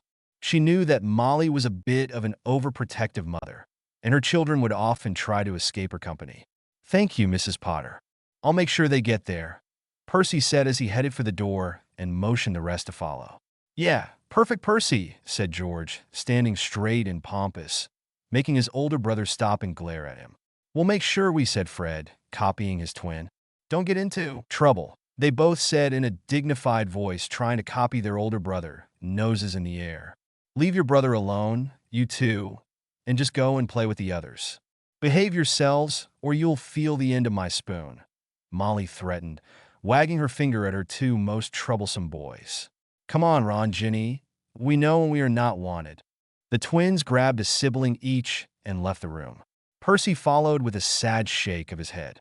Sometimes he wondered if the menaces liked being punished. They just seemed to enjoy shaking their mother up. James came into the room, followed by Sarita and Mayur Patil and Gwenog Jones. "Take a seat, everyone," he said, waving to all the chairs. They all complied after giving greetings to Lily. The older Potter turned to his wife and said, "I've sent the kids to the game room from the Floo room, and I have Tilly waiting for everyone else while I get these guys comfortable. I'm going to go back and wait for the others. I don't think the Longbottoms are going to be able to make it, but we can talk to them on the boy's birthday. He was a bit put out that Sirius and Remus weren't there today. However, they said they were working on the mirrors and map, so he excused them. It was a lot harder updating those items than they thought, but then again, all the added features they wanted needed new spell work. Okay, honey, I'll get everyone settled here, Lily said, giving him a kiss on the cheek and a playful nudge towards the door. You go play host, and I'll be a good hostess. She called Taffy and asked that refreshments be provided for the adults and children. Tea and cakes for the adults and juice and biscuits for the kids. Taffy popped away, and a large tray materialized a moment later. Lily played mum and served everyone as they came in. Soon enough, all of the ladies and a few of the men were settled drinking tea and bragging about their children. After about a half an hour of chit-chat, everyone that was coming settled in the chairs, drink or treat in hand. This was one of the largest parlors in the mansion. It had quite a few chairs and end tables. There were no coffee tables, so all the smaller ones were needed. There was a buffet counter on the far wall where the tea service was set up. For today, they had arranged all the chairs to sit in a circle and put the small tables in front of the chairs. This way everyone could see one another, but be comfortable at the same time. It was supposed to be a casual meeting among parents, and not a business-type meeting to bring down Voldemort. Those would happen later, after they stirred the fire a bit. Mary Abbott, Kestrel McFay, Dee Boot, Rochelle, and Kenton Brocklehurst, Ren Corner. Cherry Dunbar, Amelia Bones, Amy Jameson, and Pandora Lovegood were the rest that come for today's get-together. Most everyone else was working or had other plans. That was okay, because if everything went as planned, the Potters would send out letters for another gathering with everyone that was not here, and they would continue until everyone that was for the plan was sorted. They would have a separate meeting for those of like minds. They hated that this might cause a rift between the mutineers, but needs must. Better to learn who to trust now, and not when all eyes were on them. Thanks for coming, all of you, James said with a big sappy grin as he stood from his chair to be heard. He got everyone's attention on him as they all fell silent. There are a few things we wanted to talk about, seeing as how our kids are all friends and schoolmates. I want to continue the yearly tradition of sharing and bragging about report cards. I see everyone brought theirs with. That's lovely. So who wants to start boasting about their children first? He asked, looking around at all the proud faces. Oh, my boys are doing much better than I thought they would. Even the twins. Arthur is so proud and wants to thank you for introducing us to this school and letting him use your computer. I really didn't think it would work as well as it has, Molly stated with such pride in her voice, which was rare when talking about her children, except Percy and Ginny. Those library computers have helped Arthur so much with his job. Though I still think he is working too hard, the poor dear. He doesn't even care that the other departments give him a hard time. He has everyone under him going to the library and looking things up. He has tried to get the ministry to set up a room like yours, but they won't. You know what the ministry thinks about muggles, she said exacerbated, shaking her head. She had been against the idea of the children going to a muggle school at the start, but now she was happy Arthur talked her into it. Her babies were learning far more than she could teach them. It would do them well when they get to Hogwarts. With all of the kids out of the house, she had plenty of free time. She had taken up selling some of her baked goods part-time. She was making enough money that her children didn't need to wear second-hand clothes anymore, though she still felt they would be fine with family wants. No need to spend money on something that was already available. That's wonderful, Molly. Tell Arthur it's not a problem, and we were happy to help, said Lily as she looked around the table to see who else would speak up. I've heard nothing but good things about that little group they have going on. The mutineers, was it? Faye won't quit talking about them. She goes on and on about how much she enjoys school and having so many friends.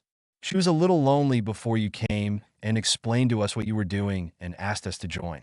I think it's wonderful how they all work together. Her grades are marvelous, Cherry Dunbar said with pride, stroking the piece of paper that showed just how smart her little girl was.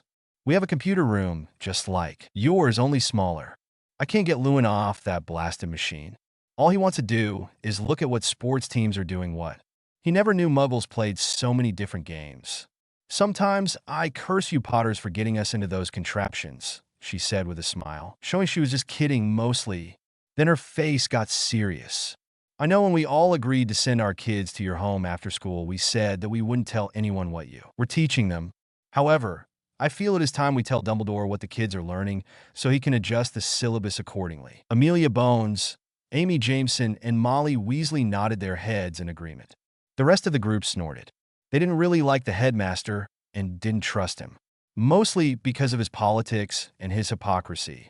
He would say one thing and then do nothing to further his stand. It was like he really felt that everyone should take his word and just change, but when he saw that didn't happen, he still did nothing. To quite a few people's way of thinking, well, he was a hypocrite, a powerful man to be sure, but still, or he would vote the counter of what he said, which also made him a hypocrite. He would wave it off and say he had no choice but to do what he did, that it was politics, but many felt he needed to make a stand. James and Lily looked at each other. They had discussed this before, and since they had only really taught the kids theory and some minor wandless magic, they decided to let those that wanted to should go ahead tell the man.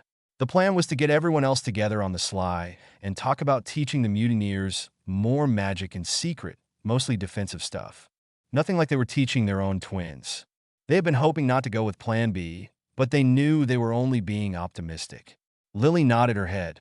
"I'm okay with that," she said carefully, not to let what she was truly thinking appear in her voice. "If you feel that he should be told, then that's okay by us. We only wanted to make sure our children got along okay, and that they were truly learning in a non-magical school. So now that we know that it worked, you can tell whoever you want. It's fine by us." "Does everyone else agree?" she asked. It was surprising that Amelia agreed with telling Dumbledore, as she had mentioned in the past that she didn't really trust him. The Potters wondered what had changed her mind. There had to be a story behind that. "I'm not sure that is a good idea," Mayur Patil said with his thick Indian accent, looking around the room to see who agreed and who didn't. "I do not want the kids shunned or taken advantage of by the other first years.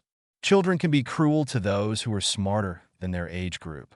All of the mutineers have worked hard to get where they are. If others wanted to do that, they should have taught their children, just like we taught the Potters taught ours," he stated, waving at the couple. "James told me what they were planning and that he was approaching everyone he knew. He asked us to do the same, which we did. So everyone had their chance to smarten their children," he said, feeling very glad that the Potters had brought his family into the fold.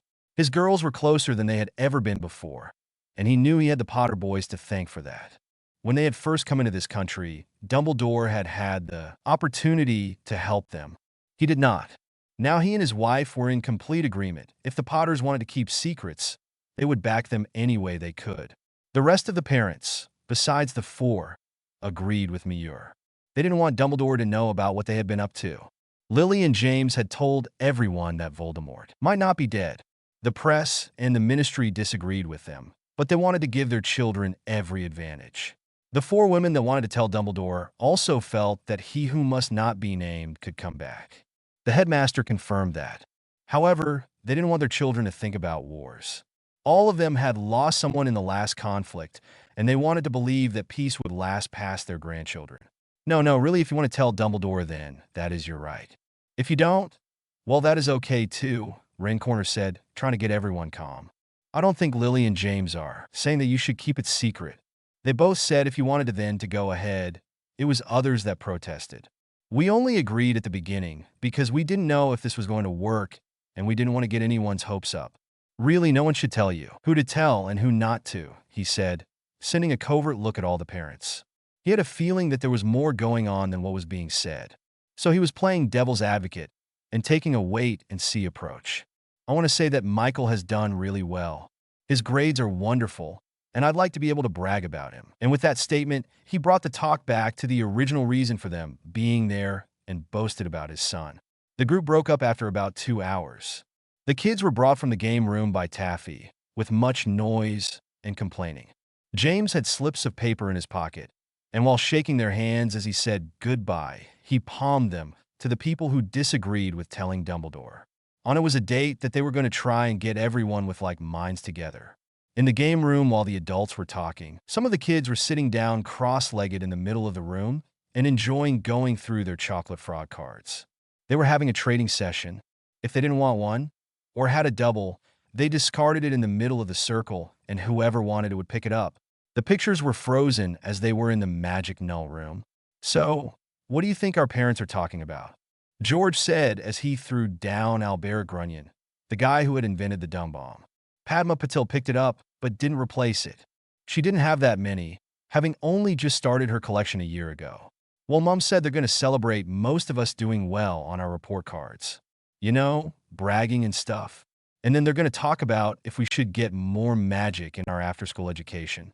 You know, potion theory and stuff, Gary said as he looked through his cards and plucked Dymphna Firmage, a witch who got famously abducted by pixies, down in the middle to see if anyone wanted it. He glanced around the room to see how that bit of information went. I heard my parents talking last night, and they said that they want to tell Dumbledore what we've been learning. Mum said that if they told him we might get special classes, Faye. Dunbar said, leaning forward and picking up Gary's card. She looked at it and decided she wanted it. So she put it in her deck and discarded Laverne de Montmorency, the witch who invented a large number of love potions. Not bloody likely, Terry Boots said, shuffling through his cards to see if he had any doubles. Dad says that he hasn't changed the curriculum in decades. Not even when someone wants to learn ahead. He said when he was reading ahead for the year, he asked if he could get tutoring in charms. Dumbledore told him that he didn't want people studying ahead, since it would make others feel left behind. So Dad studied during the summer and just didn't tell him about it. He shrugged, not finding any doubles in his pack. He folded his cards together and just watched to see what was discarded. If we want to keep ahead, we're going to have to keep what we're doing secret. Not sure how we're going to do that, but with Harry and Gary here, I'm sure they will come up with a plan. He smirked at the leaders of the group and winked. He knew it would all come to a head soon, and he was just trying to move it along. This caused many of the kids to stop playing and look at the group in the middle of the floor. A few put down their games and came to join the discussion. They wanted to know what the heck was going on with the adults, and if Terry or the Potter twins knew, then now was the time to get that information. Language, Terry, Susan Bones scolded, putting her cards down in her lap and looking around the room as it started to get serious. Annie says we should tell him anyway, because there is no way we can keep secrets from the headmaster while in the castle. She didn't tell them the vile words her aunt used when making that statement, but felt that the gang should know where the woman stood for now. Harry and Gary looked at each other with a little bit of worry that the plan might not work. If Dumbledore found out they were teaching magic to their friends, he might try harder to keep them apart. They really wanted to teach those that could keep a secret more than what they were learning now. They had confidences they wanted to share, and though the group is a whole new rudimentary occlumency, they were nowhere near what was needed to keep out Snape, Dumbledore, or worse, the Dork Lord. The dark-haired boys had been taught far more than the other mutineers. Their family knew that when Voldemort came back, they would be in the middle of everything. So after all the other kids went home each school night, James, Remus, and Sirius taught them up to third-year data. Then after everyone else went to bed, Sally taught them more. They knew if they were going to keep this group together, then they would have to teach them how to protect themselves. What they had done so far was make it so they could escape unnoticed. But if someone really wanted to hurt them, well, they would be screwed. I agree that Dumbledore should be told. I don't know why we didn't tell him in the first place, Percy said, looking down on everyone as he always did. He felt since he was the oldest, everyone should just listen to him. He really hated that the younger twins were the leaders, but this was their home, so he guessed it was to be expected. Still, he felt that everyone should pay attention to what he said. Mum said that they wanted to make sure everything would work out first. Like other families going to non-magical schools and such. You know how most purebloods are. If it's Muggle, they want nothing to do with it. Even the Wisengamot try to stop us from going to school. She said that if they knew we could do the little bit of wandless magic we do, they would try to stop that as well. Sirius says not to worry, because they really have no way of tracing that, Harry said as innocently as he could. He also placed his deck in his lap, hoping that he could get some of the kids to see what the Potters were trying to accomplish. Daphne Greengrass nodded her head. I'm surprised my parents agreed with your dad when he came and talked to them. My dad thinks we should keep quiet. He thinks that Dumbledore will try and break us up when we get to Hogwarts. Mostly because some of us will go into Slytherin, and we come from neutral families, she said, ignoring Ron's glare. For some reason, the youngest red-headed male, Weasley, never liked to think about any of them going into Slytherin. Whenever it was mentioned, he would snarl at whoever said it. She also knew the old man looked down on the House of Snakes, and she wanted to keep her friends. She had a feeling that her best friend Tracy would have a hard time in there. because she was a half-blood. Daphne's father and Mr. Davis were teaching them defensive spells at night after they got home. Well, it really doesn't matter what we think. Our parents are going to do what they think is best for us. So if your parents think telling Dumbledore is cool, then that is what they're going to do, Gary said with a shrug as he picked up his cards and looked through them. Does anyone have Baba Yaga or Hengist of Woodcroft? I've got 3 of Gondoline Oliphant, so I'll trade you, he stated firmly, steering the conversation back to the cards. He knew what his parents were doing, and it wouldn't help to let those who shouldn't know. Sometimes he wished Sally were correct insomuch as they should just stay to themselves. Then he looked around the room at all the young faces and smiled. He saw his brother look at Daphne with confusion and wondered what that was all about. He noted the twins sneaking up on Percy and giggled inside. His random views were about the people in this room and what good times they had. No, he wouldn't trade this for the world. Oh, wicked. I've been looking for Oliphant. I've got 2 of Baba Yaga, so I'll trade you, Ron said, breaking Gary from his thought and holding out his card. The 2 boys swapped, and the trading went on from there. The conversation stayed mostly on the games they were playing, schoolwork and Quidditch. They spent the next few hours just being kids and letting the adults handle the world. Laughter and mayhem were commonplace in the game room, and it was a good thing that it was magic null, or accidental magic would have caused more trouble. The Weasley twins were happy to learn non-magical pranks and had no problem using their friends as bait and targets. When Taffy told them the parents were getting ready to leave, they all packed up their homework or games and noisily went to the flu room. Gary and Harry noticed their dad palming the notes into people's hands and figured there must have been parents that wanted to tell Dumbledore. It was okay, they had a plan, sort of. Edited on June 2nd, 16, edited on October 18th, 24. A like-minded gathering. Thanks for reading. August 1st, 1989. It had taken 3 such meetings to get the die-hard Dumbledore fans sorted out from the rest. This was the last meeting of the summer, and most of the kids would be going back to the non-magical school. Percy and the Weasley twins would be in Hogwarts this year. Percy had started 2 years ago. The twins will be starting this year. James was looking into having their boys sign up for summer tutoring, so they didn't fall too far behind in the non-magical studies. He encouraged the other parents to do the same. He figured that those that couldn't afford it could join his kids at the manor. He had no problem with that. He was unsure if he should offer it to Molly and Arthur. He would have to think about it. Just because those families didn't agree with them didn't mean they were banning them from participating in the activities already in progress, just the new ones. It would all depend on how their children reacted in Hogwarts. That and the Weasleys still had a thing about accepting charity. Right now, they were working on plans to keep everyone together. This meeting was the start of that, and they only had to keep this from 6 families. The Weasleys, the Bones, the Dunbars, the Jamesons, the Jacksons, and the Finnegans. If they did it right, then those 6 would never know anything was amiss. It was around 3 p.m., and all the adults were in the formal dining room, since it was the largest and the kids were playing outside. It was the slowest time for most of their jobs, so many of them could get off work early since it was Tuesday. They would have met on Saturday, but too many of them had weekend plans that could not be broken.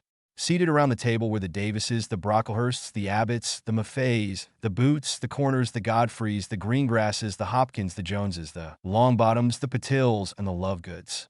Snacks and drinks were provided, and everyone settled. So, James said, standing and clapping his hands together, as he looked around the table, glad you could make it. You all remember Sirius and Remus, right? They don't have any kids in the group, but they know what's going on. Everyone okay with them being here? He asked, while his 2 best mates nodded their heads at everyone. While Sirius took a bow, but then he nodded his head. I've no problem if they think they can help, Eric Davis said. He knew that the more people, the better. He wanted to protect his daughter any way he could. Judging from her goals in life, she would be one of the few half-bloods in Slytherin. It was a good thing she was learning how to protect herself. She told him all about what they did here, and he was happy to help that along. Nods were seen all around the table as everyone stated they had no issues with the 2 men. Good, let's get started then. Well, what Lily and I were thinking is to teach the kids further in their occlumency. We've taught them the basics, but wanted your permission before going further, since we would have to enter their minds to test it. Occlumency, for those that don't know, is a way to shield one's mind from intruders who use the legilimency spell, which reads memories. Most everyone needs a wand to do this, But I know Dumbledore takes peeks at the students' minds to keep the troublemakers down, and he simply looks into your eyes. He used it on us, marauders, all the time when a prank went off, he said as he winked at Sirius and Remus. That's right, the dogman agreed. He did, Remus chipped in. Good thing we already knew how to protect ourselves. Too bad that traitor didn't or we would have gotten away with everything. Oh, well, James said with a shrug and got back on topic. It's in the school charter that the headmaster or mistress can do this if they are able. The only time they can't is when there hasn't been any trouble. I, for one, don't think Dumbledore abuses it, but I want to be on the safe side. That and we have no idea who else can, though Lily thinks Snape, he held back a sneer, can, but she isn't sure. The rest of the parents looked around the table at each other. They hadn't known that Dumbledore could read their minds. There was a lot of grumbling and complaining. Some who had had problems in school now realized why they had never gotten away with lying. Well, if it protects their children from his manipulation, they will come up with a way to teach them. They whispered for a few minutes, then James drew their attention back to him with a clearing of his throat. Dumbledore wants to split up our family, and I wouldn't put it past him to take a peek if he felt it for the best. If he feels it would further his efforts in breaking up this group, well, James left that hanging and let them make of it what they will. Anyway, it shouldn't be too hard for the kids to learn since we've been having all the mutineers do an hour meditation every day after school. Right now, we have them learning to clear their mind. Those that want to put in the effort, that is, all they need to do now is put up some barriers. Anyone have any ideas? We know the basics, he said, pointing at Lily, Remus, and Sirius. But if you know something that has worked for you that you think might help, we are all for hearing it. He finished and sat down to let people know he was done. He picked up his cup and grimaced when he sipped cold tea. He cast a heating charm over it and sighed when it was just the right temperature. I think I might have a few suggestions, Rencorner stated clearly, making everyone look his way. I've been looking things up on the internet and researched guided meditations. I wanted to make sure that Michael was getting the best out of it. There are a few that try and organize the mind, and from what I know about a clemency, that would be a good start. I think we can put it together and get the kids to have a pretty strong barrier before they get to Hogwarts. If you have a pen and paper, then I can write stuff down as we talk about it, he said, thinking of all the things he had studied. Once a Ravenclaw, always a Ravenclaw. The internet was a godsend to his busy brain. Lily called for Tilly and asked for some notebooks and pencils. Tilly popped back in with the requested items and looked around the table to see if everyone had what they needed, and seeing that they did, she popped back out. The red-headed woman walked around the table and put the items in the middle of it so everyone who wanted one could grab some. She went back to her seat with her own writing utensils. She wasn't going to miss this opportunity. Ren took a pencil and notebook and started jotting down his idea. Xenophilius and Pandora Lovegood both grabbed a notebook each to do the same. The rest took the notebooks and pencils, but didn't write anything down. They would wait to hear everyone else's ideas before they wrote anything. Oh, before I forget, we have these two-way mirrors, James said, fishing in his pocket and then holding up what looked like a square hand mirror. They basically work like a cell phone. A cell phone is a phone that can be carried around in your pocket, so you are never without them. They're pretty new, so I'm not surprised you don't know about them, he added at all the confused looks. But they gave us ideas on how to improve what we already had. With these mirrors, the kids will be able to talk to you and each other no matter what house they are sorted in. We'll be giving them to every family in the Mutineers. We just wanted to give these to you guys tonight and show you the security feature that won't be on the other mirrors. Sirius and Remus picked up a small box each and started handing out the mirrors to the parents, one for each parent and kid. They would be marketing these, but the ones they were handing out had extra features. The werewolf took up the explanation as he went back to his seat. We used these mirrors when we had detention back in the day. They didn't have all the nifty features they have now, so I think you'll like these better. Yeah, we almost got caught. A lot, Sirius grumbled as he put the last mirror down, then grumbled all the way back to his chair and slouched down. Ignore him, his sandy-haired friend said.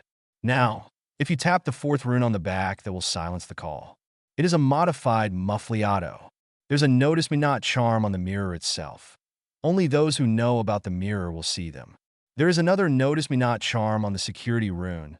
That way the other parents and children will not see it. I would strongly caution the kids not to use them in the hallways unless it is an emergency. If the staff finds out that the kids have these mirrors, they might wind up on the ban list, and we don't want that, he said, taking a breath. We're going to add a pocket to inside the boys' robes with a disillusionment charm. We suggest you do the same for you kids. The mirrors also have an unbreakable charm. Most everyone was picking up the mirrors and examining them. How does it work? Sarita Patil wanted to know.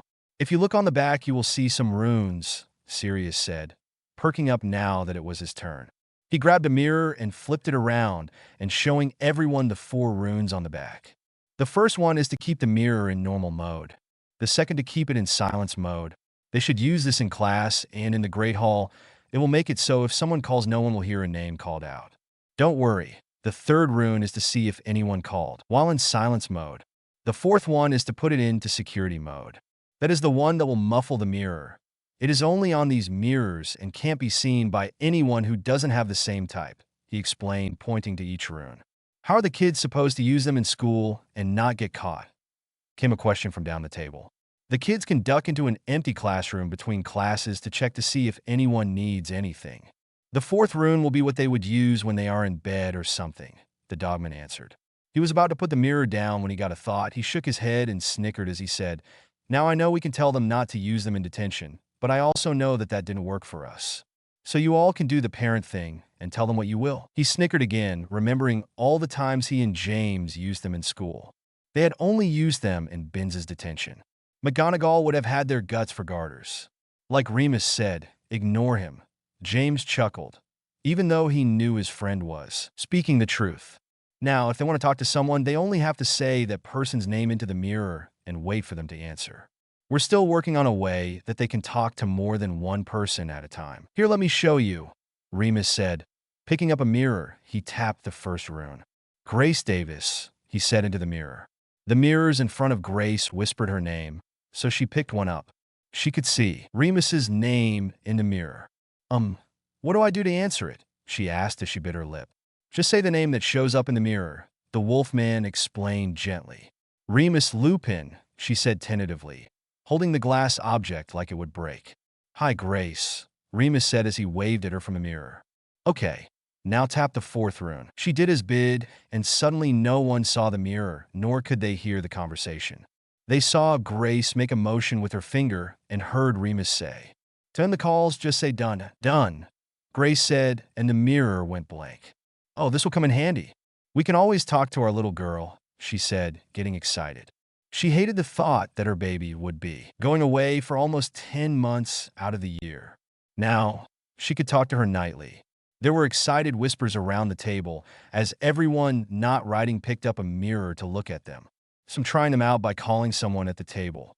They played around with them for about 10 minutes. Right, said Ren, getting everyone's attention. I've got a few things to add for the clemency.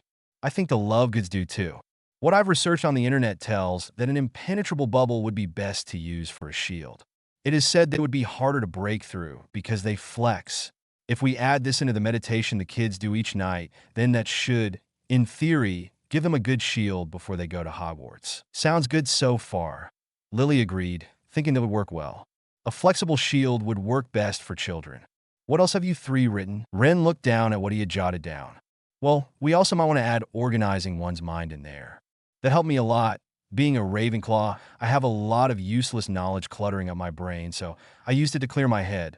I have to tell you, it helps that racing mind go to sleep. Others agreed with him on that. Who has the softest voice? Lily asked as she looked around the room. One that is strong yet comforting. The sights I want to say that is the best kind of voice to use. If we make up a script and have that person read it, we can use a recording spell on a crystal and play it for the kids every night. She had done her own research, but wanted everyone's input on how this was to be done. The adults gathered were looking thoughtful. They knew that the easy answer was Pandora, but she was a bit flighty and they worried that she might be hard-pressed into keeping the script. Well, Xenophilius said in a careful tone, tapping his finger to his chin, can it be a child? The best voice I know among us is Luna's. The only problem I see with that is keeping her on script, he said with a soft smile for his quirky little girl.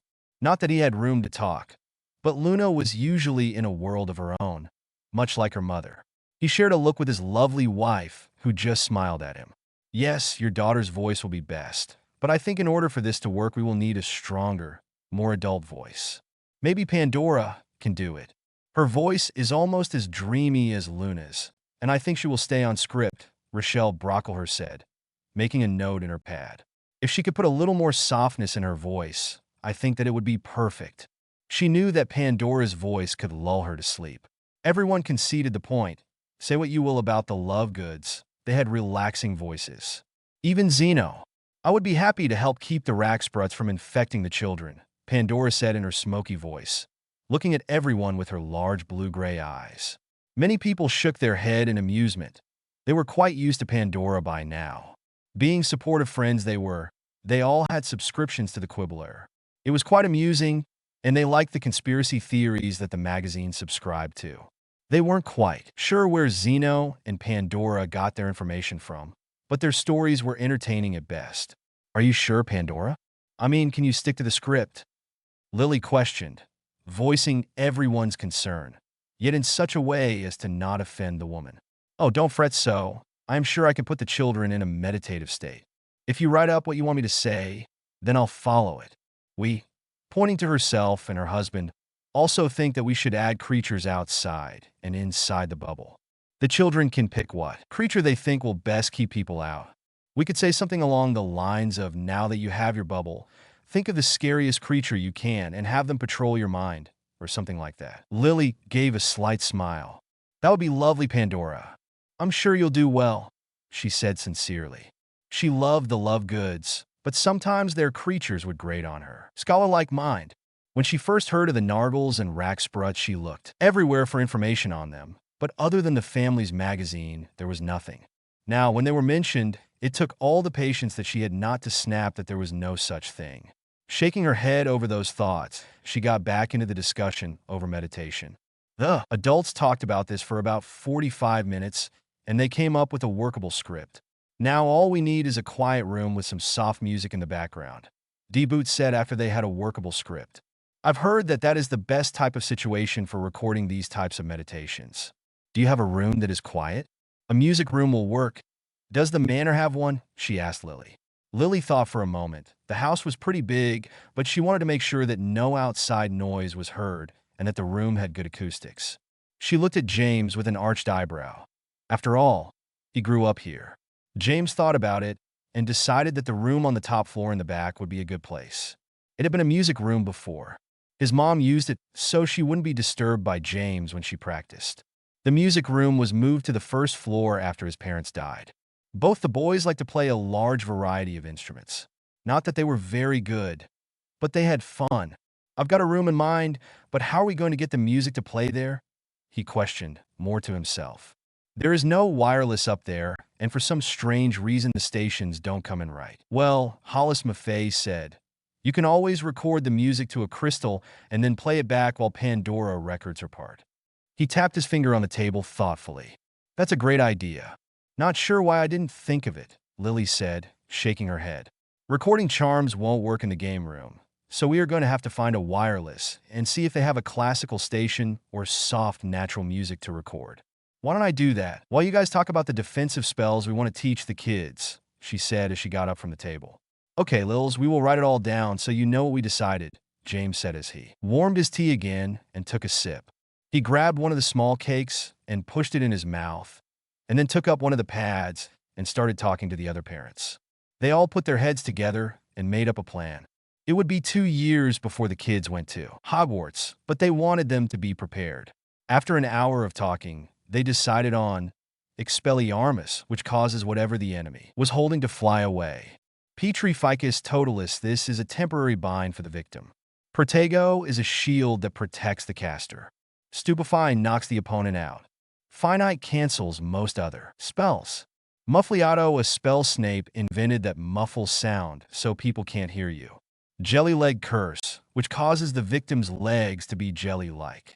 These would be great additions to the few spells the kids already knew. They figured that these would be easy to learn and within the children's magical ability. They tell the children to use them only if absolutely necessary. Other than going and getting a teacher, walking away, or anything but getting into a fight, They wanted the children to stay under the radar. They were hoping that a clemency and this guided meditation would keep the hotheads from getting into too much trouble. Lily came back with a good recording on a crystal. She played it for everyone to see if they agreed. They did. Pandora was then shown by a house elf which room to go to for her part. She came back 40 minutes later and played her crystal for everyone, and they decided that it would work well. James called Tilly and had her go to Diagon Alley and get enough crystals for all the kids so they could record it for them. Fresh tea was brought in, and everyone got comfortable. Some got up and chatted to other parents while they waited. They were all really excited to be working together on a project that would hopefully protect their children. Tilly came back 10 minutes later. Pandora went back to the room and recorded the extra crystals and handed them out when she came back. This took another 30 minutes. The meeting broke up around 8 p.m., and the parents grabbed their kids, who had long since retired to the game room, and went home. "So," Harry said as he finished up his meal, "how did it go?" The boys had regaled them with their day. They were sitting in the informal dining room and eating a nice dinner of chicken and potatoes. He pushed his plate away and drank the last of his juice. They kept the heavy talk for after the meal. It was late enough that no one wanted afters and decided they would head to bed. The twins now had separate rooms since the bond was as strong as it was going to get, which was good since Sally still visited them at night. But now they could talk to her individually and tell her how they felt about things that were private. Like Harry's feelings for Daphne, he was confused. Just a few weeks ago, he thought girls were icky. Now he thought she was cute. Hence his muddled state before bed. His brother would just take the mickey, and his mom would coo. So he was glad he could talk to Sally. Even twins needed someone else to share with. It went very well. "Thank you for asking," his father said. "We got everyone to agree to not tell anyone. And we have a small list of spells we'll be teaching all you kids on the weekends when the other families won't be here. It's too bad that the other parents aren't backing us," James said with a small sigh as he finished his chicken and hummed at the delightful taste. "Go wash up and we'll tell you what we got for you guys. Think of it as a late birthday present." "Okay, Dad," the boys said as they ran out of the room and up the stairs. "Quit running," Lily called on reflex. "Sorry, Mum," they stated but didn't slow down. "One of these days, one of them is going to fall." She snarled at her tea like it was the liquid's fault that boys didn't listen. "Don't worry, sweetheart. When that day comes, you can say, 'I told you so,'" James said as he patted her shoulder. She just glared at him for his effort. "Come on, Lilyflower, let's go tuck our boys in." He stood and took her elbow and escorted her out of the room. The couple went up the stairs and met the boys outside the bathroom. While they walked to the bedrooms, James explained to Harry, "We have a crystal that'll guide you in a meditation before you go to sleep at night. It should help you create a clemency shields and organize your mind better than it already is. We suggest that if you don't know the muffliato, then you learn it for your dorm room." He watched as Lily took Gary to his room to set up the crystal and tell him the same thing. "We already know it, Dad, but thanks for thinking about us," Harry said with a small smirk and a nudge to his side. "Brat, get into bed and let me set this up," James said as he put the crystal on the nightstand and tucked his oldest into bed. "Good night, son," he said as he kissed him on the head. He tapped the crystal with his wand, and soft music started to play. Just before he closed the door, he heard Pandora's dreamy voice. He met Lily in the hall and put his arm around her and started for their bedroom. "Let's go to sleep, sweetheart. It's been a long day." Let's," Lily mumbled into his shoulder as she stumbled tiredly to their room. With that, the Potters settled for the night. The boys listened to that dreamy voice telling them how to shield their mind and making suggestions on how to protect it. They slept well, and Sally looked down on Harry first, and then she floated through the wall and watched Gary. She was just happy they were happy, and she would do everything in her power to keep them that way. She was going to miss their nightly talks, but this meditation was good. She listened to the whole thing and was glad that most of it was merely suggestions.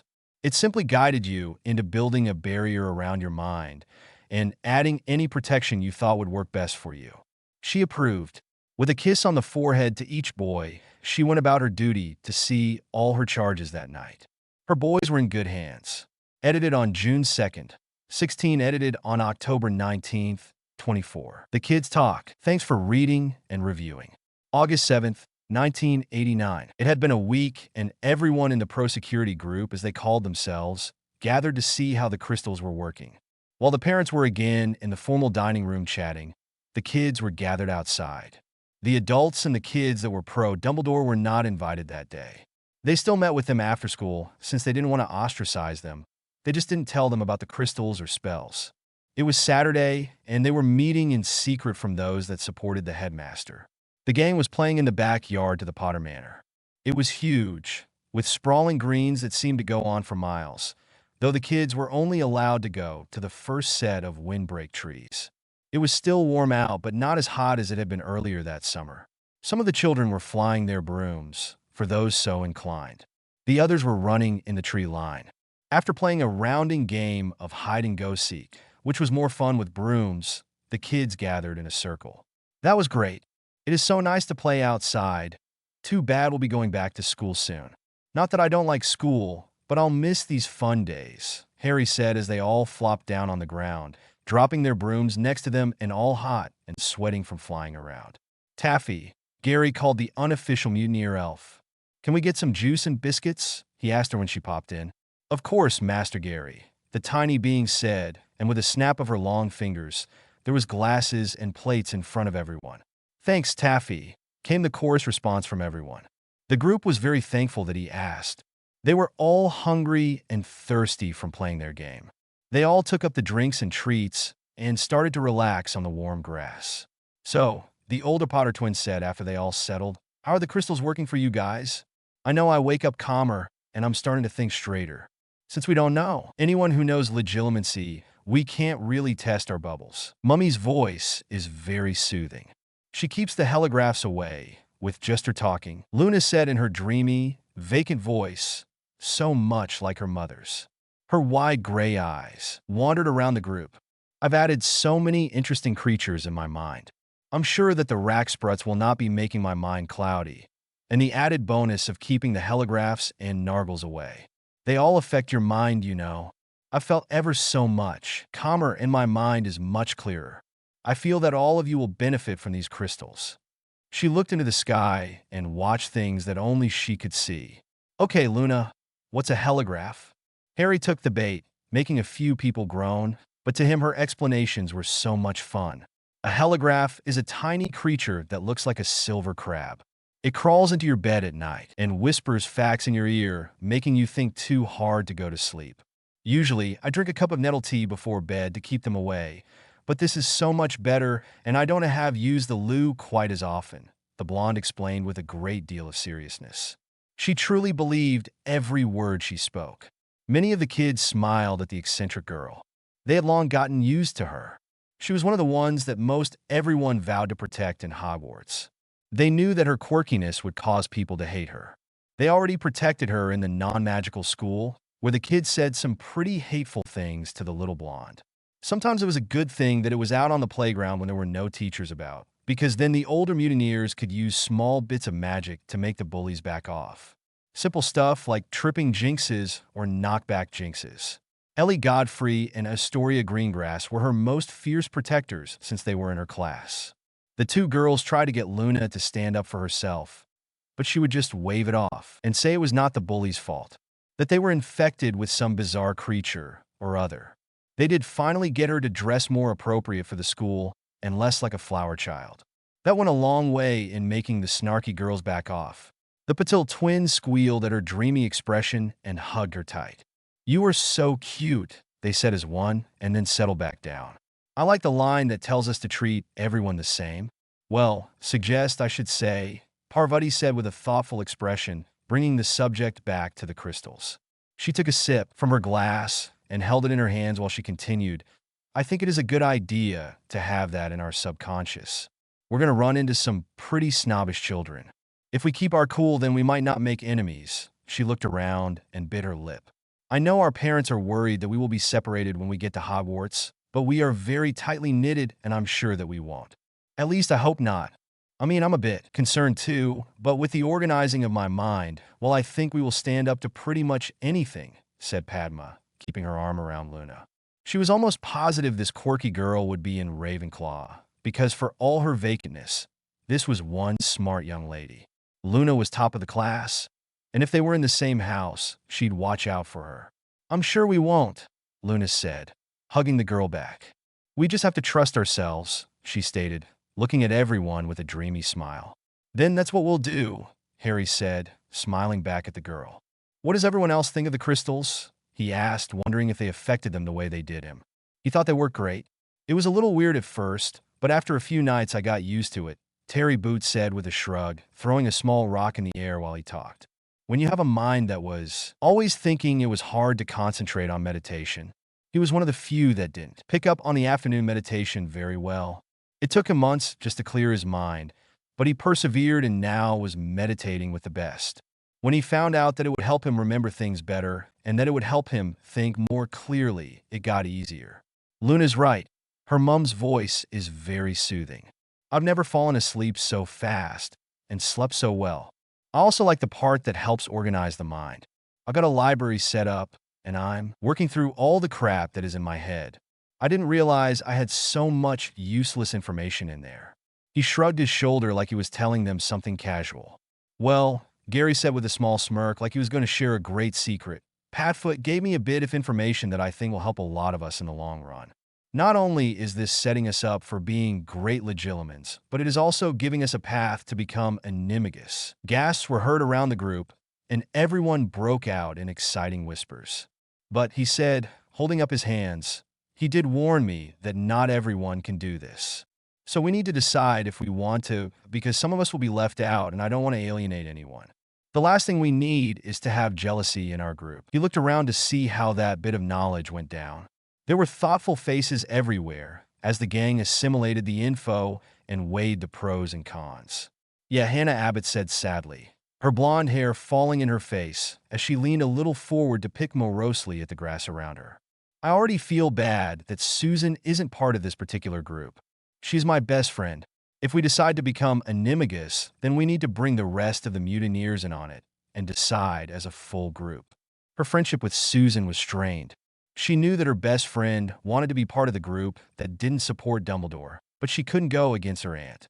The two girls had had a talk, and Hannah remembered how Susan figured out right quick that most of the gang was meeting on weekends without the others. She said she understood that the headmaster was playing games with the Potters and that the family couldn't take the chance of someone telling him their secrets. They had already been betrayed once, so she understood their caution. However, she was just as sad as Hannah that there were now secrets between them. It had been a sad conversation, and both girls cried a bit, but it also made them resolve to keep being friends despite this setback. I know, Harry said with a small frown, breaking her out of her thoughts. He gave her a small understanding smile and continued, I feel bad that not everyone is here too. We've all been together for a long time, and it is a shame that their parents don't feel the same way ours do, making us split like this. Maybe we can talk to the other kids after we get to Hogwarts and see if we can bring them in without their guardian's knowledge. He said, not really holding out hope for Ron and Percy, but he had a good feeling about the Weasley twins and Ginny. That might work, Hannah said, perking up. Our conversation yesterday makes me believe that that could happen. I mean, she doesn't want to go against her auntie, but doesn't like what Dumbledore is trying to do to you too. She thinks it's wrong. She said that the only reason her auntie is part of the supporters is because he would find out anyway. I think they will both come around soon, she finished, going back over her talks with Susan. Now that she had the support of the gang, she wasn't as morose. I just hope, Megan Jones said with a happy, wishful smile, that we can all still be friends, even if they don't come around. I like everyone in this group, and I don't like keeping secrets. Maybe we can get the adults to make a different meditation crystal for the pro-Dumbledore people. She could even add a line in there's like, trust your friends or careful who you trust, or something we can ask the adults. That way they won't feel left out, and I know that some of the hotheads would benefit from them. That would have to be worded carefully because it could be taken as a form of the Imperious. I mean, you could rewire someone's way of thinking. If it were more of a suggestion or a nugget of insight, I think it would be okay, Luna said, making everyone look at her with a bit of awe. Right. We'll make sure that the adults understand that too, Harry said, with a quick nod of his head. He wondered if the adults thought of that.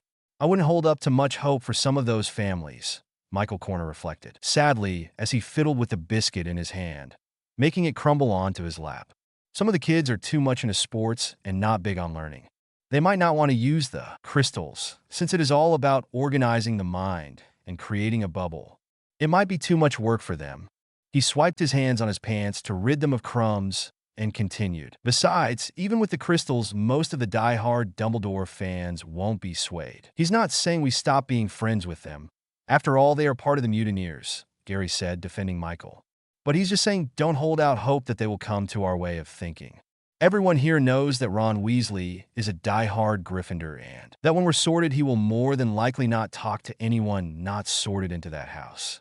He's also not known to keep his opinion to himself. I don't think it will be part of our group after the first week of school. There were many words and nods of agreement coming from most of the kids. They were all sad about that because beyond that Ron was a good kid, he was just too bullheaded to change his way of thinking. Yeah, Wayne Hopkins said, nodding in agreement. He'll probably take Finnegan with him. Those two are tighter with each other than they are with anyone else in the Mutineers. He smiled fondly and shook his head. It must be all the sports they bonded over. Poor Ron never knew Muggles had so many games. I'm surprised his head didn't explode when he found out about football. Unlike competition as much the next guy, but those two are fanatics. Nice blokes, though. I'd hate to lose them. There were sad nods around the group. It would have been unrealistic of us to think that we could keep everyone together, Daphne Greengrass said knowingly. She had been on the hateful end of some of Ron's biting comments. I know we were all hoping that we could, but honestly we knew that wouldn't happen. She glanced slyly at Harry, knowing that he held hope that everyone would rejoin the group. Well, Tracy Davis added with a bright smile, trying to cheer everyone up. Even if they pull away from the gang, that doesn't mean we still can't be friends with them, she reiterated, wanting to stress that point. Then she got a thoughtful frown. Now that we have the mirrors, we can still organize a way to meet. I think we need to talk to the adults about better security on those. I mean, the Muffliato spell is great, but it just shows that you are hiding something. And I know they're giving them to the others. What if they tell the headmaster? Yeah, Mandy Brocklehurst said in agreement.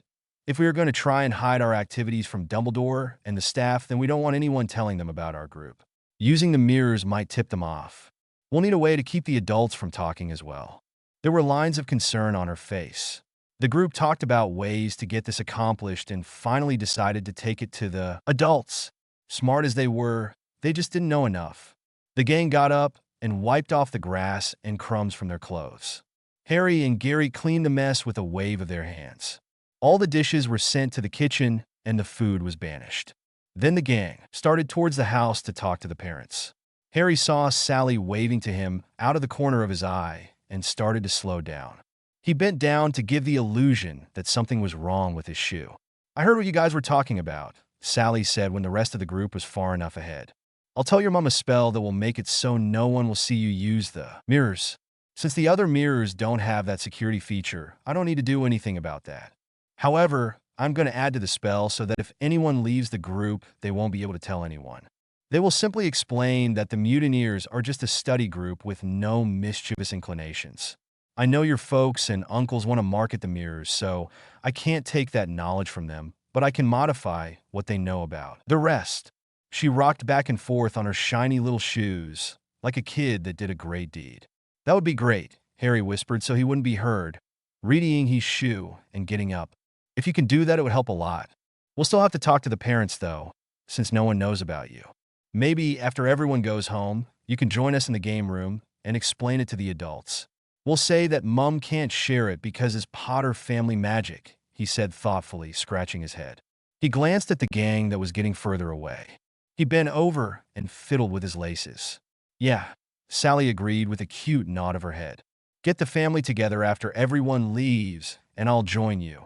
And she gave a small wave and disappeared with a smirk. Gary, don't say anything, but Sally said she can help with keeping everything a secret, Harry projected to his twin. We're going to meet with the parents after everyone leaves. Try and get Padfoot's and Mooney's attention and tell them to stay. I'll talk to Mom and Dad. Okay, Harry, Gary sent back. I'll do that, thanks for the update. By this time, Harry had caught up with the group. What happened? Why did you fall back? Mandy questioned. Harry said with a small stutter. He hated lying to his friends, but Sally was a secret that must be kept. Well, my shoe came off, he said quickly and with a bright smile, pointing at the offending shoe. I had to stop and fix it. I think I fiddled with the laces when we were talking. Bad habit of mine, he said, willing himself to just shut up. "Oh, okay," she said with a shrug. The kids made it to the house and were making their way to the dining room where they knew the parents were. They were quietly talking among themselves, discussing ways to bring up their worries without sounding like whiny little kids. As they got to the dining room, each kid broke off and went to their respective parents. Hugs and greetings were given, and chairs were conjured for the kids to sit. The table expanded by itself, having been spelled that way. Juice and treats appeared up and down the middle, and everyone got settled. "What's up with you guys?" James said, giving Gary a one-armed hug. "Why so serious?" he asked as he noted their faces. They all looked like they had a deep discussion and were stumped as to where to go next. Well, he was more than happy to help them along, and he was sure everyone here at the table felt the same. "Did something happen?" Lily said, taking Harry by the face and giving him a once-over. When she saw that he was fine, she turned her sights to the rest, and her eyes roamed over clothing and faces to see if there were any injuries. "No one is hurt, are they?" she asked, causing all the parents to examine their children. "No," Gary said, batting his dad's hand away. "No one is hurt. We just have a few concerns we wanted to talk to you guys about." He sat back in his chair to get away from his dad's inquiring hands. "Well, that's a relief," Rochelle Brocklehurst said, when she finished looking Mandy over. "So what's up? You kids look like someone took your puppy." "Well, we were talking about how if we can't bring the other kids into the group, they might tell Dumbledore about us. That might cause strict rules on mirror use, and the headmaster might find a way to ban them if he thought we were against him. Then we wouldn't be able to talk to you guys while we were at school," Padma said, settling on her chair next to her dad. She moved the chair closer and leaned onto him. "We were also talking about how some of the other kids will probably not be part of the mutineers after first year. Some of them have pretty radical ideas, and we haven't been able to dissuade them." Parvati took up the narration as she cuddled with her mother. "Yeah," Hannah said sadly, thinking of losing part of the group as she leaned her head on her mom's shoulder. "It makes us sad that we may lose one or two of our friends. But as Daphne pointed out, it was unrealistic of us to think we would all stand together. That, and we don't want a repeat of what happened to the Marauders." She looked bashfully at Sirius, James, and Remus. "No offense. It is said to learn from history, though, so it doesn't repeat." The story of Peter's betrayal was one of the moral tales that the adults told the kids. They wanted to make sure that they looked for the signs of someone pulling away. The Marauders missed all those signs and let a good friend turn bad. They partially blamed themselves for not being a good friend. Not completely, since Peter was an adult when he strayed, but still, the three men smiled fondly at the shy girl. "None taken," Remus said with a sad look in his eye as he remembered the good times the Marauders had in school. "You're right to think of that. If we had taken history seriously and learned from it, we would have caught on to Peter much sooner. Smart thinking, you guys." He reached over and messed up Harry's hair. "That's actually good thinking," Ren said proudly, glad all the lesson these kids were getting on logical thinking was paying off. "What else is you guys so concerned?" "Well," Astoria said, turning to Mr. Corner. "We were also thinking that you guys could make up some crystals for the rest of the group. Just because they're pro-Dumbledore doesn't mean they should be left out of this. It's not something Dumbledore can control anyway. Just leave out the occlumency bit and concentrate on the organizing their mind and keeping control bits." And someone suggested adding a phrase in there about trusting friends. That way, if we can talk them around, they won't be far behind us. There was a nodding of heads among the children, showing they all felt that way. "That is actually a good idea," Frank Longbottom said. "We could even look into marketing those crystals and the mirror and set up a vault for future use. If you guys are sure that he, who must not be named, is going to come back, we'll need funds. War is not cheap, and it almost wiped out many families' funds just to stay out of it. We lost a bit of fortune in the last conflict, and that was mostly with warding. Can you imagine having to pay for troops?" "Frank, not now," Alice said, looking pointedly at her son, whose face was scrunched up in thought.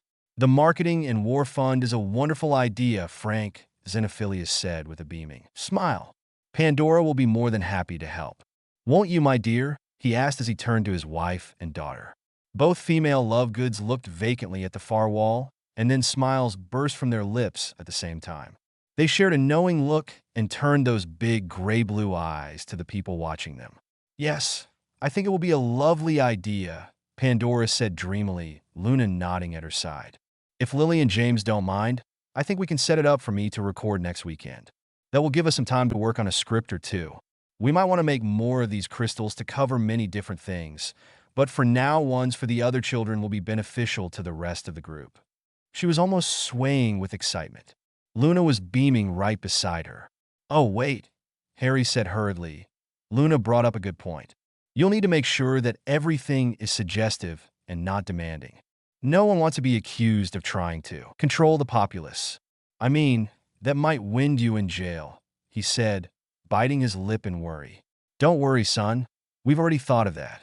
But thanks for the warning, James said with a smile as he reached over and messed up his oldest hair. He got hit for his efforts, but that was okay. As the adults and kids began to discuss what they would need to do to keep their secrets, Gary made his way over to his dog father and wolf uncle. Hey, you guys might want to stick around after everyone leaves, he whispered with a wink. We're going to talk to our friend, he said softly, and then went back to his chair and started talking with his mom. The two men nodded to his back and then joined the rest of the group's discussion. The talk continued for about 40 minutes. It was decided that they would all think of ways to up the security and parted for their homes in a flurry of hugs and goodbyes. The Potters and the rest of the Marauders went to the game room to talk more. They had just settled on the couches and chairs when Sally joined them. She told them what she had, explained to Harry, and they discussed it until they finally agreed on how to pull it off, which was the original idea of saying it was Potter family magic. The rest of the night was spent in laughter and games until it was time for bed. I'm glad you brought all that up to us, Lily said as she kissed Gary on the head after tucking him in. It does my heart good to know that you kids think of others. It means that all the stories we told you over the years have done some good. She fussed with the blanket, trying to pull it up to his chin. Mom, stop, Gary protested with a blush. I'm getting too old for you to be tucking me in. That, and you know, Sally will be here in a few minutes for lessons, so you were just wasting your time. Lily frowned at the reminder that Sally was still giving the boys lessons. But they had talked about it before, and they all agreed that she would continue. You will never be too old in my eyes, the redhead mother stated, as many mothers before her had. Besides, it gives me comfort. Will you really deny me that? She said with a puppy dog face. You are too old to use that face, he whined, trying to stay firm in his resolve not to be tucked in. When those big green eyes got bigger and shinier, he deflated. Fine, but only until we get to Hogwarts. By then I'll be much too old to be babied. He relented as he gave the smug woman a hug and snuggled down into his blankets. Lily smirked and mussed up his hair. She gave him another kiss and said, Don't forget your crystal after Sally leaves. Like Sally would let me. Gary grumbled to himself. I will, Mum. Good night, he said as she was leaving the room. Good night, sweetheart. Don't let Sally work you too hard, she ordered as she walked out the door. She met her husband in the hall. Did Harry give you a hard time too? Yeah, James said sheepishly. I'm pretty sure they set us up. I know when I was this age, I felt the same way. My parents didn't let me get away with it either.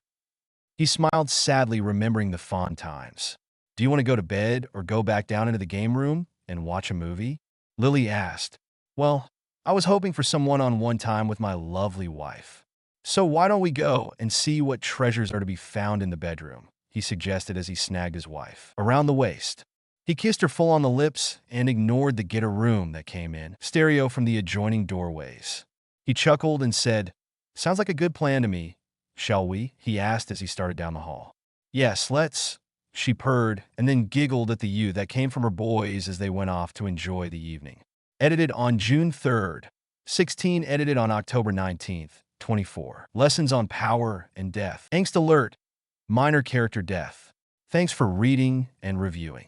The year went by, and everything had been going well for the Potters, the mutineers, and their families.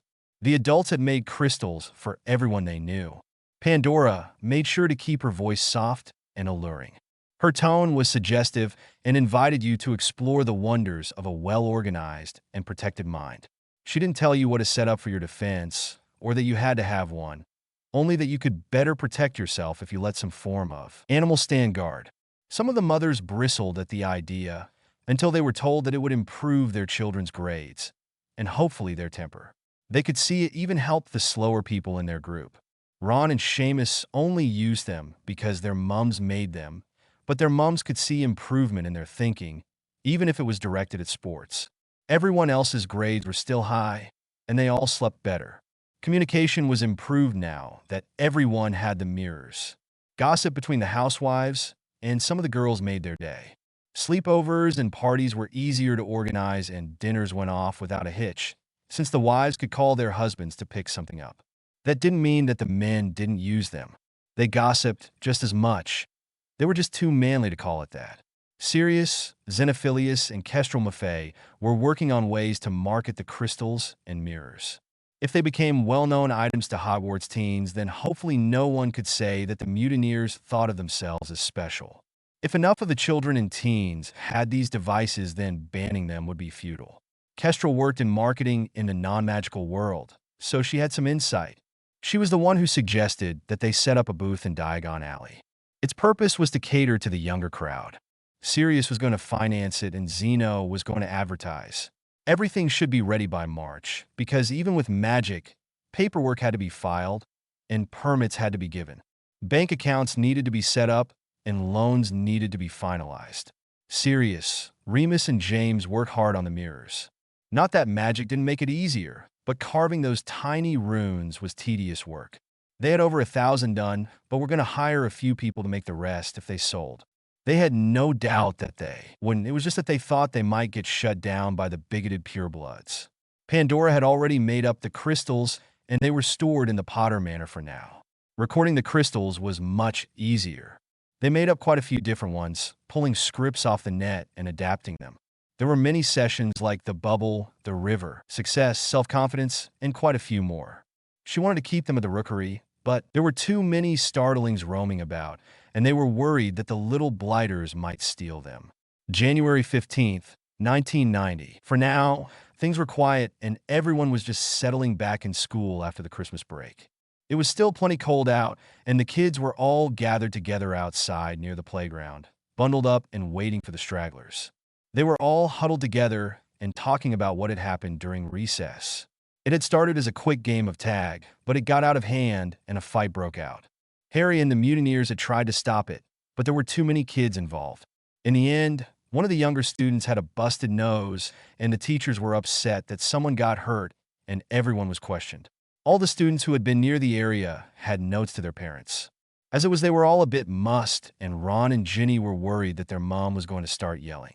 There might even be a spoon involved. "Don't worry, guys," Harry said, trying to get the concerned look out of his friend's eyes. "The note says that you were trying to help stop the fight." He had been a major factor in trying to break it up. He had even risked magic doing so. It hadn't helped, but he had tried. "Yeah, but you know, Mom, she doesn't like it when we rip our clothes in fights," Ron rebutted, fingering the tear in his jacket. He had been right in the middle of the fight. He knew better, but had let his hot head get the better of him. "She thinks it's uncivilized. Still, you were protecting the little ones from the Nargles," Luna said as she laid her hand on his arm. "Right," the redhead said, gently removing his arm from her grip. "I'll tell her that." He used to be one of the ones to make fun of Looney, but they threatened to toss him out of the group if he continued. And since he had no other friends, well, he could put up with the airhead. Ginny was standing there looking forlorn with a rip in her trousers. She hadn't been in the fight, but she got pushed down when she tried to get her pig-headed brother to stop. She was so going to be in trouble. She just took Luna's hand and guided her away from Ron. She knew how he felt about the ditzy girl. He complained often enough at home. The kids were huddled together waiting for the parents and were still talking about the fight when there was a sound like a car backfiring in an alley not far from the school. Since most of the adults didn't apparate in, the boys of the group pushed the girls behind them in case there was trouble. They all let out a sigh of relief when Zeno came around the corner. Luna broke off from the group and ran to meet him. "Daddy, why are you here?" She laughed as he took her up in a hug, but the hug was too hard and her daddy was crying. Daddy, what's wrong?" Luna cried as she held onto her daddy just as tight. "Luna, my little moonflower, Daddy is so sorry. We need to go now. Say goodbye to your friends," he said, never letting go of his little girl. Mr. Lovegood's voice was hoarse from crying. Harry could now see the tear tracks on his face. He put his little girl down, but didn't let go of her hand. Luna turned to her friends, her eyes wide and brimming with unshed tears. There were lines of worry on her normally clear face. All Harry could think is those lines should never be on that face. I'm not sure why, but I have to go now. I will see you soon, I hope, she said, still clinging tightly to her father's hand. Various choruses of I hope everything is okay, Luna, and see ya, Luna, echoed around the school playground. Zeno and Luna ducked back into the alley and disappeared with a pop. A few more pops were heard, and some other parents came to get their kids. The Weasleys and the Bones were two of them. All of them had sad looks on their faces. None would tell the children what was wrong. I wonder what this is all about, Padma inquired worriedly, wringing her hands together. She was very concerned about Luna. She was such a delicate flower.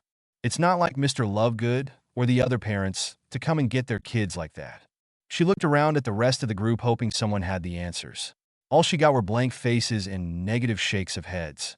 All of the adults looked like they had been crying, and now she was worried about her own parents. Someone had to have died or was seriously injured to cause this type of reaction from the parents. Yeah, and Mr. Lovegood looked sadder than everyone else. Parvati agreed with her twin, having the same bad feeling. I hope it isn't too horrible news.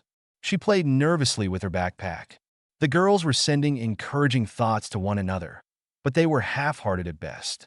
The atmosphere was heavy, and they all just wanted to know what was going on. I don't know, Harry said, taking charge. Let's get to the manor and see what my folks have to say. He was trying to put on that British stiff upper lip. It was hard, because he too could feel the death in the air, and Sally was nearby looking at him and shaking her head.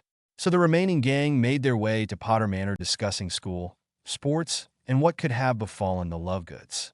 They were met by the Potters, the Marauders, the Greengrasses, the Longbottoms, and the Patils. Judging from the drawn looks on all of their faces, the kids came to the realization that someone died. Gary and Harry saw Sally off to the side with a blank look. She nodded her head, confirming that fear. With stricken looks on their faces, they turned back to the adults. Who? They asked together, fearing for everyone they hadn't seen that day. Come inside, everyone. I'll get Tilly to make some hot cocoa, and we'll tell you what we know after everyone is warmed up, Lily said as she put her arms around the nearest couple of kids and led the way. The other adults followed suit, and soon everyone was in the game room. Book bags were dropped unceremoniously at the door, and jackets were tossed on the floor. Everyone wanted to know what the bloody hell was going on. Lily had chosen this room because if the kids got too emotional, then there could be accidental magic, but here it wouldn't happen. Beanbag chairs were brought out and placed between the many couches and chairs. Everyone settled in a seat, and soon all the kids had cocoa and the adults had tea. Well, now that everyone is warmed up, we have some very sad news. Alice took a deep breath as tears started to pour down her face. She wiped them off, but her voice hitched as she said, "You all know Mrs. Lovegood experimented on spells, right? She was trying a new spell today when it went horribly, horribly wrong." She looked at all the young faces so untouched by death and tried to figure out how to say the rest. "Is she going to be okay?" Hannah asked delicately as she looked around the room and saw the tears on the adults' faces.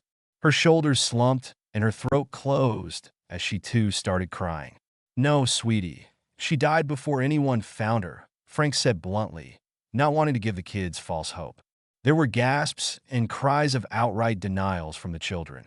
Searching for something that would help ease the shock, he said, "We can truly take heart that little Luna wasn't there at the time. If she had not been friends with this group, then she wouldn't have attended the school and she would have been home. While there is no true reason to be happy, it will help that she will have all of us to be there in her time of need. Mr. Lovegood too, of course," he said for the benefit of the adults, who all nodded. "Mum, what do we do to help?" Astoria asked as she swiped at her eyes. She was determined to protect her little friend. Celeste took her daughter into her arms and considered what to say. She finally decided on, "You know when you're sad and I take you into my arms like this and hold you really close and say silly little things like, 'Sure, it's all right and it'll be okay,'" she asked as she proceeded to demonstrate. Astoria and a few of the other children who were listening nodded their heads. Well, the reason people do that and say those things are not for the words. It's because that's what they want to believe with their whole heart. They want to take the pain away, and sometimes you just have to hold really tight and believe really hard that you can make that happen for the person who is hurting. So, Lily said, catching everyone's attention, you just have to be there for her. I want you to just be close to her if you can. Remember, a small touch on the arm here, a peck on the cheek there, can go much further than always asking if she is okay. We'll do what we can for both of our dear friends. I have to warn you, though, people who are grieving can be pretty stubborn about not needing help. I don't want you to push yourselves on them, she hedged, knowing full well if she had to, she would push the love goods into accepting help, but not wanting the children to be in such a position. Now, said Sirius, clapping his hands and rubbing them, trying to divert the attention away from the bad news. We've decided that it's only homework today and no lessons. We want to wait until Luna is back with us, so she doesn't fall behind. Some of you might feel better after some meditation, though, but we'll leave the choice up to you. Harry and Gary looked at each other and had a silent conversation. Mom, Dad, do you think we could go to our rooms after we do our homework? We won't be long. We just want to find something that will help Luna. We're not sure what, but there might be something there, Gary said, not really lying they would look for something after they talked to Sally. Sure, honey, after your homework, Lily said, wondering what the boys could possibly have in their rooms for a little girl. The atmosphere in the room was sad. Sirius, Remus, Frank, and James tried to lighten it, but all attempts failed. The kids just sat and did their assignments. Soon enough, all the homework was done and the kids splintered off. Some watching the telly, others went on the computers, still others took Sirius's advice and tried to meditate. While everyone was occupied, Harry and Gary slipped away to Harry's room. Sally, Harry said after he closed the door. Can you come here for a minute, please? Sally appeared and stood in front of the boys. Her cute little dress was gone, and in its place were dark robes that flowed like they were made of ink. Her hair fell straight down her shoulders, and she looked far more mature than a 6-year-old little girl should. I know what you're going to say, and the answer is it was her time. I won't apologize for this, she said firmly, planting her hands on her hips. I don't control when people die. I only helped your mom because of the damn prophecy. Had it not been for that, your mom and dad would have died that night, and you would now be in the control of Dumbledore. I took special notice of you boys. Fate has plans for you, and I want to make sure you survive those, she said with a firm look in her eyes. I don't understand, said Harry. Extreme confusion showed on his face, along with some guilt. Why are we so special that we get different treatment? What is it about this prophecy that lets you interfere with our lives and not the lives of our friends? He was almost yelling by the time he was done. To him, it was unfair. Pandora Lovegood was a good woman, and to him should not be dead. You are not the only children I help, and while you are special, I cannot break the rules all the time. There is a reason I have helped your family. You know how I told you that I see a little of the future? The boys nodded. If I had let your parents die that night, one or both of you would have turned to the dark path. It would have been vengeance on Dumbledore when you found out what he had done to your lives. Many deaths would have happened before their time. This has happened before in the past when one, who thinks he knows more than others around him, interferes with someone else's life. I've had to bring someone back to life before, so that path was not followed.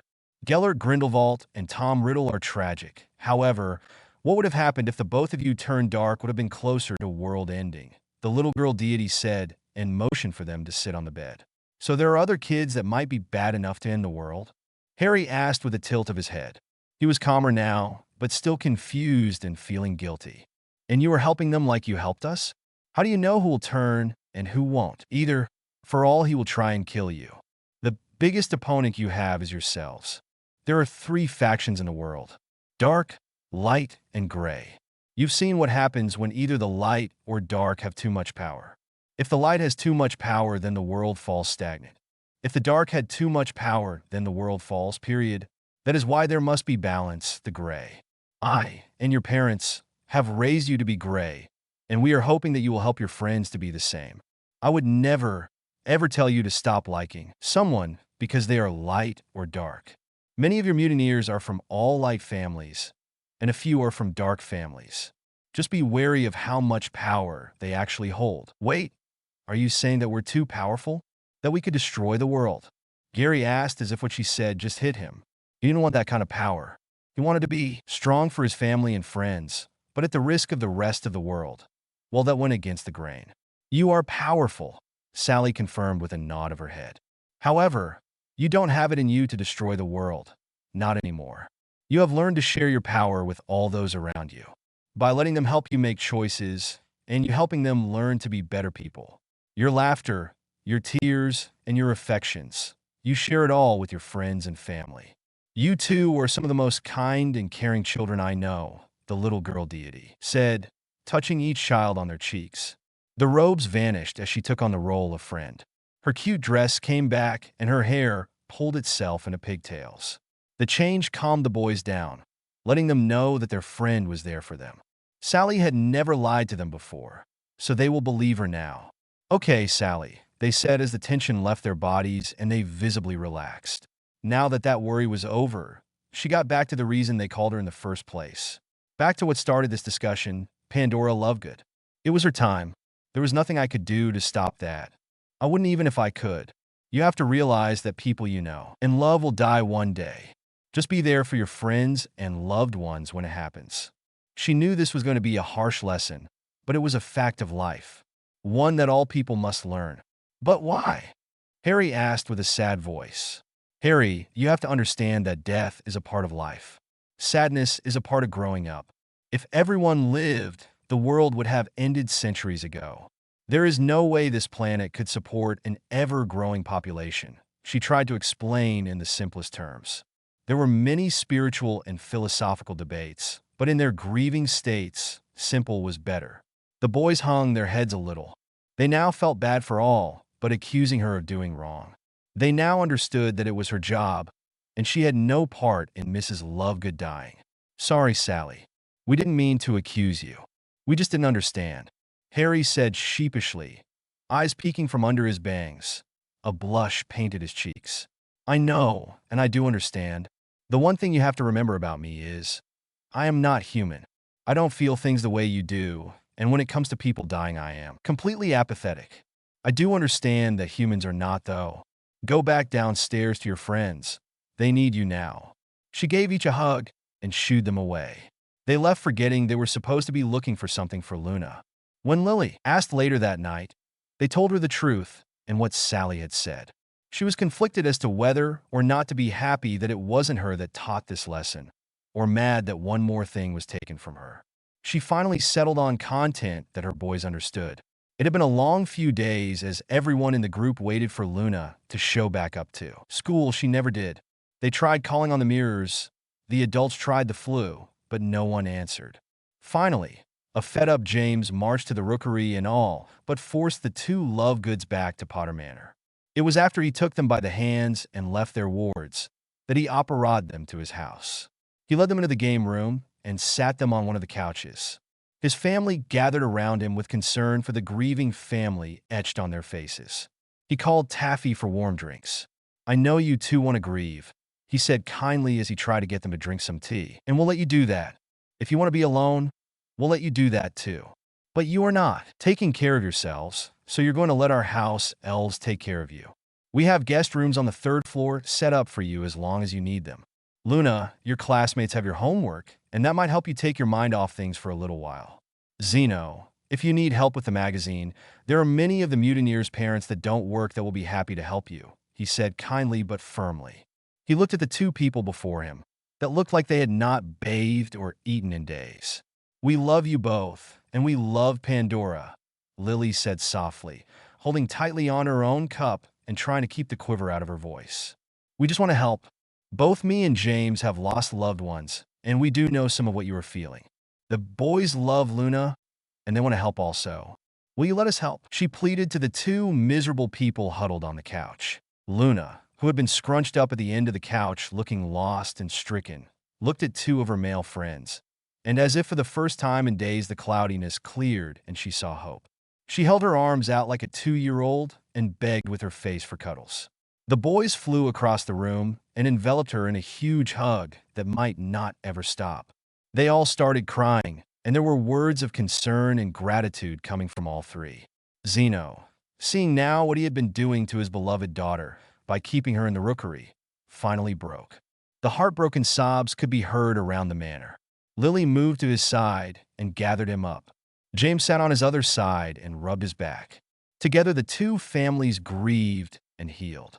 Later that night, James asked the house elves to go and get the Lovegoods clothing and necessities.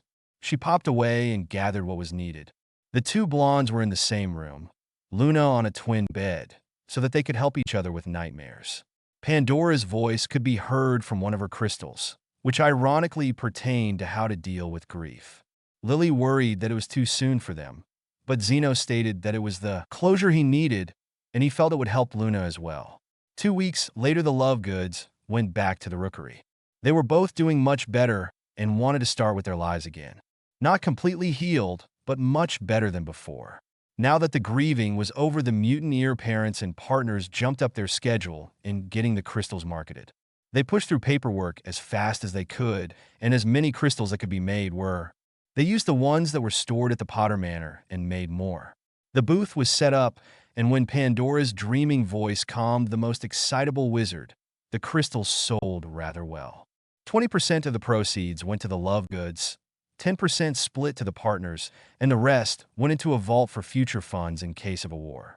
At the booth called Pandora's Box, a plaque was hung, and it read, "In memory of our good friend and loved one, Pandora Lovegood. May she find the crumpled horned snorkack." This one was hard to edit because I kept crying, so I had to take a break and come back to it. I think I got everything, but if I didn't, then let me know. Edited on June 4th, 16, edited on October 20th, 24. Issues with Wands. Thanks for reading and reviewing. August 3rd, 1991. Time went by in a flurry of business, paperwork, and emotions as everyone healed from the loss of one of their own. During that time, the crystals and mirrors sold like hotcakes. Teens everywhere swarmed the stand, and they sold out within the first month. Padfoot, Prongs, and Mooney were hard-pressed to keep up with the demands. They finally had to rent a small storefront and hire people to record the crystals and etch the runes on the mirrors. Most of those hired were parents from their group. Well, Remus stayed with them as boss and helper. They kept the name Pandora's Box. Now it was time for Hogwarts, and the kids were ecstatic when they got their letters. Well, most of them. Luna, Ginny, and a few others were upset that they couldn't go, but were content that they would still be together in the non-magical school. The older Weasleys promised the younger kids that they would write to them. The mutineers let them know that they would mirror call them every day. They didn't want them to feel left out. Today is going to be a nightmare, Lily thought, as she went over who was coming with them and who wasn't. She knew that all the Weasley kids that were already in school were staying home today and shopping another day as to not overwhelm their mom. And all the kids that weren't going to school this year were doing the same for the same reason. So that left everyone Harry and Gary's age. At this moment, she was wondering if she should contact all the shop owners to warn them of the group's approach. Maybe she would just tell Madame Malkin. The seamstress was the gossip of the alley, and she would warn the other shops. Thinking this was a good idea, she put it into action. Madame Malkin's robes for all occasions, she called into her mirror. She was really happy that the store owners had purchased them. Not only was there a great advantage for them, but she also hated talking in a fire. "Mrs. Potter, whatever can I do for you?" Madame Malkin asked as her face came over the mirror. She had a pin cushion on her wrist, which was patting her hair, a tape measure around her neck, and pins sticking in various places around her hat and lapels, making her look like the seamstress she was. Lily looked at the woman and held back a small giggle at her frazzled appearance. "I wanted to warn you that we're coming with a large group of first years in about an hour or so. There will be 19 all told, not to mention the parents. We're going to split into smaller groups of 5 or so you shouldn't be overwhelmed, but I wanted to let you know. Sorry, I didn't call before today, but she trailed off, not wanting the woman to know she just now realized that it would be a hardship on the shop owners. Couldn't find the time, she finished lamely. "Oh my, that is quite a few children to be coming all at once." "Thank you, Mrs. Potter," Madame Malkin stated with another pat on her bun. "You are so kind-hearted to let me know. I'll warn the others so they can make sure they are stocked for such a large group. Do tell your husband and his friends that these mirrors are Merlin sent. They make talking to the other shop owners so much easier," she gushed. "Now, off you go. Let me get to my gossip," the kind old lady said, making shooing motions with her calloused hand. "See you in an hour or so, madam," Lily said as she turned off the mirror. She put it away and called the males of the house. Boys, James, aren't you ready yet? Everyone will be here less than an hour, and you haven't eaten, she hollered up the stairs. Coming, Mum, came the twin replies. She heard drawers close and fabric being picked up. Lily, I can't find my green shirt, James complained from the area of their bedroom. Then we're something else, or ask one of the house elves where it is. It's not like I do the laundry, she answered her husband, shaking her head in frustration at that man. She turned and went into the kitchen to see if there was breakfast made. There was. Cold cereal, milk, toast, and fruit littered the table center. Now if only her boys would hurry up. She sat at the table and waited. She went over what they were planning in her head. Who was going, who was staying, and how they were going to get everything done. It had taken months of planning to get all the parents to move schedules so that they could go today, and even with that shuffling, only the women were going. The men decided they didn't want to go shopping with all those females and made plans to be anywhere but Diagon Alley today, cowards. Others needed to find someone to tend the younger siblings. So it finally came down to her and 9 other mothers, like she said, a nightmare. She just hoped she had given enough of a warning to the shops. She could finally hear the men folk coming down the stairs, and the fleeting thought of, a herd of hippogriffs is what they are, filtered quickly through her head. Finally, the red-headed woman said in exasperation as she came out of the dining room. You only have about 50 minutes to eat and then get cleaned up. Sorry, Mum, the boys said as they made it to the bottom of the staircase. I'm going to call Sirius and make sure he's awake, James said as he passed the boys, and he wandered off to his study. I'll be to breakfast in a minute, he called as he closed the door. I want to warn you. I told Madame Malkin we were coming, so expect the press. So make sure you have your caps, she told them as she fussed with Harry's hair. Not that they'll help. Do you remember what we talked about? Don't give any information away that we don't want to give. Don't talk to them at all if you can help it. I'm going to be telling them that. We'll hold a press conference on the 1st at the platform, she said as she stood back and checked to make sure her boys were dressed appropriately. We know, Mum, they groaned as Harry fixed his hair. Not that it mattered since they were going to wear hats, but he was trying to keep the image that they were exactly alike. Their hair was styled exactly the same. They made their bangs fall down their foreheads, covering both sides. This way no one could see the scars. His mom had swept his hair off to the side. The twins were dressed in the exact same jeans, t-shirts, trainers, and caps, which were on their belt hoops. They were carrying matching leather bottomless backpacks to hold their purchases. All the mutineers had one. The Potters made sure to give them out as your gifts last year. And since everyone got one, no one could complain that anyone was getting charity. You decided to go as twins today? She asked with a tilt of her head. It was rare that they dressed alike. The bond made them feel each other's feelings, so they decided in order to keep themselves separate beings they wouldn't dress alike. Gary went towards darker colors, while Harry liked grays and medium shades. Unlike the Weasley twins, those two thrived on the whole two-as-one deal. The Patil twins were as different as dusk and dawn. Not really that different, but enough that they could be in separate houses when they were sorted. These two might be separated at Hogwarts as well. Yeah, we're hoping that with our hats, we can fool the press. That way they won't just hound Gary. We warned the group we were going to be doing this. So whoever splits off with one of us will know that there might be harassment, Harry explained as he sat at the table and grabbed a bowl, making some cereal and milk. Yeah, Gary said as he too poured himself a bowl. We want to make sure they can't tell us apart. James came in from calling his mate, dressed in casual pants and a button-up shirt with his golf shoes on. He gave his wife a kiss on the cheek, sat next to her and poured some tea. Sirius will be here soon, he told her. Then he turned to his sons and said, that is actually a really good plan, but how will your friends tell you apart? I mean, I assume you are keeping your hair down to hide your scars, the father stated sipping his tea, looking over what was still on the table and wondering if he should fill up or eat light. Austin Godfrey was taking a bunch of the men golfing in non-magical London, so he wanted to be sure that he wouldn't be weighed down by eating too much. On the other hand, it was a lot of walking. Do you guys have enough money, or are you going to the bank? He asked, putting some fruit on his plate, deciding to go light. Well, we told them ages ago how to tell us apart. What?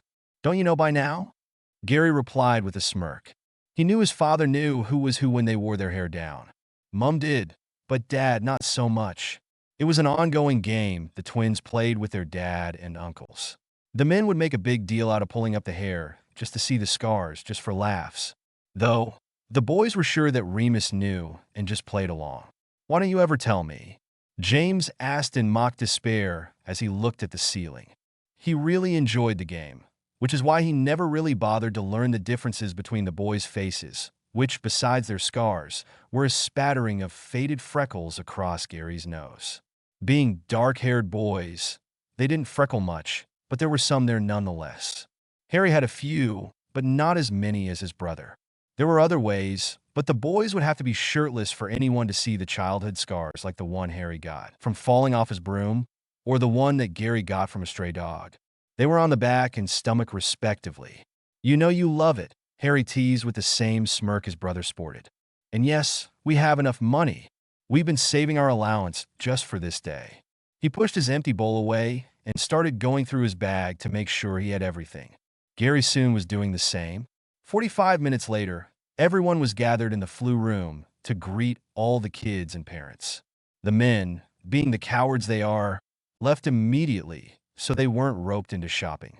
At 10, all the 11-year-old mutineers and parents were ready to go. They had split up in groups, boys and girls separated, with 2 to 3 parents for each group. They consisted of Group 1, Harry, Terry, Seamus, Neville with Lily and Kira Finnegan as chaperones. Group 2, Gary, Mike, Ron, Wayne, Molly Weasley, and Desiree Corner. Group 3, Hannah, Faye, Daphne, Padma, Leanne, Faye Abbott, and Sarita Patil and Cherry Dunbar. Group 4, Alice, Mandy, Tracy, Megan, Parvati, Rochelle Brocklehurst, and Gwenog Jones. They all went to the Leaky Cauldron first and gathered around a few tables they pushed together to make last-minute plans. Tea and juice was abundant as they took what was probably going to be the last relaxing moment of the day. "Okay, let's have a raise of hands as to who needs to go to the bank," Cherry said, raising her own hand. A quick count of hands showed that only 2 of the groups needed to get money. So it was decided that Group 1 would go to Ollivanders first. Group 2 and 3 would go to Gringotts, leaving Group 4 to go to Flourish and Blots. Each party would work their way around the alley from there, taking at the most 1 hour for each store, or they'd be here when the shops opened the next morning. They all gathered at the wall behind the pub and put Harry and Gary in the middle of the group. Lily had warned them there might be a crowd and the press. Some of the parents complained that she shouldn't have warned the shopkeepers, while others commended her on her smart thinking. They knew that if they were the ones working in the alley, they would have wanted to be told. Lily took a big breath and tapped the bricks opening the wall. She was correct. There was a large crowd of people just hanging around the entrance. But after the many times Lily had lost her temper in the past, the spectators simply watched and shouted thank you to the Gary and then went on their way. On the other hand, the reporters surged forward, pushing people out of their way and shouting questions at the boys. The hats and form of dress worked. They had no clue as to which one was their target, so both boys were being bombarded with questions. The parents tried to keep the kids behind them. "Back off, you idiots," Faye snapped as one jostled Hannah. "If you hurt my child, they will not find your body," she snarled as she pulled 3 of the girls back away from the vultures. The man backed quickly away from the irate mother. Lily let off a bang from her wand and yelled to be heard, not bothering with the sonorous, because she didn't want the entire alley to know what she had to say. "We will not be answering any questions today," she said, ignoring the yells of complaints. "If you come to King's Cross on the 1st of September inside the barrier," she stressed, "we will hold a press conference then. Know this. If you persist today, you will not get your answers on that day. We just want the kids to have a fun day of school shopping with their friends. Please, leave us alone today, and we will be more than happy to talk to you the day of the conference." "Thank you." She stepped back and waited to see what they would do, keeping her eye out for ones they would shun on the first. She didn't care if they thought she was being hard-hearted. She just wanted them to go away. Almost immediately, most of the reporters dispersed. It was rare that the Potters spoke to the press, and they didn't want to mess up their chances. A few persisted, but when no answers came from the determined-looking group, they finally disappeared as well, fading into the crowd hoping to catch the kids talking. Lily kept a special eye on Rita Skeeter. They'd already had issues with her. That woman and her vile quill had pointed out many times that the Potters were recluses and that they were keeping the wizarding hero from the public. Lily had gotten hate mail from those articles, but since they weren't exactly lies, she couldn't sue. The group split up, and Harry's group made it to Ollivander's without any problems, laughing and joking all the way. They all speculated as to what their wands would be. Lily and Kira smiled at the boys and followed closely to make sure no one wandered off. They came to the dreary store. It looked the same as always, run down and dusty.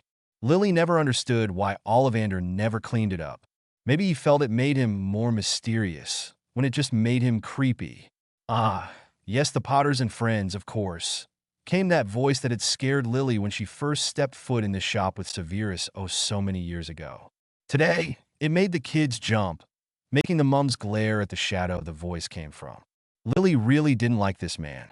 Lily Potter, 10 1/4 inches long, unicorn, swishy, made of willow. Nice wand for charm work. Has it served you well? He asked with a tilt of his head as he made his way up front from the shadows where he had been lurking. It's a perfect wand, Lily responded with a curt nod. Now it's time for the children to get theirs. Sorry to cut you short, but we're on a schedule. Lots to do today, she told him, wanted to get out of this shop as fast as possible. Yes, Madame Malkin called earlier and warned us all that you would arrive. So, who wants to go first? Ollivander asked, looking at the children with his all-seeing eyes. He glanced at Harry like he was prey, and that made the children shuffle their feet. Let Seamus go first. He's new to all this, Harry said, gently pushing his friend forward. There were 2 reasons he did this. 1, he didn't want Seamus to think that he, Harry, thought he was special. And 2, well, he wanted to stay away from the weird man as long as possible. Step over here, Mr. Finnegan, and we'll get started, the shop owner said, pointing to a spot in front of the counter, making everyone wonder just how he knew Seamus's last name. The Irish boy was measured with a slightly defiant measuring tape. He only took 5 tries before he got his oak and dragon heartstring wand. The other 3 went before Harry and got their wands, and then it was his turn. He took his place in the same spot as everyone before him. His mom seemed to be keeping a very sharp eye on Mr. Ollivander, making him cautious. Right then, Mr. Potter, try this one, beechwood and dragon heartstring. 9 inches. Nice and flexible. Just take it and give it a wave, Ollivander encouraged as he thrust the wand into Harry's hand. Harry took the wand and waved it around a bit, but the creepy old man snatched it out of his hand almost at once. Maple and phoenix feather. 7 inches. Quite whippy. Try. Harry tried, but he had hardly raised the wand when it, too, was snatched away. No. Here, ebony and unicorn hair, 8 1/2 inches springy. Go on and try it out. Harry tried and tried. The pile of useless wands was mounting higher and higher on the dusty countertop, but the more wands Mr. Ollivander pulled from the shelves, the happier he seemed to become. The group started groaning. They hadn't expected to be in this shop this long. The kids were starting to ask if they could go outside and wait, and were told no, of course. Don't worry, kids, we'll get something nice for you guys. If you are patient, Lily offered the group. So, they all settled in various places on the wall around the shop and watched the spectacle of Harry making a mess. Some were cheering for him, and others would boo when yet another wand rejected him. Are you sure you're looking in the right place, sir? The weary boy asked as he dropped his tired arm after. Yet another useless wand was snatched from him. It was like the man hadn't heard him, as he grabbed yet more wands from the shelves and opened the boxes. Another 20 or so minutes went by, when the shop owner finally paused. Tricky customer? Not to worry, we'll find the perfect match here somewhere. I wonder now, yes, why not? Unusual combination. Holly and phoenix feather, 11 inches, nice and supple. The dark-haired boy took the wand, hoping that finally he would get one that worked. He felt a warmth slide into his fingers as it raced down his arm. He raised the wand above his head, brought it swishing down through the air, causing a few to sneeze, and a stream of red and gold sparks shot from the end like a firework, throwing dancing spots of light onto the walls. Finally, came the cries from a few of the kids. The group hooped and clapped, and Mr. Ollivander said loudly, "Oh, bravo! Yes, indeed, oh, very good. Well, how curious, how very curious." He put Harry's wand back into its box and wrapped it in brown paper, still muttering, Curious. What's curious?" Lily asked very impatiently. They were all tired. It had taken 40 minutes for Harry to get his wand. Many other families had come to the shop, and when they saw the large group, they left. Some had come back twice and had glared at the gang for taking so much time. Lily was at her wit's end. Mr. Ollivander fixed her with his pale stare and then turned those eyes to Harry. I remember every wand I've ever sold, Mr. Potter. Every single wand. It so happens that the phoenix, whose tail feather is in your wand, gave another feather, just one other. It is very curious indeed that you should be destined for this wand when its brother. Why, its brother gave your brother his scar.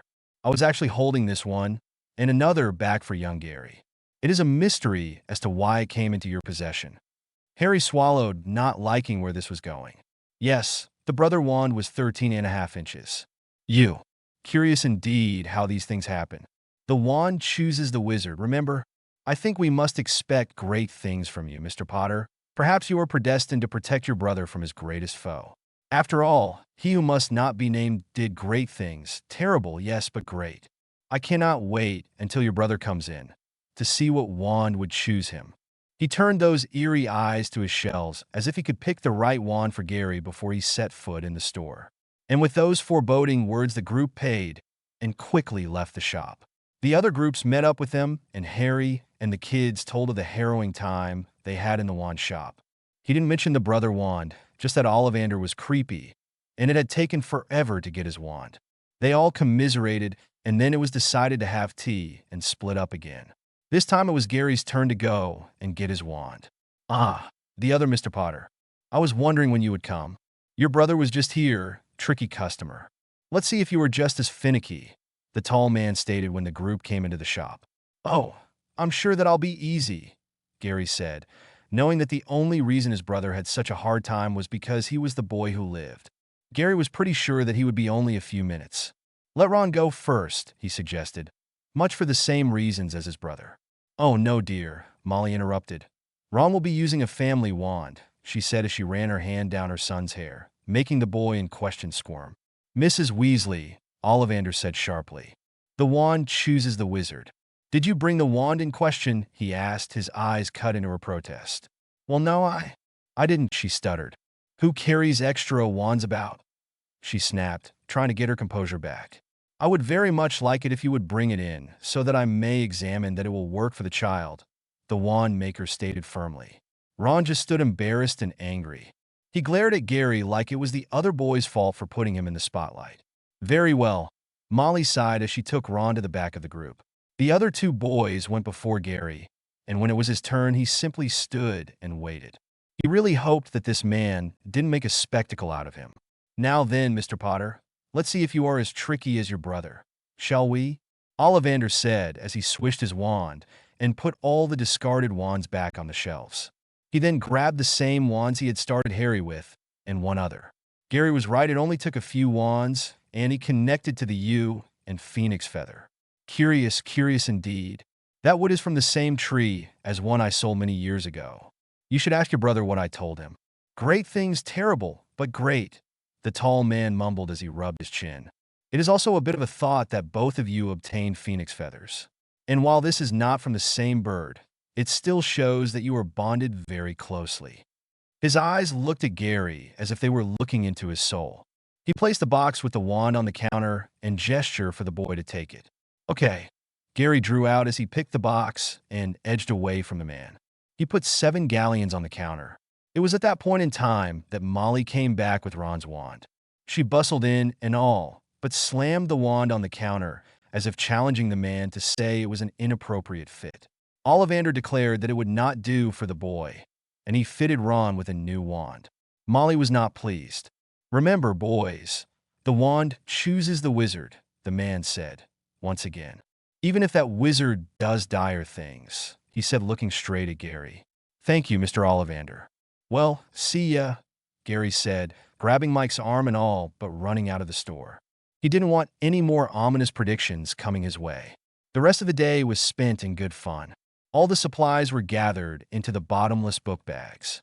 The groups met back up at the Leaky Cauldron twice, once for lunch and again for dinner. The kids without parents came back to the manor with the Potters and settled in the game room to wait and talk about their day. Later that night, the family sat and discussed the boys' wands. So guys, your mom tells me you got the wands that are brothers to Voldemort's. How do you feel about that, Harry? James asked his oldest in concern. Ollivander was all giddy when that happened, Harry answered with a shudder. And at first it freaked me out, but Gary calmed me down. He reminded me that his wand has the same wood as Voldemort's. What is it, Gary? You and Phoenix Feather? He asked, receiving a nod in return. And I know you and Mum will be there as well, not to mention Sally. Right on cue, Sally appeared. There is only one concern about having these wands. If somehow Voldemort gets his wand back, the wands will not fight against each other. What we need to do is add something extra to the wands to make the feather and the wood not quite the brother wands. She had no idea how the Dork Lord would get his wand since the DMLE had it, but there were sympathizers out there, so it could happen. What do you mean, Sally? Gary asked as he twirled his wand in his hands. Sparks were flying around his arms, and Lily reached over and pushed his arm down so he would stop. He gave a small smile to his mom and turned back to his little friend. I can turn them into cousins, she said with a perky smile. That way they will still work for you against Tom. They may even work better, who knows? And when Harry's destiny calls, the wands won't interfere, and all I have to do is add a bit of myself, she explained, bouncing in her seat, making her pigtails bob. Harry thought about it for a minute and shared looks with his family, and at their encouraging looks, he handed his wand to Sally. Oh, nice, the little girl deity said as she felt the magic in the wand. She plucked a hair from her head and laid it on the wood. There was a flash of light, and the hair was gone. There now, that should work, she said with a big smile. It will make these wands different enough they won't clash. It'll also give the boys a boost in defense against the dark arts. Dark spells will come easier as well, she said with another bounce. Lily and James shared a look, not sure if that was a good thing or not. Then again, they were raising the boys to know about the dark arts so they could fight them if need be. Still, they were still boys. Sally did the same to Gary's wand. All done, she chirped. These wands are going to be a bit more powerful, what with them being touched by death, so to speak. You must never tell anyone about that, she warned needlessly. We know, the twins moaned together. They were 11, and Sally still treated them like they were stupid. I know, she said with a giggle. It's just so cute when you get affronted, she snickered behind her little hand, and then with a wave and wink, she was gone. Let's watch a movie, Lily suggested as she cuddled up to her husband and put her feet on the couch. I'm knackered. Good idea, Lilyflower, said the unreasonably awake man, who hadn't exerted himself with his game of golf. I pick, the boys said as they both ran to where the movies were stored. Soon enough, it was time for bed. The Potters ambled up the stairs, feeling better now that they relaxed for a few hours. Sally's improvement of the wands went a long way in helping with that. In a month's time, they would be headed off to Hogwarts, and the boys wanted to get up early and start studying. Not that they needed it, but the books they had studied from before were their parents' old books, and maybe there had been changes. They also wanted to make sure they were ahead with potions. Mum had told them how Snape would act, and they weren't going to give him any ammunition. So, the two 11-year-olds went to bed, making plans for the morrow. Lily and James snuggled down in their own bed. The red-headed mum was happy the day hadn't been the nightmare she thought it was going to be, brother wands notwithstanding. Edited on October 21st, 24, the day before it all starts. Thanks to my beta, Alex33, for going over the first draft for me. All mistakes are my own. Thanks for reading and reviewing. August 31st, 1991, 5 p.m. The last month went by with lots of training and studying. Now, there was a large congratulations party for all the kids who were starting Hogwarts. Every family from the Mutineers was there, and the back garden was crowded with kids running about and yelling happily. The parents were gathered in groups, either watching the kids or gossiping about their time at Hogwarts. A great time was had by everyone, since no one was left out. It started around noon, and it was just now breaking up. A lot of the pro-security group was staying behind. Some left as to not arouse suspicion that there was a separate meeting taking place. Tonight, though, the Potters and some of the others wanted to go over last-minute plans with the kids. They made sure that everyone felt welcome to stay, while at the same time giving excuses that they should go home. Molly wanted to stay and help clean up, but Lily pointed to her younger children who were yawning, which made the overbearing mother cluck and gather her chicks and hustle them home. When the party was over, Lily could tell the kids had had a good time. The lawn was littered with debris from games and food, and the house elves were popping in and out cleaning up as they went. There were lights strung up and torches lit, making for a relaxing atmosphere. Chairs were conjured around a roaring fire that was spelled to not give off heat, but everyone could cook marshmallows on it. Everyone that was staying was assembled in a group around said fire. Some were making s'mores, which they saw on the internet and wanted to try, while others were finishing off the cake that Molly had made. Butterbeer and fizzy drinks were passed around, and everyone settled for what was sure to be a serious talk. As soon as they all settled, they got down to business. First things first, has everyone finished packing? Desiree asked, looking at all the children to get a gauge on who was paying attention. Most were, but some weren't, so she clapped her hands, and when all eyes turned to her, she asked the question again. There was a chorus of confirmations or denials, causing some parents to shoot looks of approval or disappointment at those who answered. After a few chastisements and some appraisals, the group settled back down.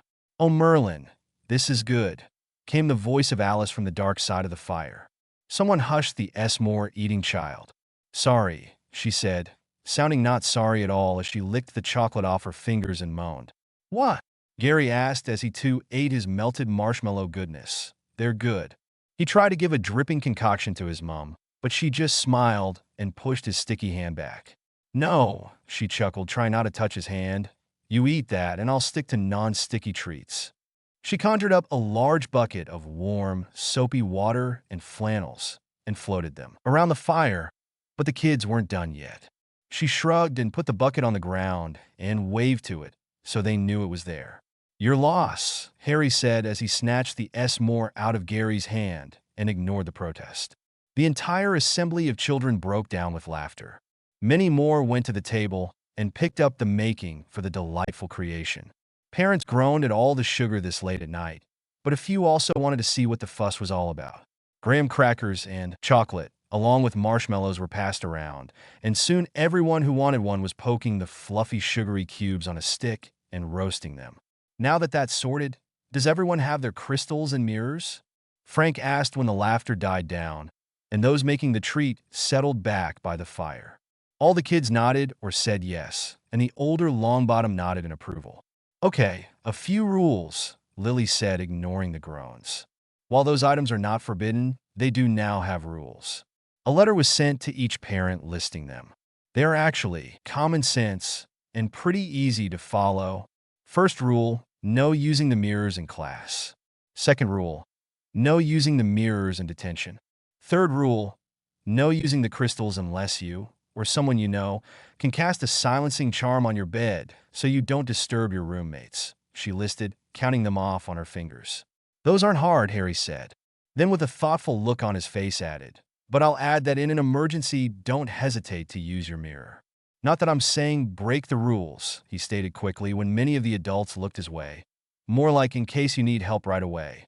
Say there's an accident in potions, or something, and the professor got hurt. Or you or someone else needs medical attention, and you happen to be in detention. Maybe we can suggest to make sure Madame Pomfrey has one for just that purpose, or have one set on the wall of each class," he suggested. Lily nodded in approval along with the rest of the adults. She would mirror McGonagall tomorrow, proposing just that for just those reasons. Perhaps they should volunteer to donate larger mirrors that can be used by touching or calling a name. There would be a list up and down the side as to who it was for. For Hogwarts only, no outgoing calls. Yeah, they could work that. It would actually be easy, since they wouldn't need to add Notice Me Not security. Aw man, you mean we can't use them in history? Or detention? Man, that sucks, complained Wayne, throwing himself back in his chair with a huff, arms folding across his chest. He had been looking forward to using them to get out of boring situations. "Wayne Michael Hopkins," Jean snapped, whipping her head around to glare at her son, causing a lot of the kids to give off "oh" sounds. "Everyone knew you were in trouble if your mom used your full name." Said boy cringed and looked to his mates to help him. Most just smirked and shook their heads. They weren't going to get in the middle of that. Terry decided to step up as he used one of the flannels to wipe his hands. "Mrs. Hopkins, you don't understand. History is taught by a ghost, who should have gone to the great beyond years ago. He simply reads from his old notes, which are not even in the books, in a voice that puts everyone to sleep. He rambled with a shrug as he sent a reassuring smile to his still cowering friend. He only knew this because the Weasley twins had told the group. "I hate to say it, but the boy is correct," Albert said with a knowledgeable nod. Even he, a Ravenclaw, had had trouble staying awake in that class. "I know you don't understand this, being a non-magical, but that ghost is dead boring, no pun intended. However, I do understand that you don't want your child to break the rules. So here is what I'm going to tell all of you." He looked sharply around to make sure he had all the kids' attention. He did. "Don't go to sleep in that class. If you can't stay awake, then read a book from a different subject. If you try and read the history book, you will still want to sleep. We don't want to give the staff any reason to take those mirrors away, and they might set another ghost on that class to watch for rule breakers." Sally was sitting listening to them talk. She was making plans for Hogwarts, and they had to do with the ghosts. This one might just need her special touch, but she would hold off on that and only look to see who could help. Jean and many of the other parents nodded or voiced their agreement. A look of understanding came across the children's faces, though there were looks of regret mixed in there as well. Wayne hadn't been the only one who wanted to skive off in that class. From what the Weasley twins had told them, it was the perfect class for that. Reluctant nods filtered around the fire as parents firmly looked at their children to make sure they understood the rules. Sirius, being the ever-loving prankster that he is, clapped his hands and got everyone's attention to him. "Now that the boring rules are in place, who wants to have something fun?" he asked in that voice that warned everyone that a prank was about to commence. A clamor of noise was heard as the children suddenly perked up, and a resounding response of "I do" was all directed towards him in various degrees of excitement. He pulled out a bundle of folded parchments and started handing them out. "We, Remus, James, and I have been working on these for a while. They took so long because we got caught up in the mirrors and the business. And well, you understand, right? We didn't want to tell anyone in case we didn't get them done before you lot headed off to school. But we did, so here you are," he said with a flourish as he fanned out the documents, and then floated one to each kid. "Can anyone tell me what they are?" he asked mischievously. "I know what this is," Gary answered in awe. "It's the Marauder's map. I thought you lost yours," he said as he quirked his head to the side in confusion. He had heard his uncles and dad complain many times that Peter had lost the only map they had. "Yeah, but then we realized that we are as smart as we were in school, if not smarter. So we got together to make a new and improved version of the map for you guys. Now, we're not making any more for the others. Well, we might make one for those who, not defy, but come to our side. Maybe I think that's what I mean," he said, playing with his goatee in thought. Then he shook his head to clear it and get back on track. He had learned a while ago not to encourage these kids to mischief while their parents were around. "I don't want you guys to try and get the other kids in trouble with their parents or guardians. However," James said, bailing his mate out, "if they come to you and say they don't approve of what the adults think, then get them up to date on a clemency, and then talk to us about this map. This is one thing we will not be selling to the public. So, you lot, make sure you hide yours well, and only use it when no one is around," he concluded with a steady look. "Okay, so how do we make it work?" Harry asked, already looking at the blank piece of parchment like it was the great treasure it truly was. He had already tried the old password, but the map made fun of him in not so nice words, and it was a good thing that his mom was sharing with Gary. Though judging by the look on her face, maybe that wasn't such a good thing. Harry sent a warning to his brother, and Gary quickly folded his map and put it in his lap. "Well, you know the old password, right?" Remus asked. Harry and Gary nodded, while the rest of the group looked on with eager, excited faces. "We changed it to Mutineers Stand United to activate it. To close it, the key is Unity Committed. It has the same enchantment the older one had, so you guys will be less likely to be blamed if someone tries to reveal it. Without the password, then it will list our marauders' names and insult the one who cast the spell. We had to add Wormtail's name on there, because if we didn't, it would have been too much of a clue that the group is now divided," he said, quite proud of the new map. "Now this map," James continued, taking Gary's map. Many scrambled to make theirs active, and the older Potter waited until people were looking at the enchanted parchment. "Shows everyone in the castle on the grounds and parts of Hogsmeade, which is a bit more than the old one. If you look, you can see all of the tunnels and hidden rooms that we know about. He held the map up and showed everyone some with his finger.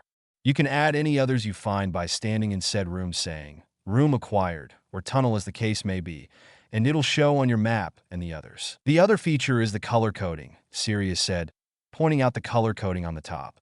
It'll show all your friends in green, red for your enemies, and tan for those that are unsure of you or neutral, and purple for the professors and staff. Now if you see a bright yellow name, stay away. That is an animagus, unless it's McGonagall. With Peter still out there, we didn't want to take the chance of him sneaking up on you. He warned his boys and the rest of the group. You will see his name, but you'll see the color first. So if you see yellow, check to make sure it isn't Minnie. If it is not, call us right away. Right now, Remus said, pointing to the names of the old men sleeping in the castle. Dumbledore is purple, with a very reddish shade of tan for an outline, while Filch is just purple. What that means is, while we know the headmaster's plans, he feels that he is honestly doing the right thing. And while Filch is a right bastard, he's just that, a bastard. Oh, and staff, he added, causing chuckling to fill the air. Language, came the female voice from the other side of the fire, while Lily smacked his head. Call us on the mirrors if you see red or bright yellow. James took up the warning and drawing attention to him. And we'll try to find a way to get into the castle and capture them. You'll learn to stay out of it. I know you've studied hard and think you can take care of yourselves, but you are still children. Let the adults handle it. If you by chance befriend a professor, you can tell them. Or even if you absolutely have to, tell Snape, he added reluctantly, shuddering. As much as the men in this group and Snape had come to an agreement, they were still loath to trust the man. But Lily was friends with him. She had even given him one of the secure mirrors, much to their displeasure. Confirmations were heard as all the kids agreed, and most yawned. It was getting late, and the kids needed to get to bed soon. So after examining the map for a while longer, the rest of the party broke up, and the sleepy mutineers and parents went home. James and Remus doused the fire, while Sirius and Lily banished the seats. The house elves came and got the remaining food. The boys put out the torches and lights.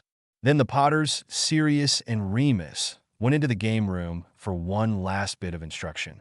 Sally joined them. As they all settled on sofas and chairs, they started talking about the next day's plans. I know you said you were going to think about it, but the time has come. What house did you decide to be in? Lily asked as she tucked her feet under her and leaned her head on James's shoulder. They had been talking about it for months, giving reasons for one house or the other. The boys were undecided because all of their friends would be separated into other houses, and they couldn't pick who they wanted to be with the most. Most of the children in this group could get into any house they wanted, and at one point they wanted to stay together. However, it had been decided among the parents that that would be a disaster waiting to happen. There were tantrums of wanting to stay with friends, and that it would be easier to have secret meeting and many well-reasoned arguments. However, it would upset the balance of the student body if suddenly 19 students were sorted into the same house, like the kids wanted. It took many hours of lecturing and arguing to get them to see reason. The bottom line was that it would just draw too much unneeded attention. Harry answered first. Well, I decided to try for Ravenclaw. If I go to Slytherin, which is where I wanted to go, there would be a hassle, and as much as I disapprove of the public's opinion on that, it would be too much. It'd give Dumbledore ammunition to try and separate me and Gary again. All he would have to do is play the Dark Wizard card. Plus, if Gary goes where I'm sure he's going, then his housemates would do the same, especially if Ron goes there as well. He slumped in his chair, hating to even think about people's views on Slytherins. Who would peg 11-year-olds as evil just because a barmy old hat thought they were ambitious and cunning? That type of thinking made him mad. Gary nodded his head in agreement and said, "Yeah, I'm going to push for Gryffindor, for much the same reasons. I don't want anyone to think I'm trying to get out of my duty, so to speak. I mean, we've tried for years to get them to listen to us, but they are just plain pig-headed if you ask me. I mean, who better to know what happened that night but us? It is unreasonable for them to take the word of people who weren't even there over us." He shook his head at that and then continued, "If I go into any other house, then the press will have a field day. I'm glad you told us that we can influence the hat, Uncle Sirius, or we would be scared out of our minds about the sorting." "Not a problem, kiddo." The dogman beamed at his godson. "I know that it hurts bowed down to others' opinions.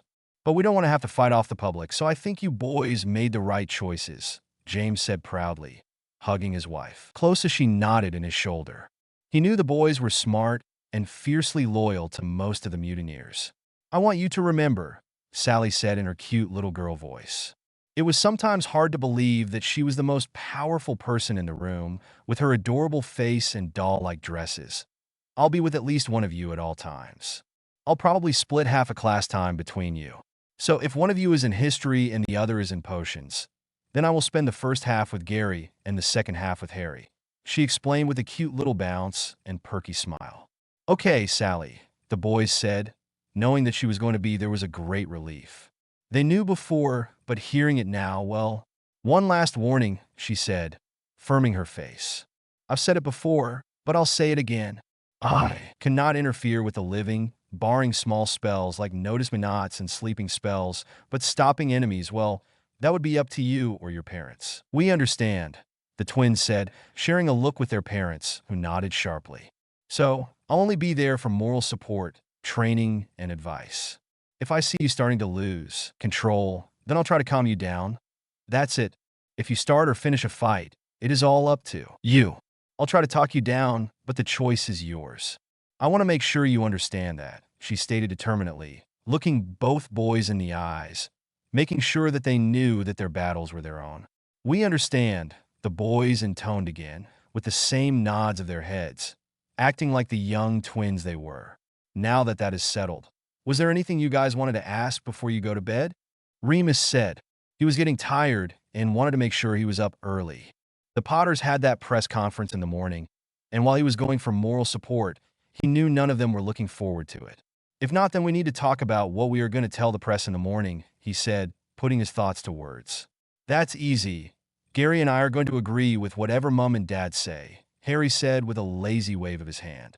He too was getting tired, and it was his night with Sally, so he wanted to get upstairs as soon as possible, and being tired made training harder. He had thought and looked to Gary first, and then Sally, and posed the question, Sally, how are we going to continue to train at school? Yeah, I wouldn't put it past the headmaster to bug our rooms, Gary added with a disapproving frown. He didn't want to think badly of the man, but from what Sally had told them of the kind of future they would have had, it was kind of hard not to. Harry nodded in agreement, and they looked to the embodiment of death. I know it is hard, but for all he is controlling, I doubt he would stoop so low as to invade your privacy. I will keep on the lookout in case I'm wrong, she answered them with a shrug of her shoulder. As to your training, well, I'm going to make sure the room is secure and all your bunkmates are asleep, and then sneak you down to the common room or to an empty classroom near your dorm. You have your maps, so that will help. Then I'll train you like I do now, she said with a shrug of her tiny shoulders. After the many blunders the headmaster had made with this family, there was little Sally could do to convince them that he truly did have the world's best interest at heart, and that he was just going about it wrong. The Potters weren't buying it, though. They couldn't see how separating the twins was beneficial to the world. Besides, they had done more to unite people in the last few years than Dumbledore had in all the time he had been in charge. Hey, Dad, where is your invisibility cloak? Harry asked a question that had been bothering him for some time. That would be very helpful in sneaking through the halls for training. Oh, I got that back from Dumbledore ages ago, but I put it in the vault. It will go to you when I've passed on. The only reason I got it in school was because I snuck it from my dad, the older Potter said as he ran a hand through his hair and blushed. Oh, came the sad reply. Can we have it anyway? For emergencies, he added quickly when his mom started to open her mouth. Sure, I'll get it later this week and send it to you, his dad said with a wicked grin, which fell when he noticed his wife's look. I want to make sure it's spell-free, he added in a mock whisper, earning a smack on his arm. That's actually a good idea, Sally said, holding up her hands and further delaying Lily's tirade. It will give the boys an extra advantage, she argued. Hey, Sally, did you invent the Deathly Hallows? Gary asked, sitting up straight. It was a story that had always fascinated him. Well, she hedged just to prolong the answer. Then she giggled and shook her head. No, there are no such things. Your dad's cloak is just super strong and can hide anyone from anything, barring charms added to it. There is a ring and a wand, but they are not items of mine. Darn, I was so hoping to be the master of death, Sirius said with a snap of his fingers and a fake sigh. Silly dog, No one but the Almighty is my master, the little girl said with a titter. She quickly morphed into her other persona, scaring the bejesus out of the man, and then turned back into a little girl. The boys laughed until they couldn't stop yawning, and further discussions were had on what they were going to tell the press, which really wasn't much, just how happy they were going to be about going to Hogwarts with their friends. The parents would say how proud they were of the schooling all the kids received. And that was pretty much it. Soon the group dispersed to their own homes or beds. Everyone was excited and leery about what tomorrow would bring. Edited on October 22nd, 24. A busy day. Thanks to my beta, Alex33, for going over this for me. All mistakes are my own. I did a one-shot where they all got sorted into one house, sorta. It's a crack FIC mostly. If you want to take a look at it, it's called the Hufflepuff Conspiracy or the Pranking Hat. September 1st, 1991, 8 a.m. Come on, boys, let's get going. James hollered up the stairs. The boys were still getting dressed. They had decided to go as twins again and were searching for matching wizarding wear. However, their clothes were highly influenced by the non-magical world, so it was difficult for them. Other than their school robes, they could only find dress robes, and that was a bit much for the first day of school, press conference or no. Besides, they were going through King's Cross and couldn't wear robes until they were on the platform. Finally, they found some and quickly got dressed. "Coming, Dad," came the response, followed by the sound of running feet. The boys stopped at the top of the stairs, eyebrows raised in inquiry. They were dressed in completely neutral colors. Their shoes were dress shoes, matted black. They wore matching gray slacks, white button-down shirt, with the same black and white diagonal striped ties, and covered in a business-style gray jacket, which matched the slacks. Both sported the same hairstyle, which was still messy, but styled in such a way that their scars were clearly visible. It was the only way they could be told apart, unless you got close enough to see the freckles. They had called all their friends this morning, after they finally decided on what to wear, and warned them how they would be attired so they could match them. They wanted to present a united front, let the wizarding world know that they had friends that they would stand beside and would stand beside them. We decided to go neutral, where we could step into either world and not really be noticed. Did we pull it off?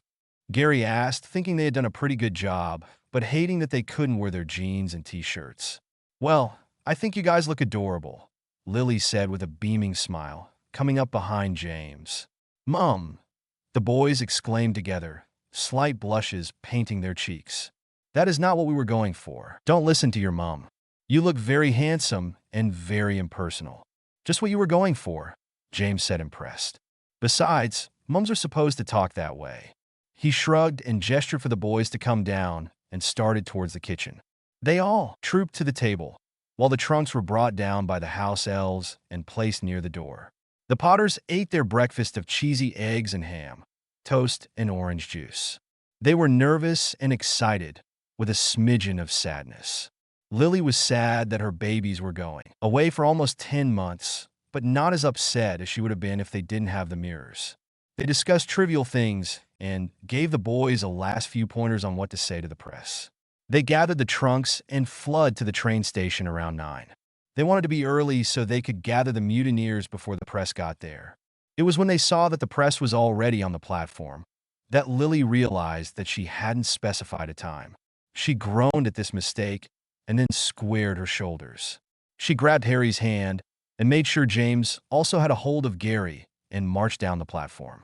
They took a spot in front of the red Hogwarts Express engine, which would make a good photo background and contrast nicely with the boys' outfits. Lily held up her hands to stop the barrage of questions. "I want to thank you for coming," she started and waited until they stopped asking questions. "Sorry to put you off, but we have some things to take care of. We will talk to you in a half an hour. We're waiting for the boys' friends, so they can greet them. I'm sorry I didn't inform you of a time," she said with a sincere smile, "but we've made plans and would like to follow them through. Please be patient. We will speak with you before the train leaves." "Thank you," she finished and then turned her back to the crowd, ignoring the reporters that didn't leave off. She did note them, however, and noticed her men folk doing the same. When the reporters noticed that they were not being answered, they did stop shouting questions, reluctantly. It was only a few minutes later that other students and their parents/guardians and the mutineers slowly trickled through the barrier. Most of the gang had decided to dress similar to the twins, with the exception of the Patils, the Weasleys, and Susan. The Patil twins were dressed in traditional India-style women's clothes. Brightly colored, long-sleeved, multi-patterned flowing tunics with matching scarves, and a long shimmering turquoise skirt to match adorned the girls. Little velvet matching slippers could be seen peeking from under the skirts. The Weasley kids wore their regular second-hand clothes, except Percy, who got new clothes for being a prefect. However, they did try for neutral colors of browns and grays. Even though they weren't as bad off as they had been in the past, they still went for lower quality clothing. Molly was a skimper when it came to shopping. Susan was dressed in a bright blue knee-length, short-sleeved summer dress. She had an apologetic look on her face and made an eye gesture to her aunt, who was dressed in her Auror uniform. The Potters only nodded in understanding. They didn't think everyone would be able to dress the way they did. As the families and the mutineers formed in a group around the Potters, there was an almost unbroken sea of grays, blacks, and whites. With the one or two bright spots for contrast, it was quite a sight. Soon it was time for the conference, and the group turned to the impatient reporters, Potters in front. The colorful crowd of other students and parents looked on, either in interest or jealousy. Most had heard of this group, and quite a few kids who had to stay home and learn were jealous because they only had a few friends. Parents of these children held looks of disdain. Sneers predominate on their face. The Malfoys the most noticeable. Muggle schools indeed, was the thought in those minds. James held up his hand for silence and started. Thank you so much for being here. We decided that it was time to speak to you, the press. We'll be taking questions from those we have time for. However, we won't get everyone, he said with his public smile, knowing full well that they would ignore the pushy ones and those that had offended them in the alley a few weeks back. If you raise your hand, one of us will point at you. Then you can ask your question. If it is something we want to answer, we will. However, if it is too personal, we will move on. No romance questions, please. The boys are only 11, Lily said with a small smile. If you shout your questions, you will be ignored. Be warned, we do have a solicitor, and he will sue you for slander if you print anything untrue or biased, she advised, cutting a glare to an ugly dressed reporter, making everyone turn the woman's way. Now for your questions, she said, looking brighter than she felt. Hands flew into the air. They could almost hear the air's displacement as so many came up at the same time. James pointed at his friend Zeno. Xenophilius Lovegood, the Quibbler. Tell my readers, Mr. Gary Potter, how it feels to finally be going to a wizarding school like Hogwarts after years of attending a non-magical school? He asked Quill at the ready. Gary stepped forwards with firm steps, not the least bit nervous. He could feel his friends' and brothers' encouragement at his back. Well, I really enjoyed going to a non-magical school, since it's where I met all the people you see behind me. We're a great group of friends. However, I am overjoyed to be going to the same school as my parents did, to learn about magic, he stated as he stood tall and looked directly at Zeno. And you, Mr. Harry Potter, do you feel the same? Zeno asked his prearranged questions. He would be the first to ask, and then he would step aside and let the other reporters take over. I cannot express just how much me and my brother feel the same way. We are both on the same page, so to speak. Even if we are sorted into different houses, we'll still be the best of friends, Harry said with a fond look at his younger twin, who looked back with the same expression on his face. That goes for all these handsome young men and pretty young ladies behind us. We are a very strong group and don't feel that division of houses should influence us, he concluded, turning with a warm smile and a small bow to the mutineers. The group of children behind them clapped and cheered to show that they too felt the same way. When the noise quieted down, Lily pointed to a rather dully dressed brunette woman. Aaliyah Conway, Daily Prophet.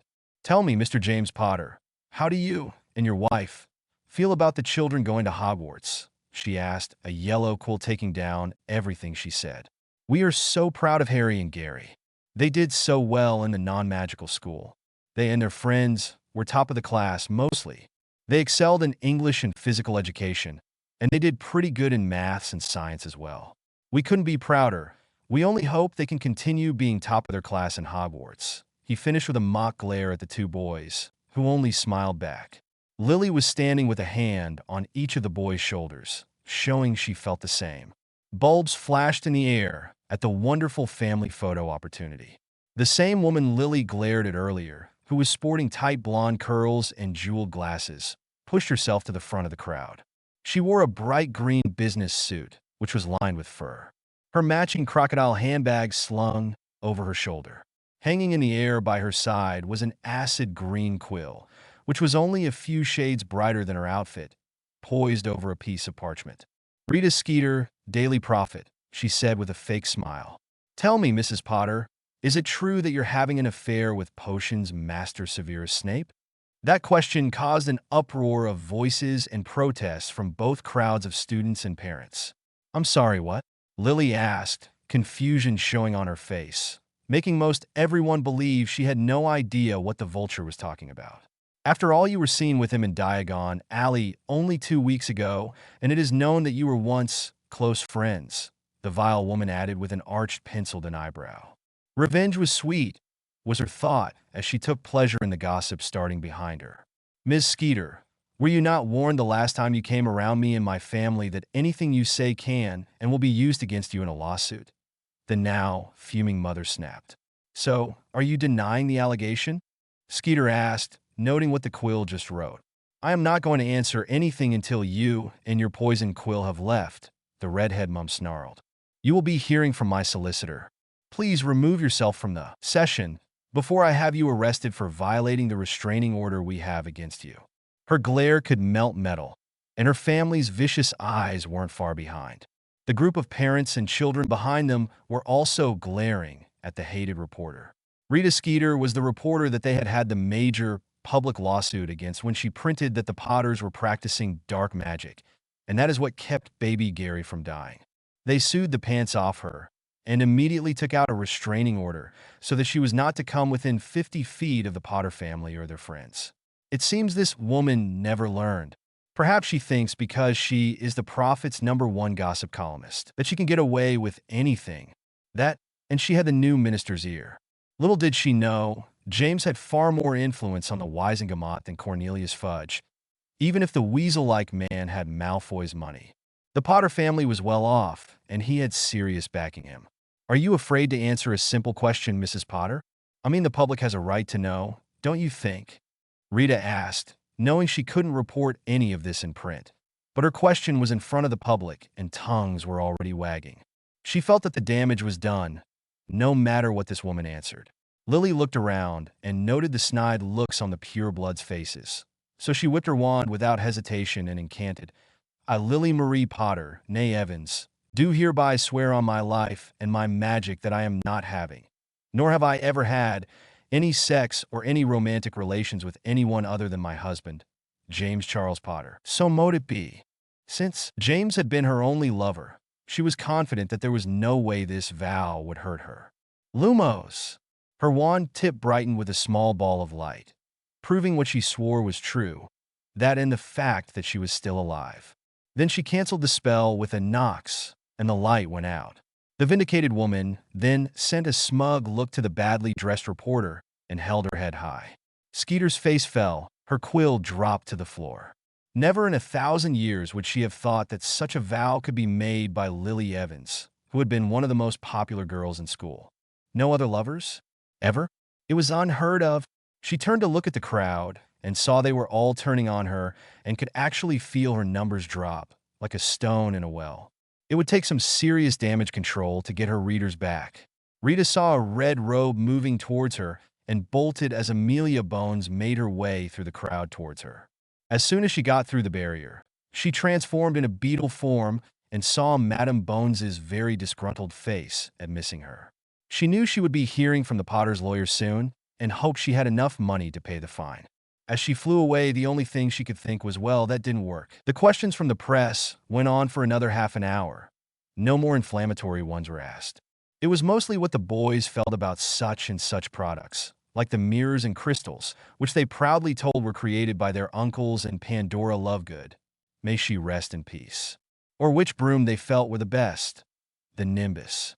And of course, who was their favorite Quidditch team. The Scottish national Quidditch team for Gary and English national Quidditch team for Harry. what their favorite subject had been in the Muggle school. Maths for Gary and science for Harry. "Thank you for coming. We have to get the boys on the train." "If you will excuse us," James said, finally calling a halt and shuffling the boys onto the train. Since most of the students and parents were outside the train watching the spectacle, they were one of the first on. James and Lily pulled the trunks behind them and led the boys to a car that didn't have compartments, just rows of benches. "You'll get a lot of traffic through here, but this is the only way that your group can stay together," Lily explained at the questioning looks from the twins. The boys nodded in understanding and watched as their parents put up the luggage. They had both foregone pets for now. They wanted to see where they were sorted first and who they would be rooming with before bringing an animal to the scene. That way, if there were predators in their room, they wouldn't get a prey animal.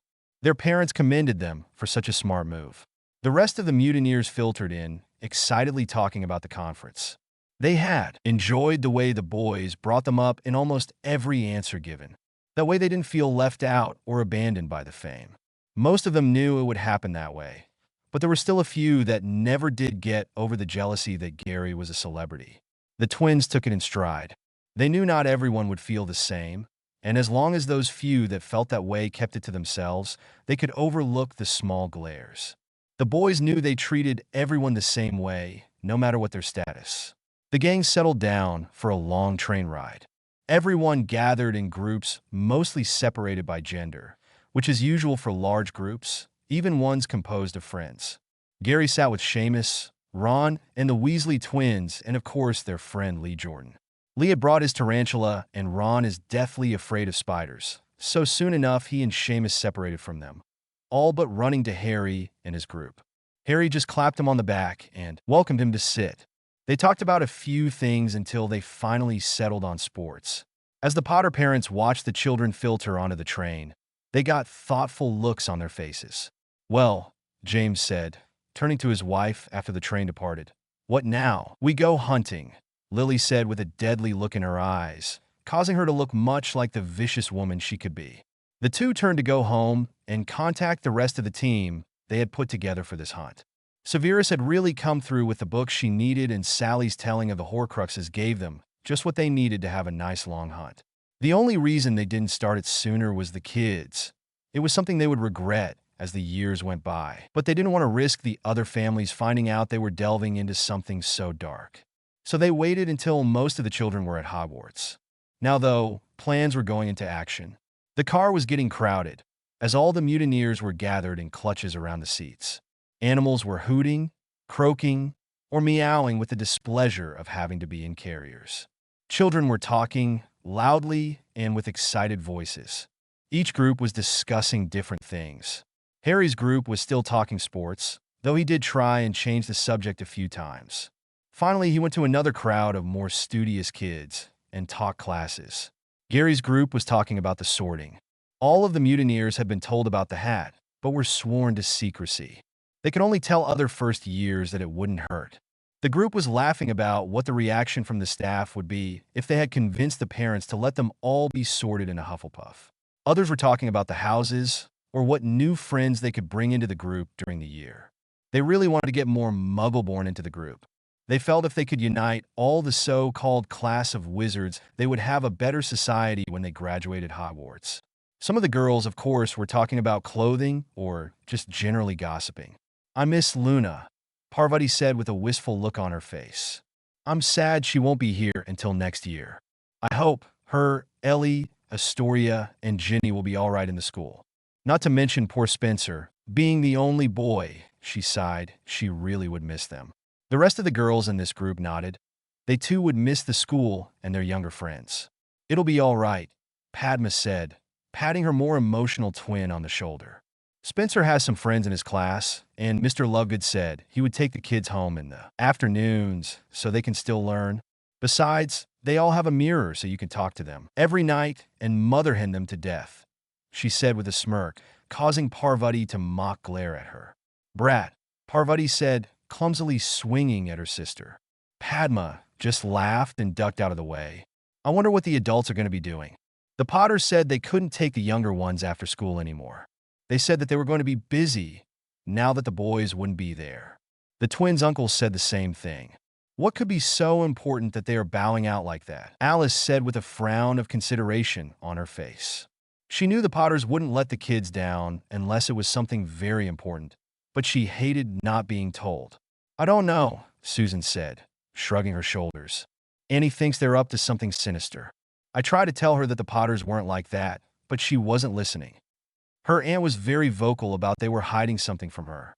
Harry was nearby and made a mental note to tell his parents that Amelia Bones was onto them. Padma shook her head and mouthed, "Not now," and gestured to all traffic that was coming through the car. The other girls blushed and nodded and turned their attention back to fashion. Harry, on the other hand, was keeping a sharp eye on the crowd. There were a lot of whispers and sly looks thrown Gary's way, making the poor boy blush and glare at the same time. He really hated the whole boy who lived thing. When the crowds got to close, Gary's friends circled into a barrier around him. People would soon learn that if they wanted to meet him, they would have to be polite and approach him without starstruck eyes. And if they wanted to talk, it would have to be about normal kid stuff. All his friends would tell everyone they met that. They were hoping this way more friends would be made and less fan groups. Of course, not all looks thrown Gary's way were of awe and admiration. He got plenty of smugness and scorn from a lot of the purebloods. They would come into the car and look around at who the Potters surrounded themselves with. Seeing many kids they didn't know, they would assume that the boy who lived friends were not pure blood, which naturally meant they were blood traders or mudbloods. They were ordered to try and befriend the idiot celebrity. However, most decided, after they saw the tight-knit group, that it wasn't worth their time. They would try and get him apart from all his friends at school. For every rule on human behavior, there was always one who breaks the mold. In this case, it was one Draco Malfoy. He came strutting into the car, wearing a very expensive set of green and silver robes, with his white blonde hair slicked back and his loyal bodyguards at his side. He went straight to Gary's group, ignoring those he didn't know and nodding like a prince to the others. I heard that Gary Potter was in this car, and looking around at all the mudbloods and blood traitors, Draco drawled, disregarding the outcry from the large group around him. I feel it is my duty to inform him that he needs guidance. He finished a sneer firmly on his lips, as if he was surrounded by disgusting things. He marched up to Gary and held out his hand. I am Malfoy, Draco Malfoy. Snickers broke out from almost everyone. Thanks to the Potter game room, everyone had watched the Bond movies at one time or another. This caused the young boy's face to morph into one of confusion. These lower-class people shouldn't be laughing at him. They should be looking at him with awe. After all, his family was very important. He shook it off for the moment as unimportant. He had a mission to complete, given to him by his father. I can help you get to know the important people of our society. I know you have hidden away from the public in that. He paused, remembering the uproar of the use of mudblood earlier, and settled for Muggle School, and I can introduce you to the right people, he said as he confidently held out his hand. Cries of protest filled the air, while Gary looked at the hand in front of him. He could feel his friends and brothers starting to edge around him in a show of support. He had been told what to do and say if something like this came up. After the stories told by his dad and uncles about what happened with Snape, it was decided that the boys should try and make as few enemies as possible. That way there would be less fighting in the halls and less for Dumbledore to use against the mutineers. All condescending children were to be treated with a professional manner and not to be turned down flat. It was hopeful they could turn some of these kids away from their parents' way of thinking. Draco, was it? I've heard of the Malfoys, and while your family would make great business partners, I feel, at this time, we cannot be friends. Perhaps in a few months that might change, and we can try again, depending on your outlook at that time.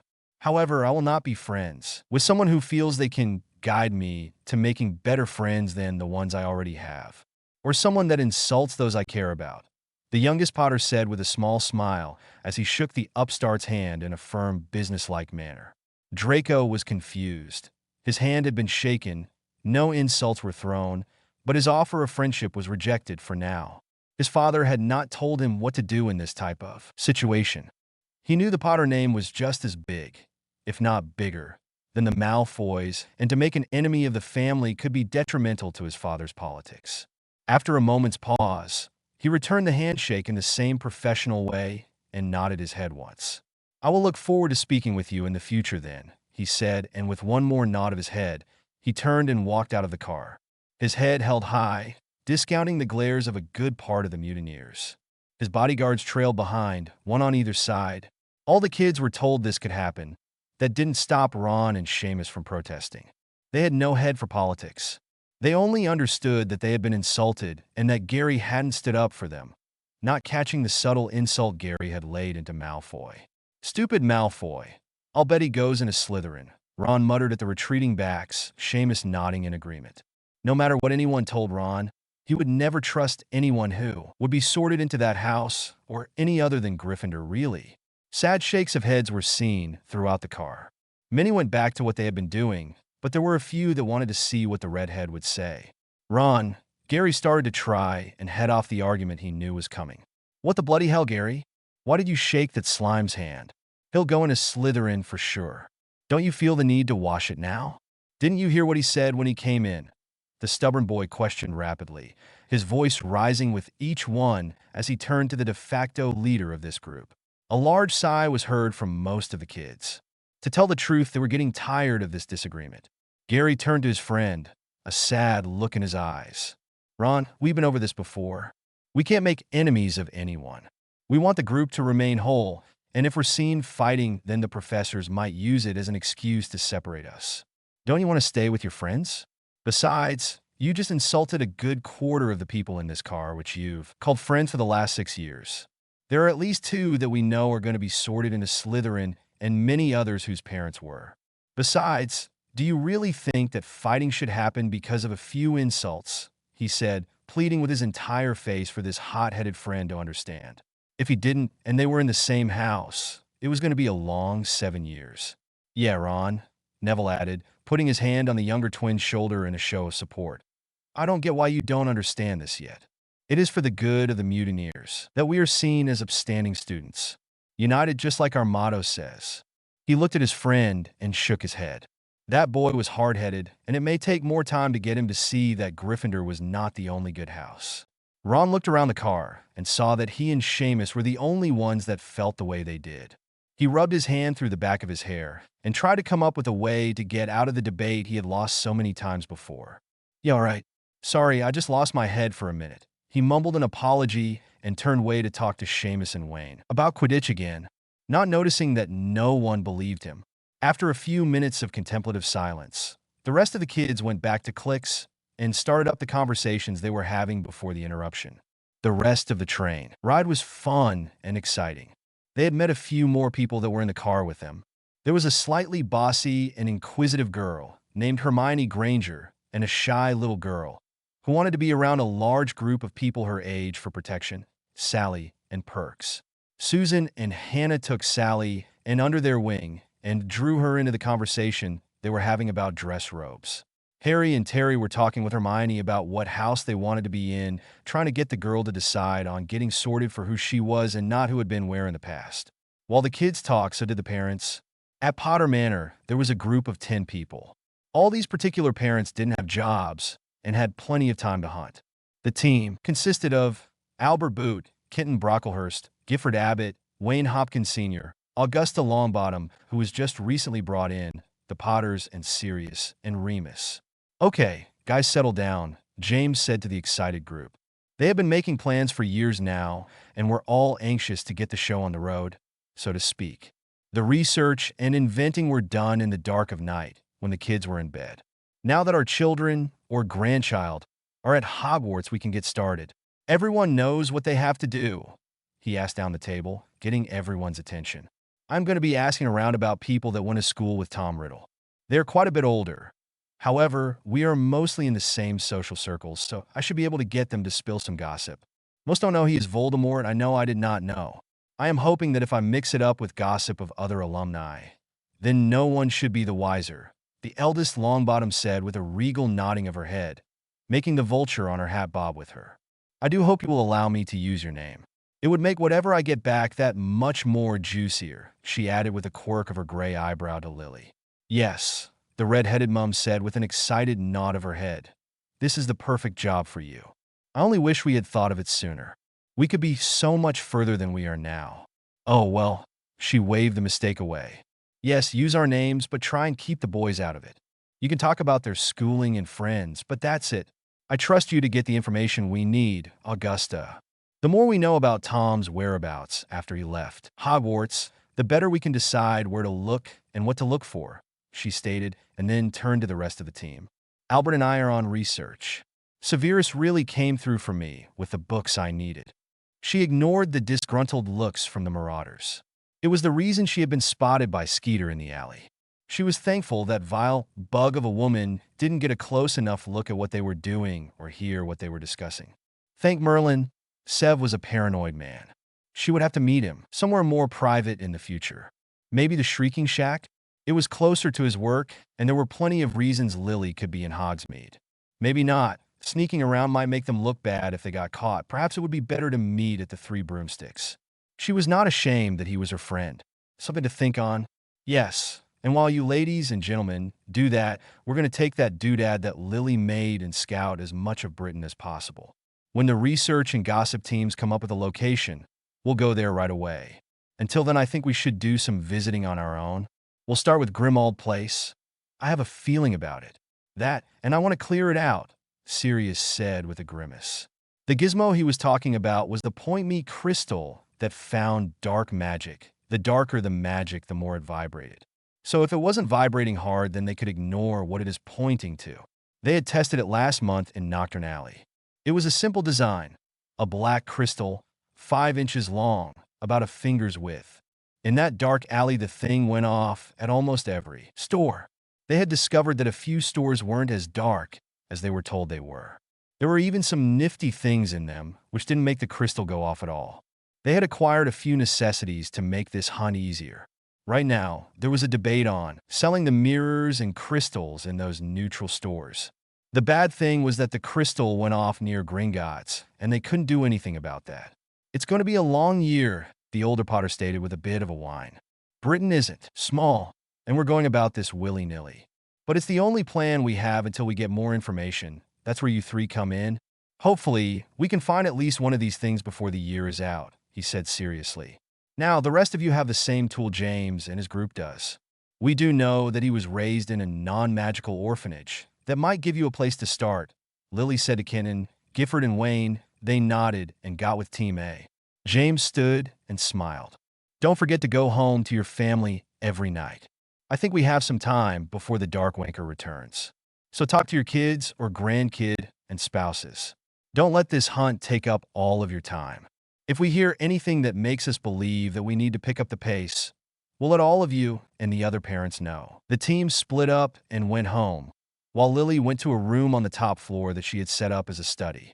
This particular room had a bookshelf in the wall, hidden the non-magical way with a sliding panel. She had to press the correct spot on the wall for it to slide open. The books that Severus had retrieved for her were dark, and she didn't want anyone to know they were in the house. She put up the magic null spell on the room, so all the dark magic on the books was inert and couldn't be detected with any spells used to find magical items.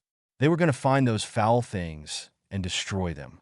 Harry and Gary would be kept out of the fight as much as possible, and no manipulative old man was going to tell her otherwise. This she vowed. Edited on October 22nd, 24. The first night at Hogwarts. Thanks for reading and reviewing. Later that day, now night, the 15-minute warning for pulling into Hogsmeade came over the intercom, and the children scrambled to put on their uniforms. The boys left to go find other places, while the girls closed and locked the doors. Since they were a thoroughfare car, they had to be quick, so some forewent exchanging their shoes, while others just threw their school robes over their attire. There were a few that did put on their uniform, but they did so as fast as possible and with the help of the other girls. The boys soon came back, having found a restroom to exchange their attire in, and everyone packed away games and other items. They made sure that everyone had all their items safely tucked away in their bottomless backpacks, and that each had their own stuff. It was getting dark when the train pulled into the small wizarding town near the school. The mutineers decided to let the rush of other students go first and then disembark from the train, making sure they had their mirrors and crystals on their persons. While most of them, they left the train. Furs years, over here, came the booming voice of Hagrid. who stood like a mountain of a man in the rain. The mutineers knew the tall man, and while the Potters were at first angry at him, they soon came to realize that he was simply doing what he was told. So they forgave but never forgot. He visited them upon the occasion, but never became a close friend of the family or the group of kids, just a nice guy that hung out once and in a while. The shaggy man stood to the far side of the platform, near a path that led to the lake. He had a lantern in one hand and was waving it around so that people would see him. "All right, you lot," the gentle giant called when the large group of first years approached. "All right, Hagrid," they answered and then looked at one another and giggled. The humongous man turned back to his duty, and the group of first years stood huddled and waiting. "How do you know him?" the bushy-haired Hermione asked from Harry's right side. "He tried to kidnap us when we were babies," the messy-haired twin said with a grin, only to get smacked on the head by Daphne. "Oh, he complained, rubbing the spot. He thought he was rescuing you, Pratt," she snarled mockingly. The older twin pouted. "But it's funnier my way," he said, then turned an apologetic smile to Hermione. "She's right. He did think that," he said. "All right," the confused girl stated, looking between the two, clearly not understanding, but letting it go. "Fur's years. Gather round. Mind you a step. Everyone here? Good. Now follow me," Hagrid gently ordered after receiving nods from a good part of the group. Carefully, the kids made their way on what felt like a steep path through some dark woods. A lot of the girls were clinging to their male friends to keep from slipping on the damp path.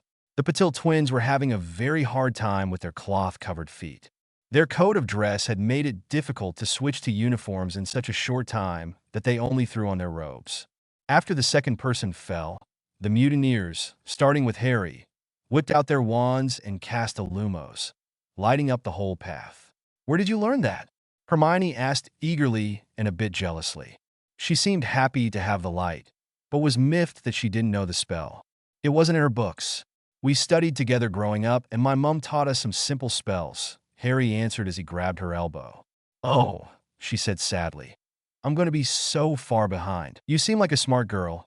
You'll catch up," Padma stated from Harry's other side, making the bushy-haired girl beam with pride. "You'll get your first sight, oh Hogwarts in a sec," Hagrid called over his shoulder, interrupting their conversation. "Just round this bend here." He waved to the curve in the road and was smiling a secretive smile. As the path opened into a large area in front of the Black Lake, they could see the beauty that was Hogwarts. It was a grandiose castle with many tall towers and torrents. There was light coming from every window, making the castle look very fairy tale-like. It stood halfway up a mountain and seemed to almost float in the sky with the day turning night. There was something magical about the way it just seemed to hover over the lake and nestle in the mountain. All the kids looked on in awe as they made their way to the lake. "No more than 4 to a boat," Hagrid said, pointing at the fleet of small wooden boats on the shore. Harry and Gary, along with Padma and Pavarti, shared the boat ride over. All of the gang had large grins on their faces, sharing a moment about what was to befall Hogwarts this year with the mutineers now in attendance. All good things, of course. Their tall guide called for the boats to go forward, after making sure everyone was seated. The children all watched as Hogwarts got closer, and the nearer it got, the more excited the children were, or frightened as the case may be. The Potter twins were getting a tad apprehensive. They had a plan, but it had to be done carefully. After making it across the dark and murky lake and going up yet another long, steep path, they came to a flight of stairs. At the top were large wooden double doors. Hagrid used his plate-sized fist to knock on the doors, and you could hear the echo come from within, indicating a large room on the other side. An older, stern-looking woman, that the mutineers knew to be Professor McGonagall, opened the door and stepped out. "Fur's years, Professor," Hagrid said with his customary smile. "Thank you, Hagrid. I'll take it from here," the professor told the man, who nodded and left. She then turned to the children. "Put out your wands," she said, looking at the lit wands and noting who held them. "I would award you points, but you have not been sorted, so I will say very well done. All of you." She smiled at the group of children she had heard so much about, but never met. There was a flurry of knocks, and the area became dark again. With that done, McGonagall turned and went down the hall, and the students followed her into a large, stunning entrance hall. They then turned down another hallway and into a smaller room. It was empty with gray walls that had torches mounted on them, which gave off shadows in the corners, making it a little foreboding. The prim deputy headmistress gave what sounded like a well-rehearsed speech. It was all about the sorting and the houses of Hogwarts. How your house would be your family and such. That there would be rewards for being good and punishments for being bad and so on. She then left them to straighten themselves out. The mutineers grouped together and smoothed down the shirts, ties, and robes of the person.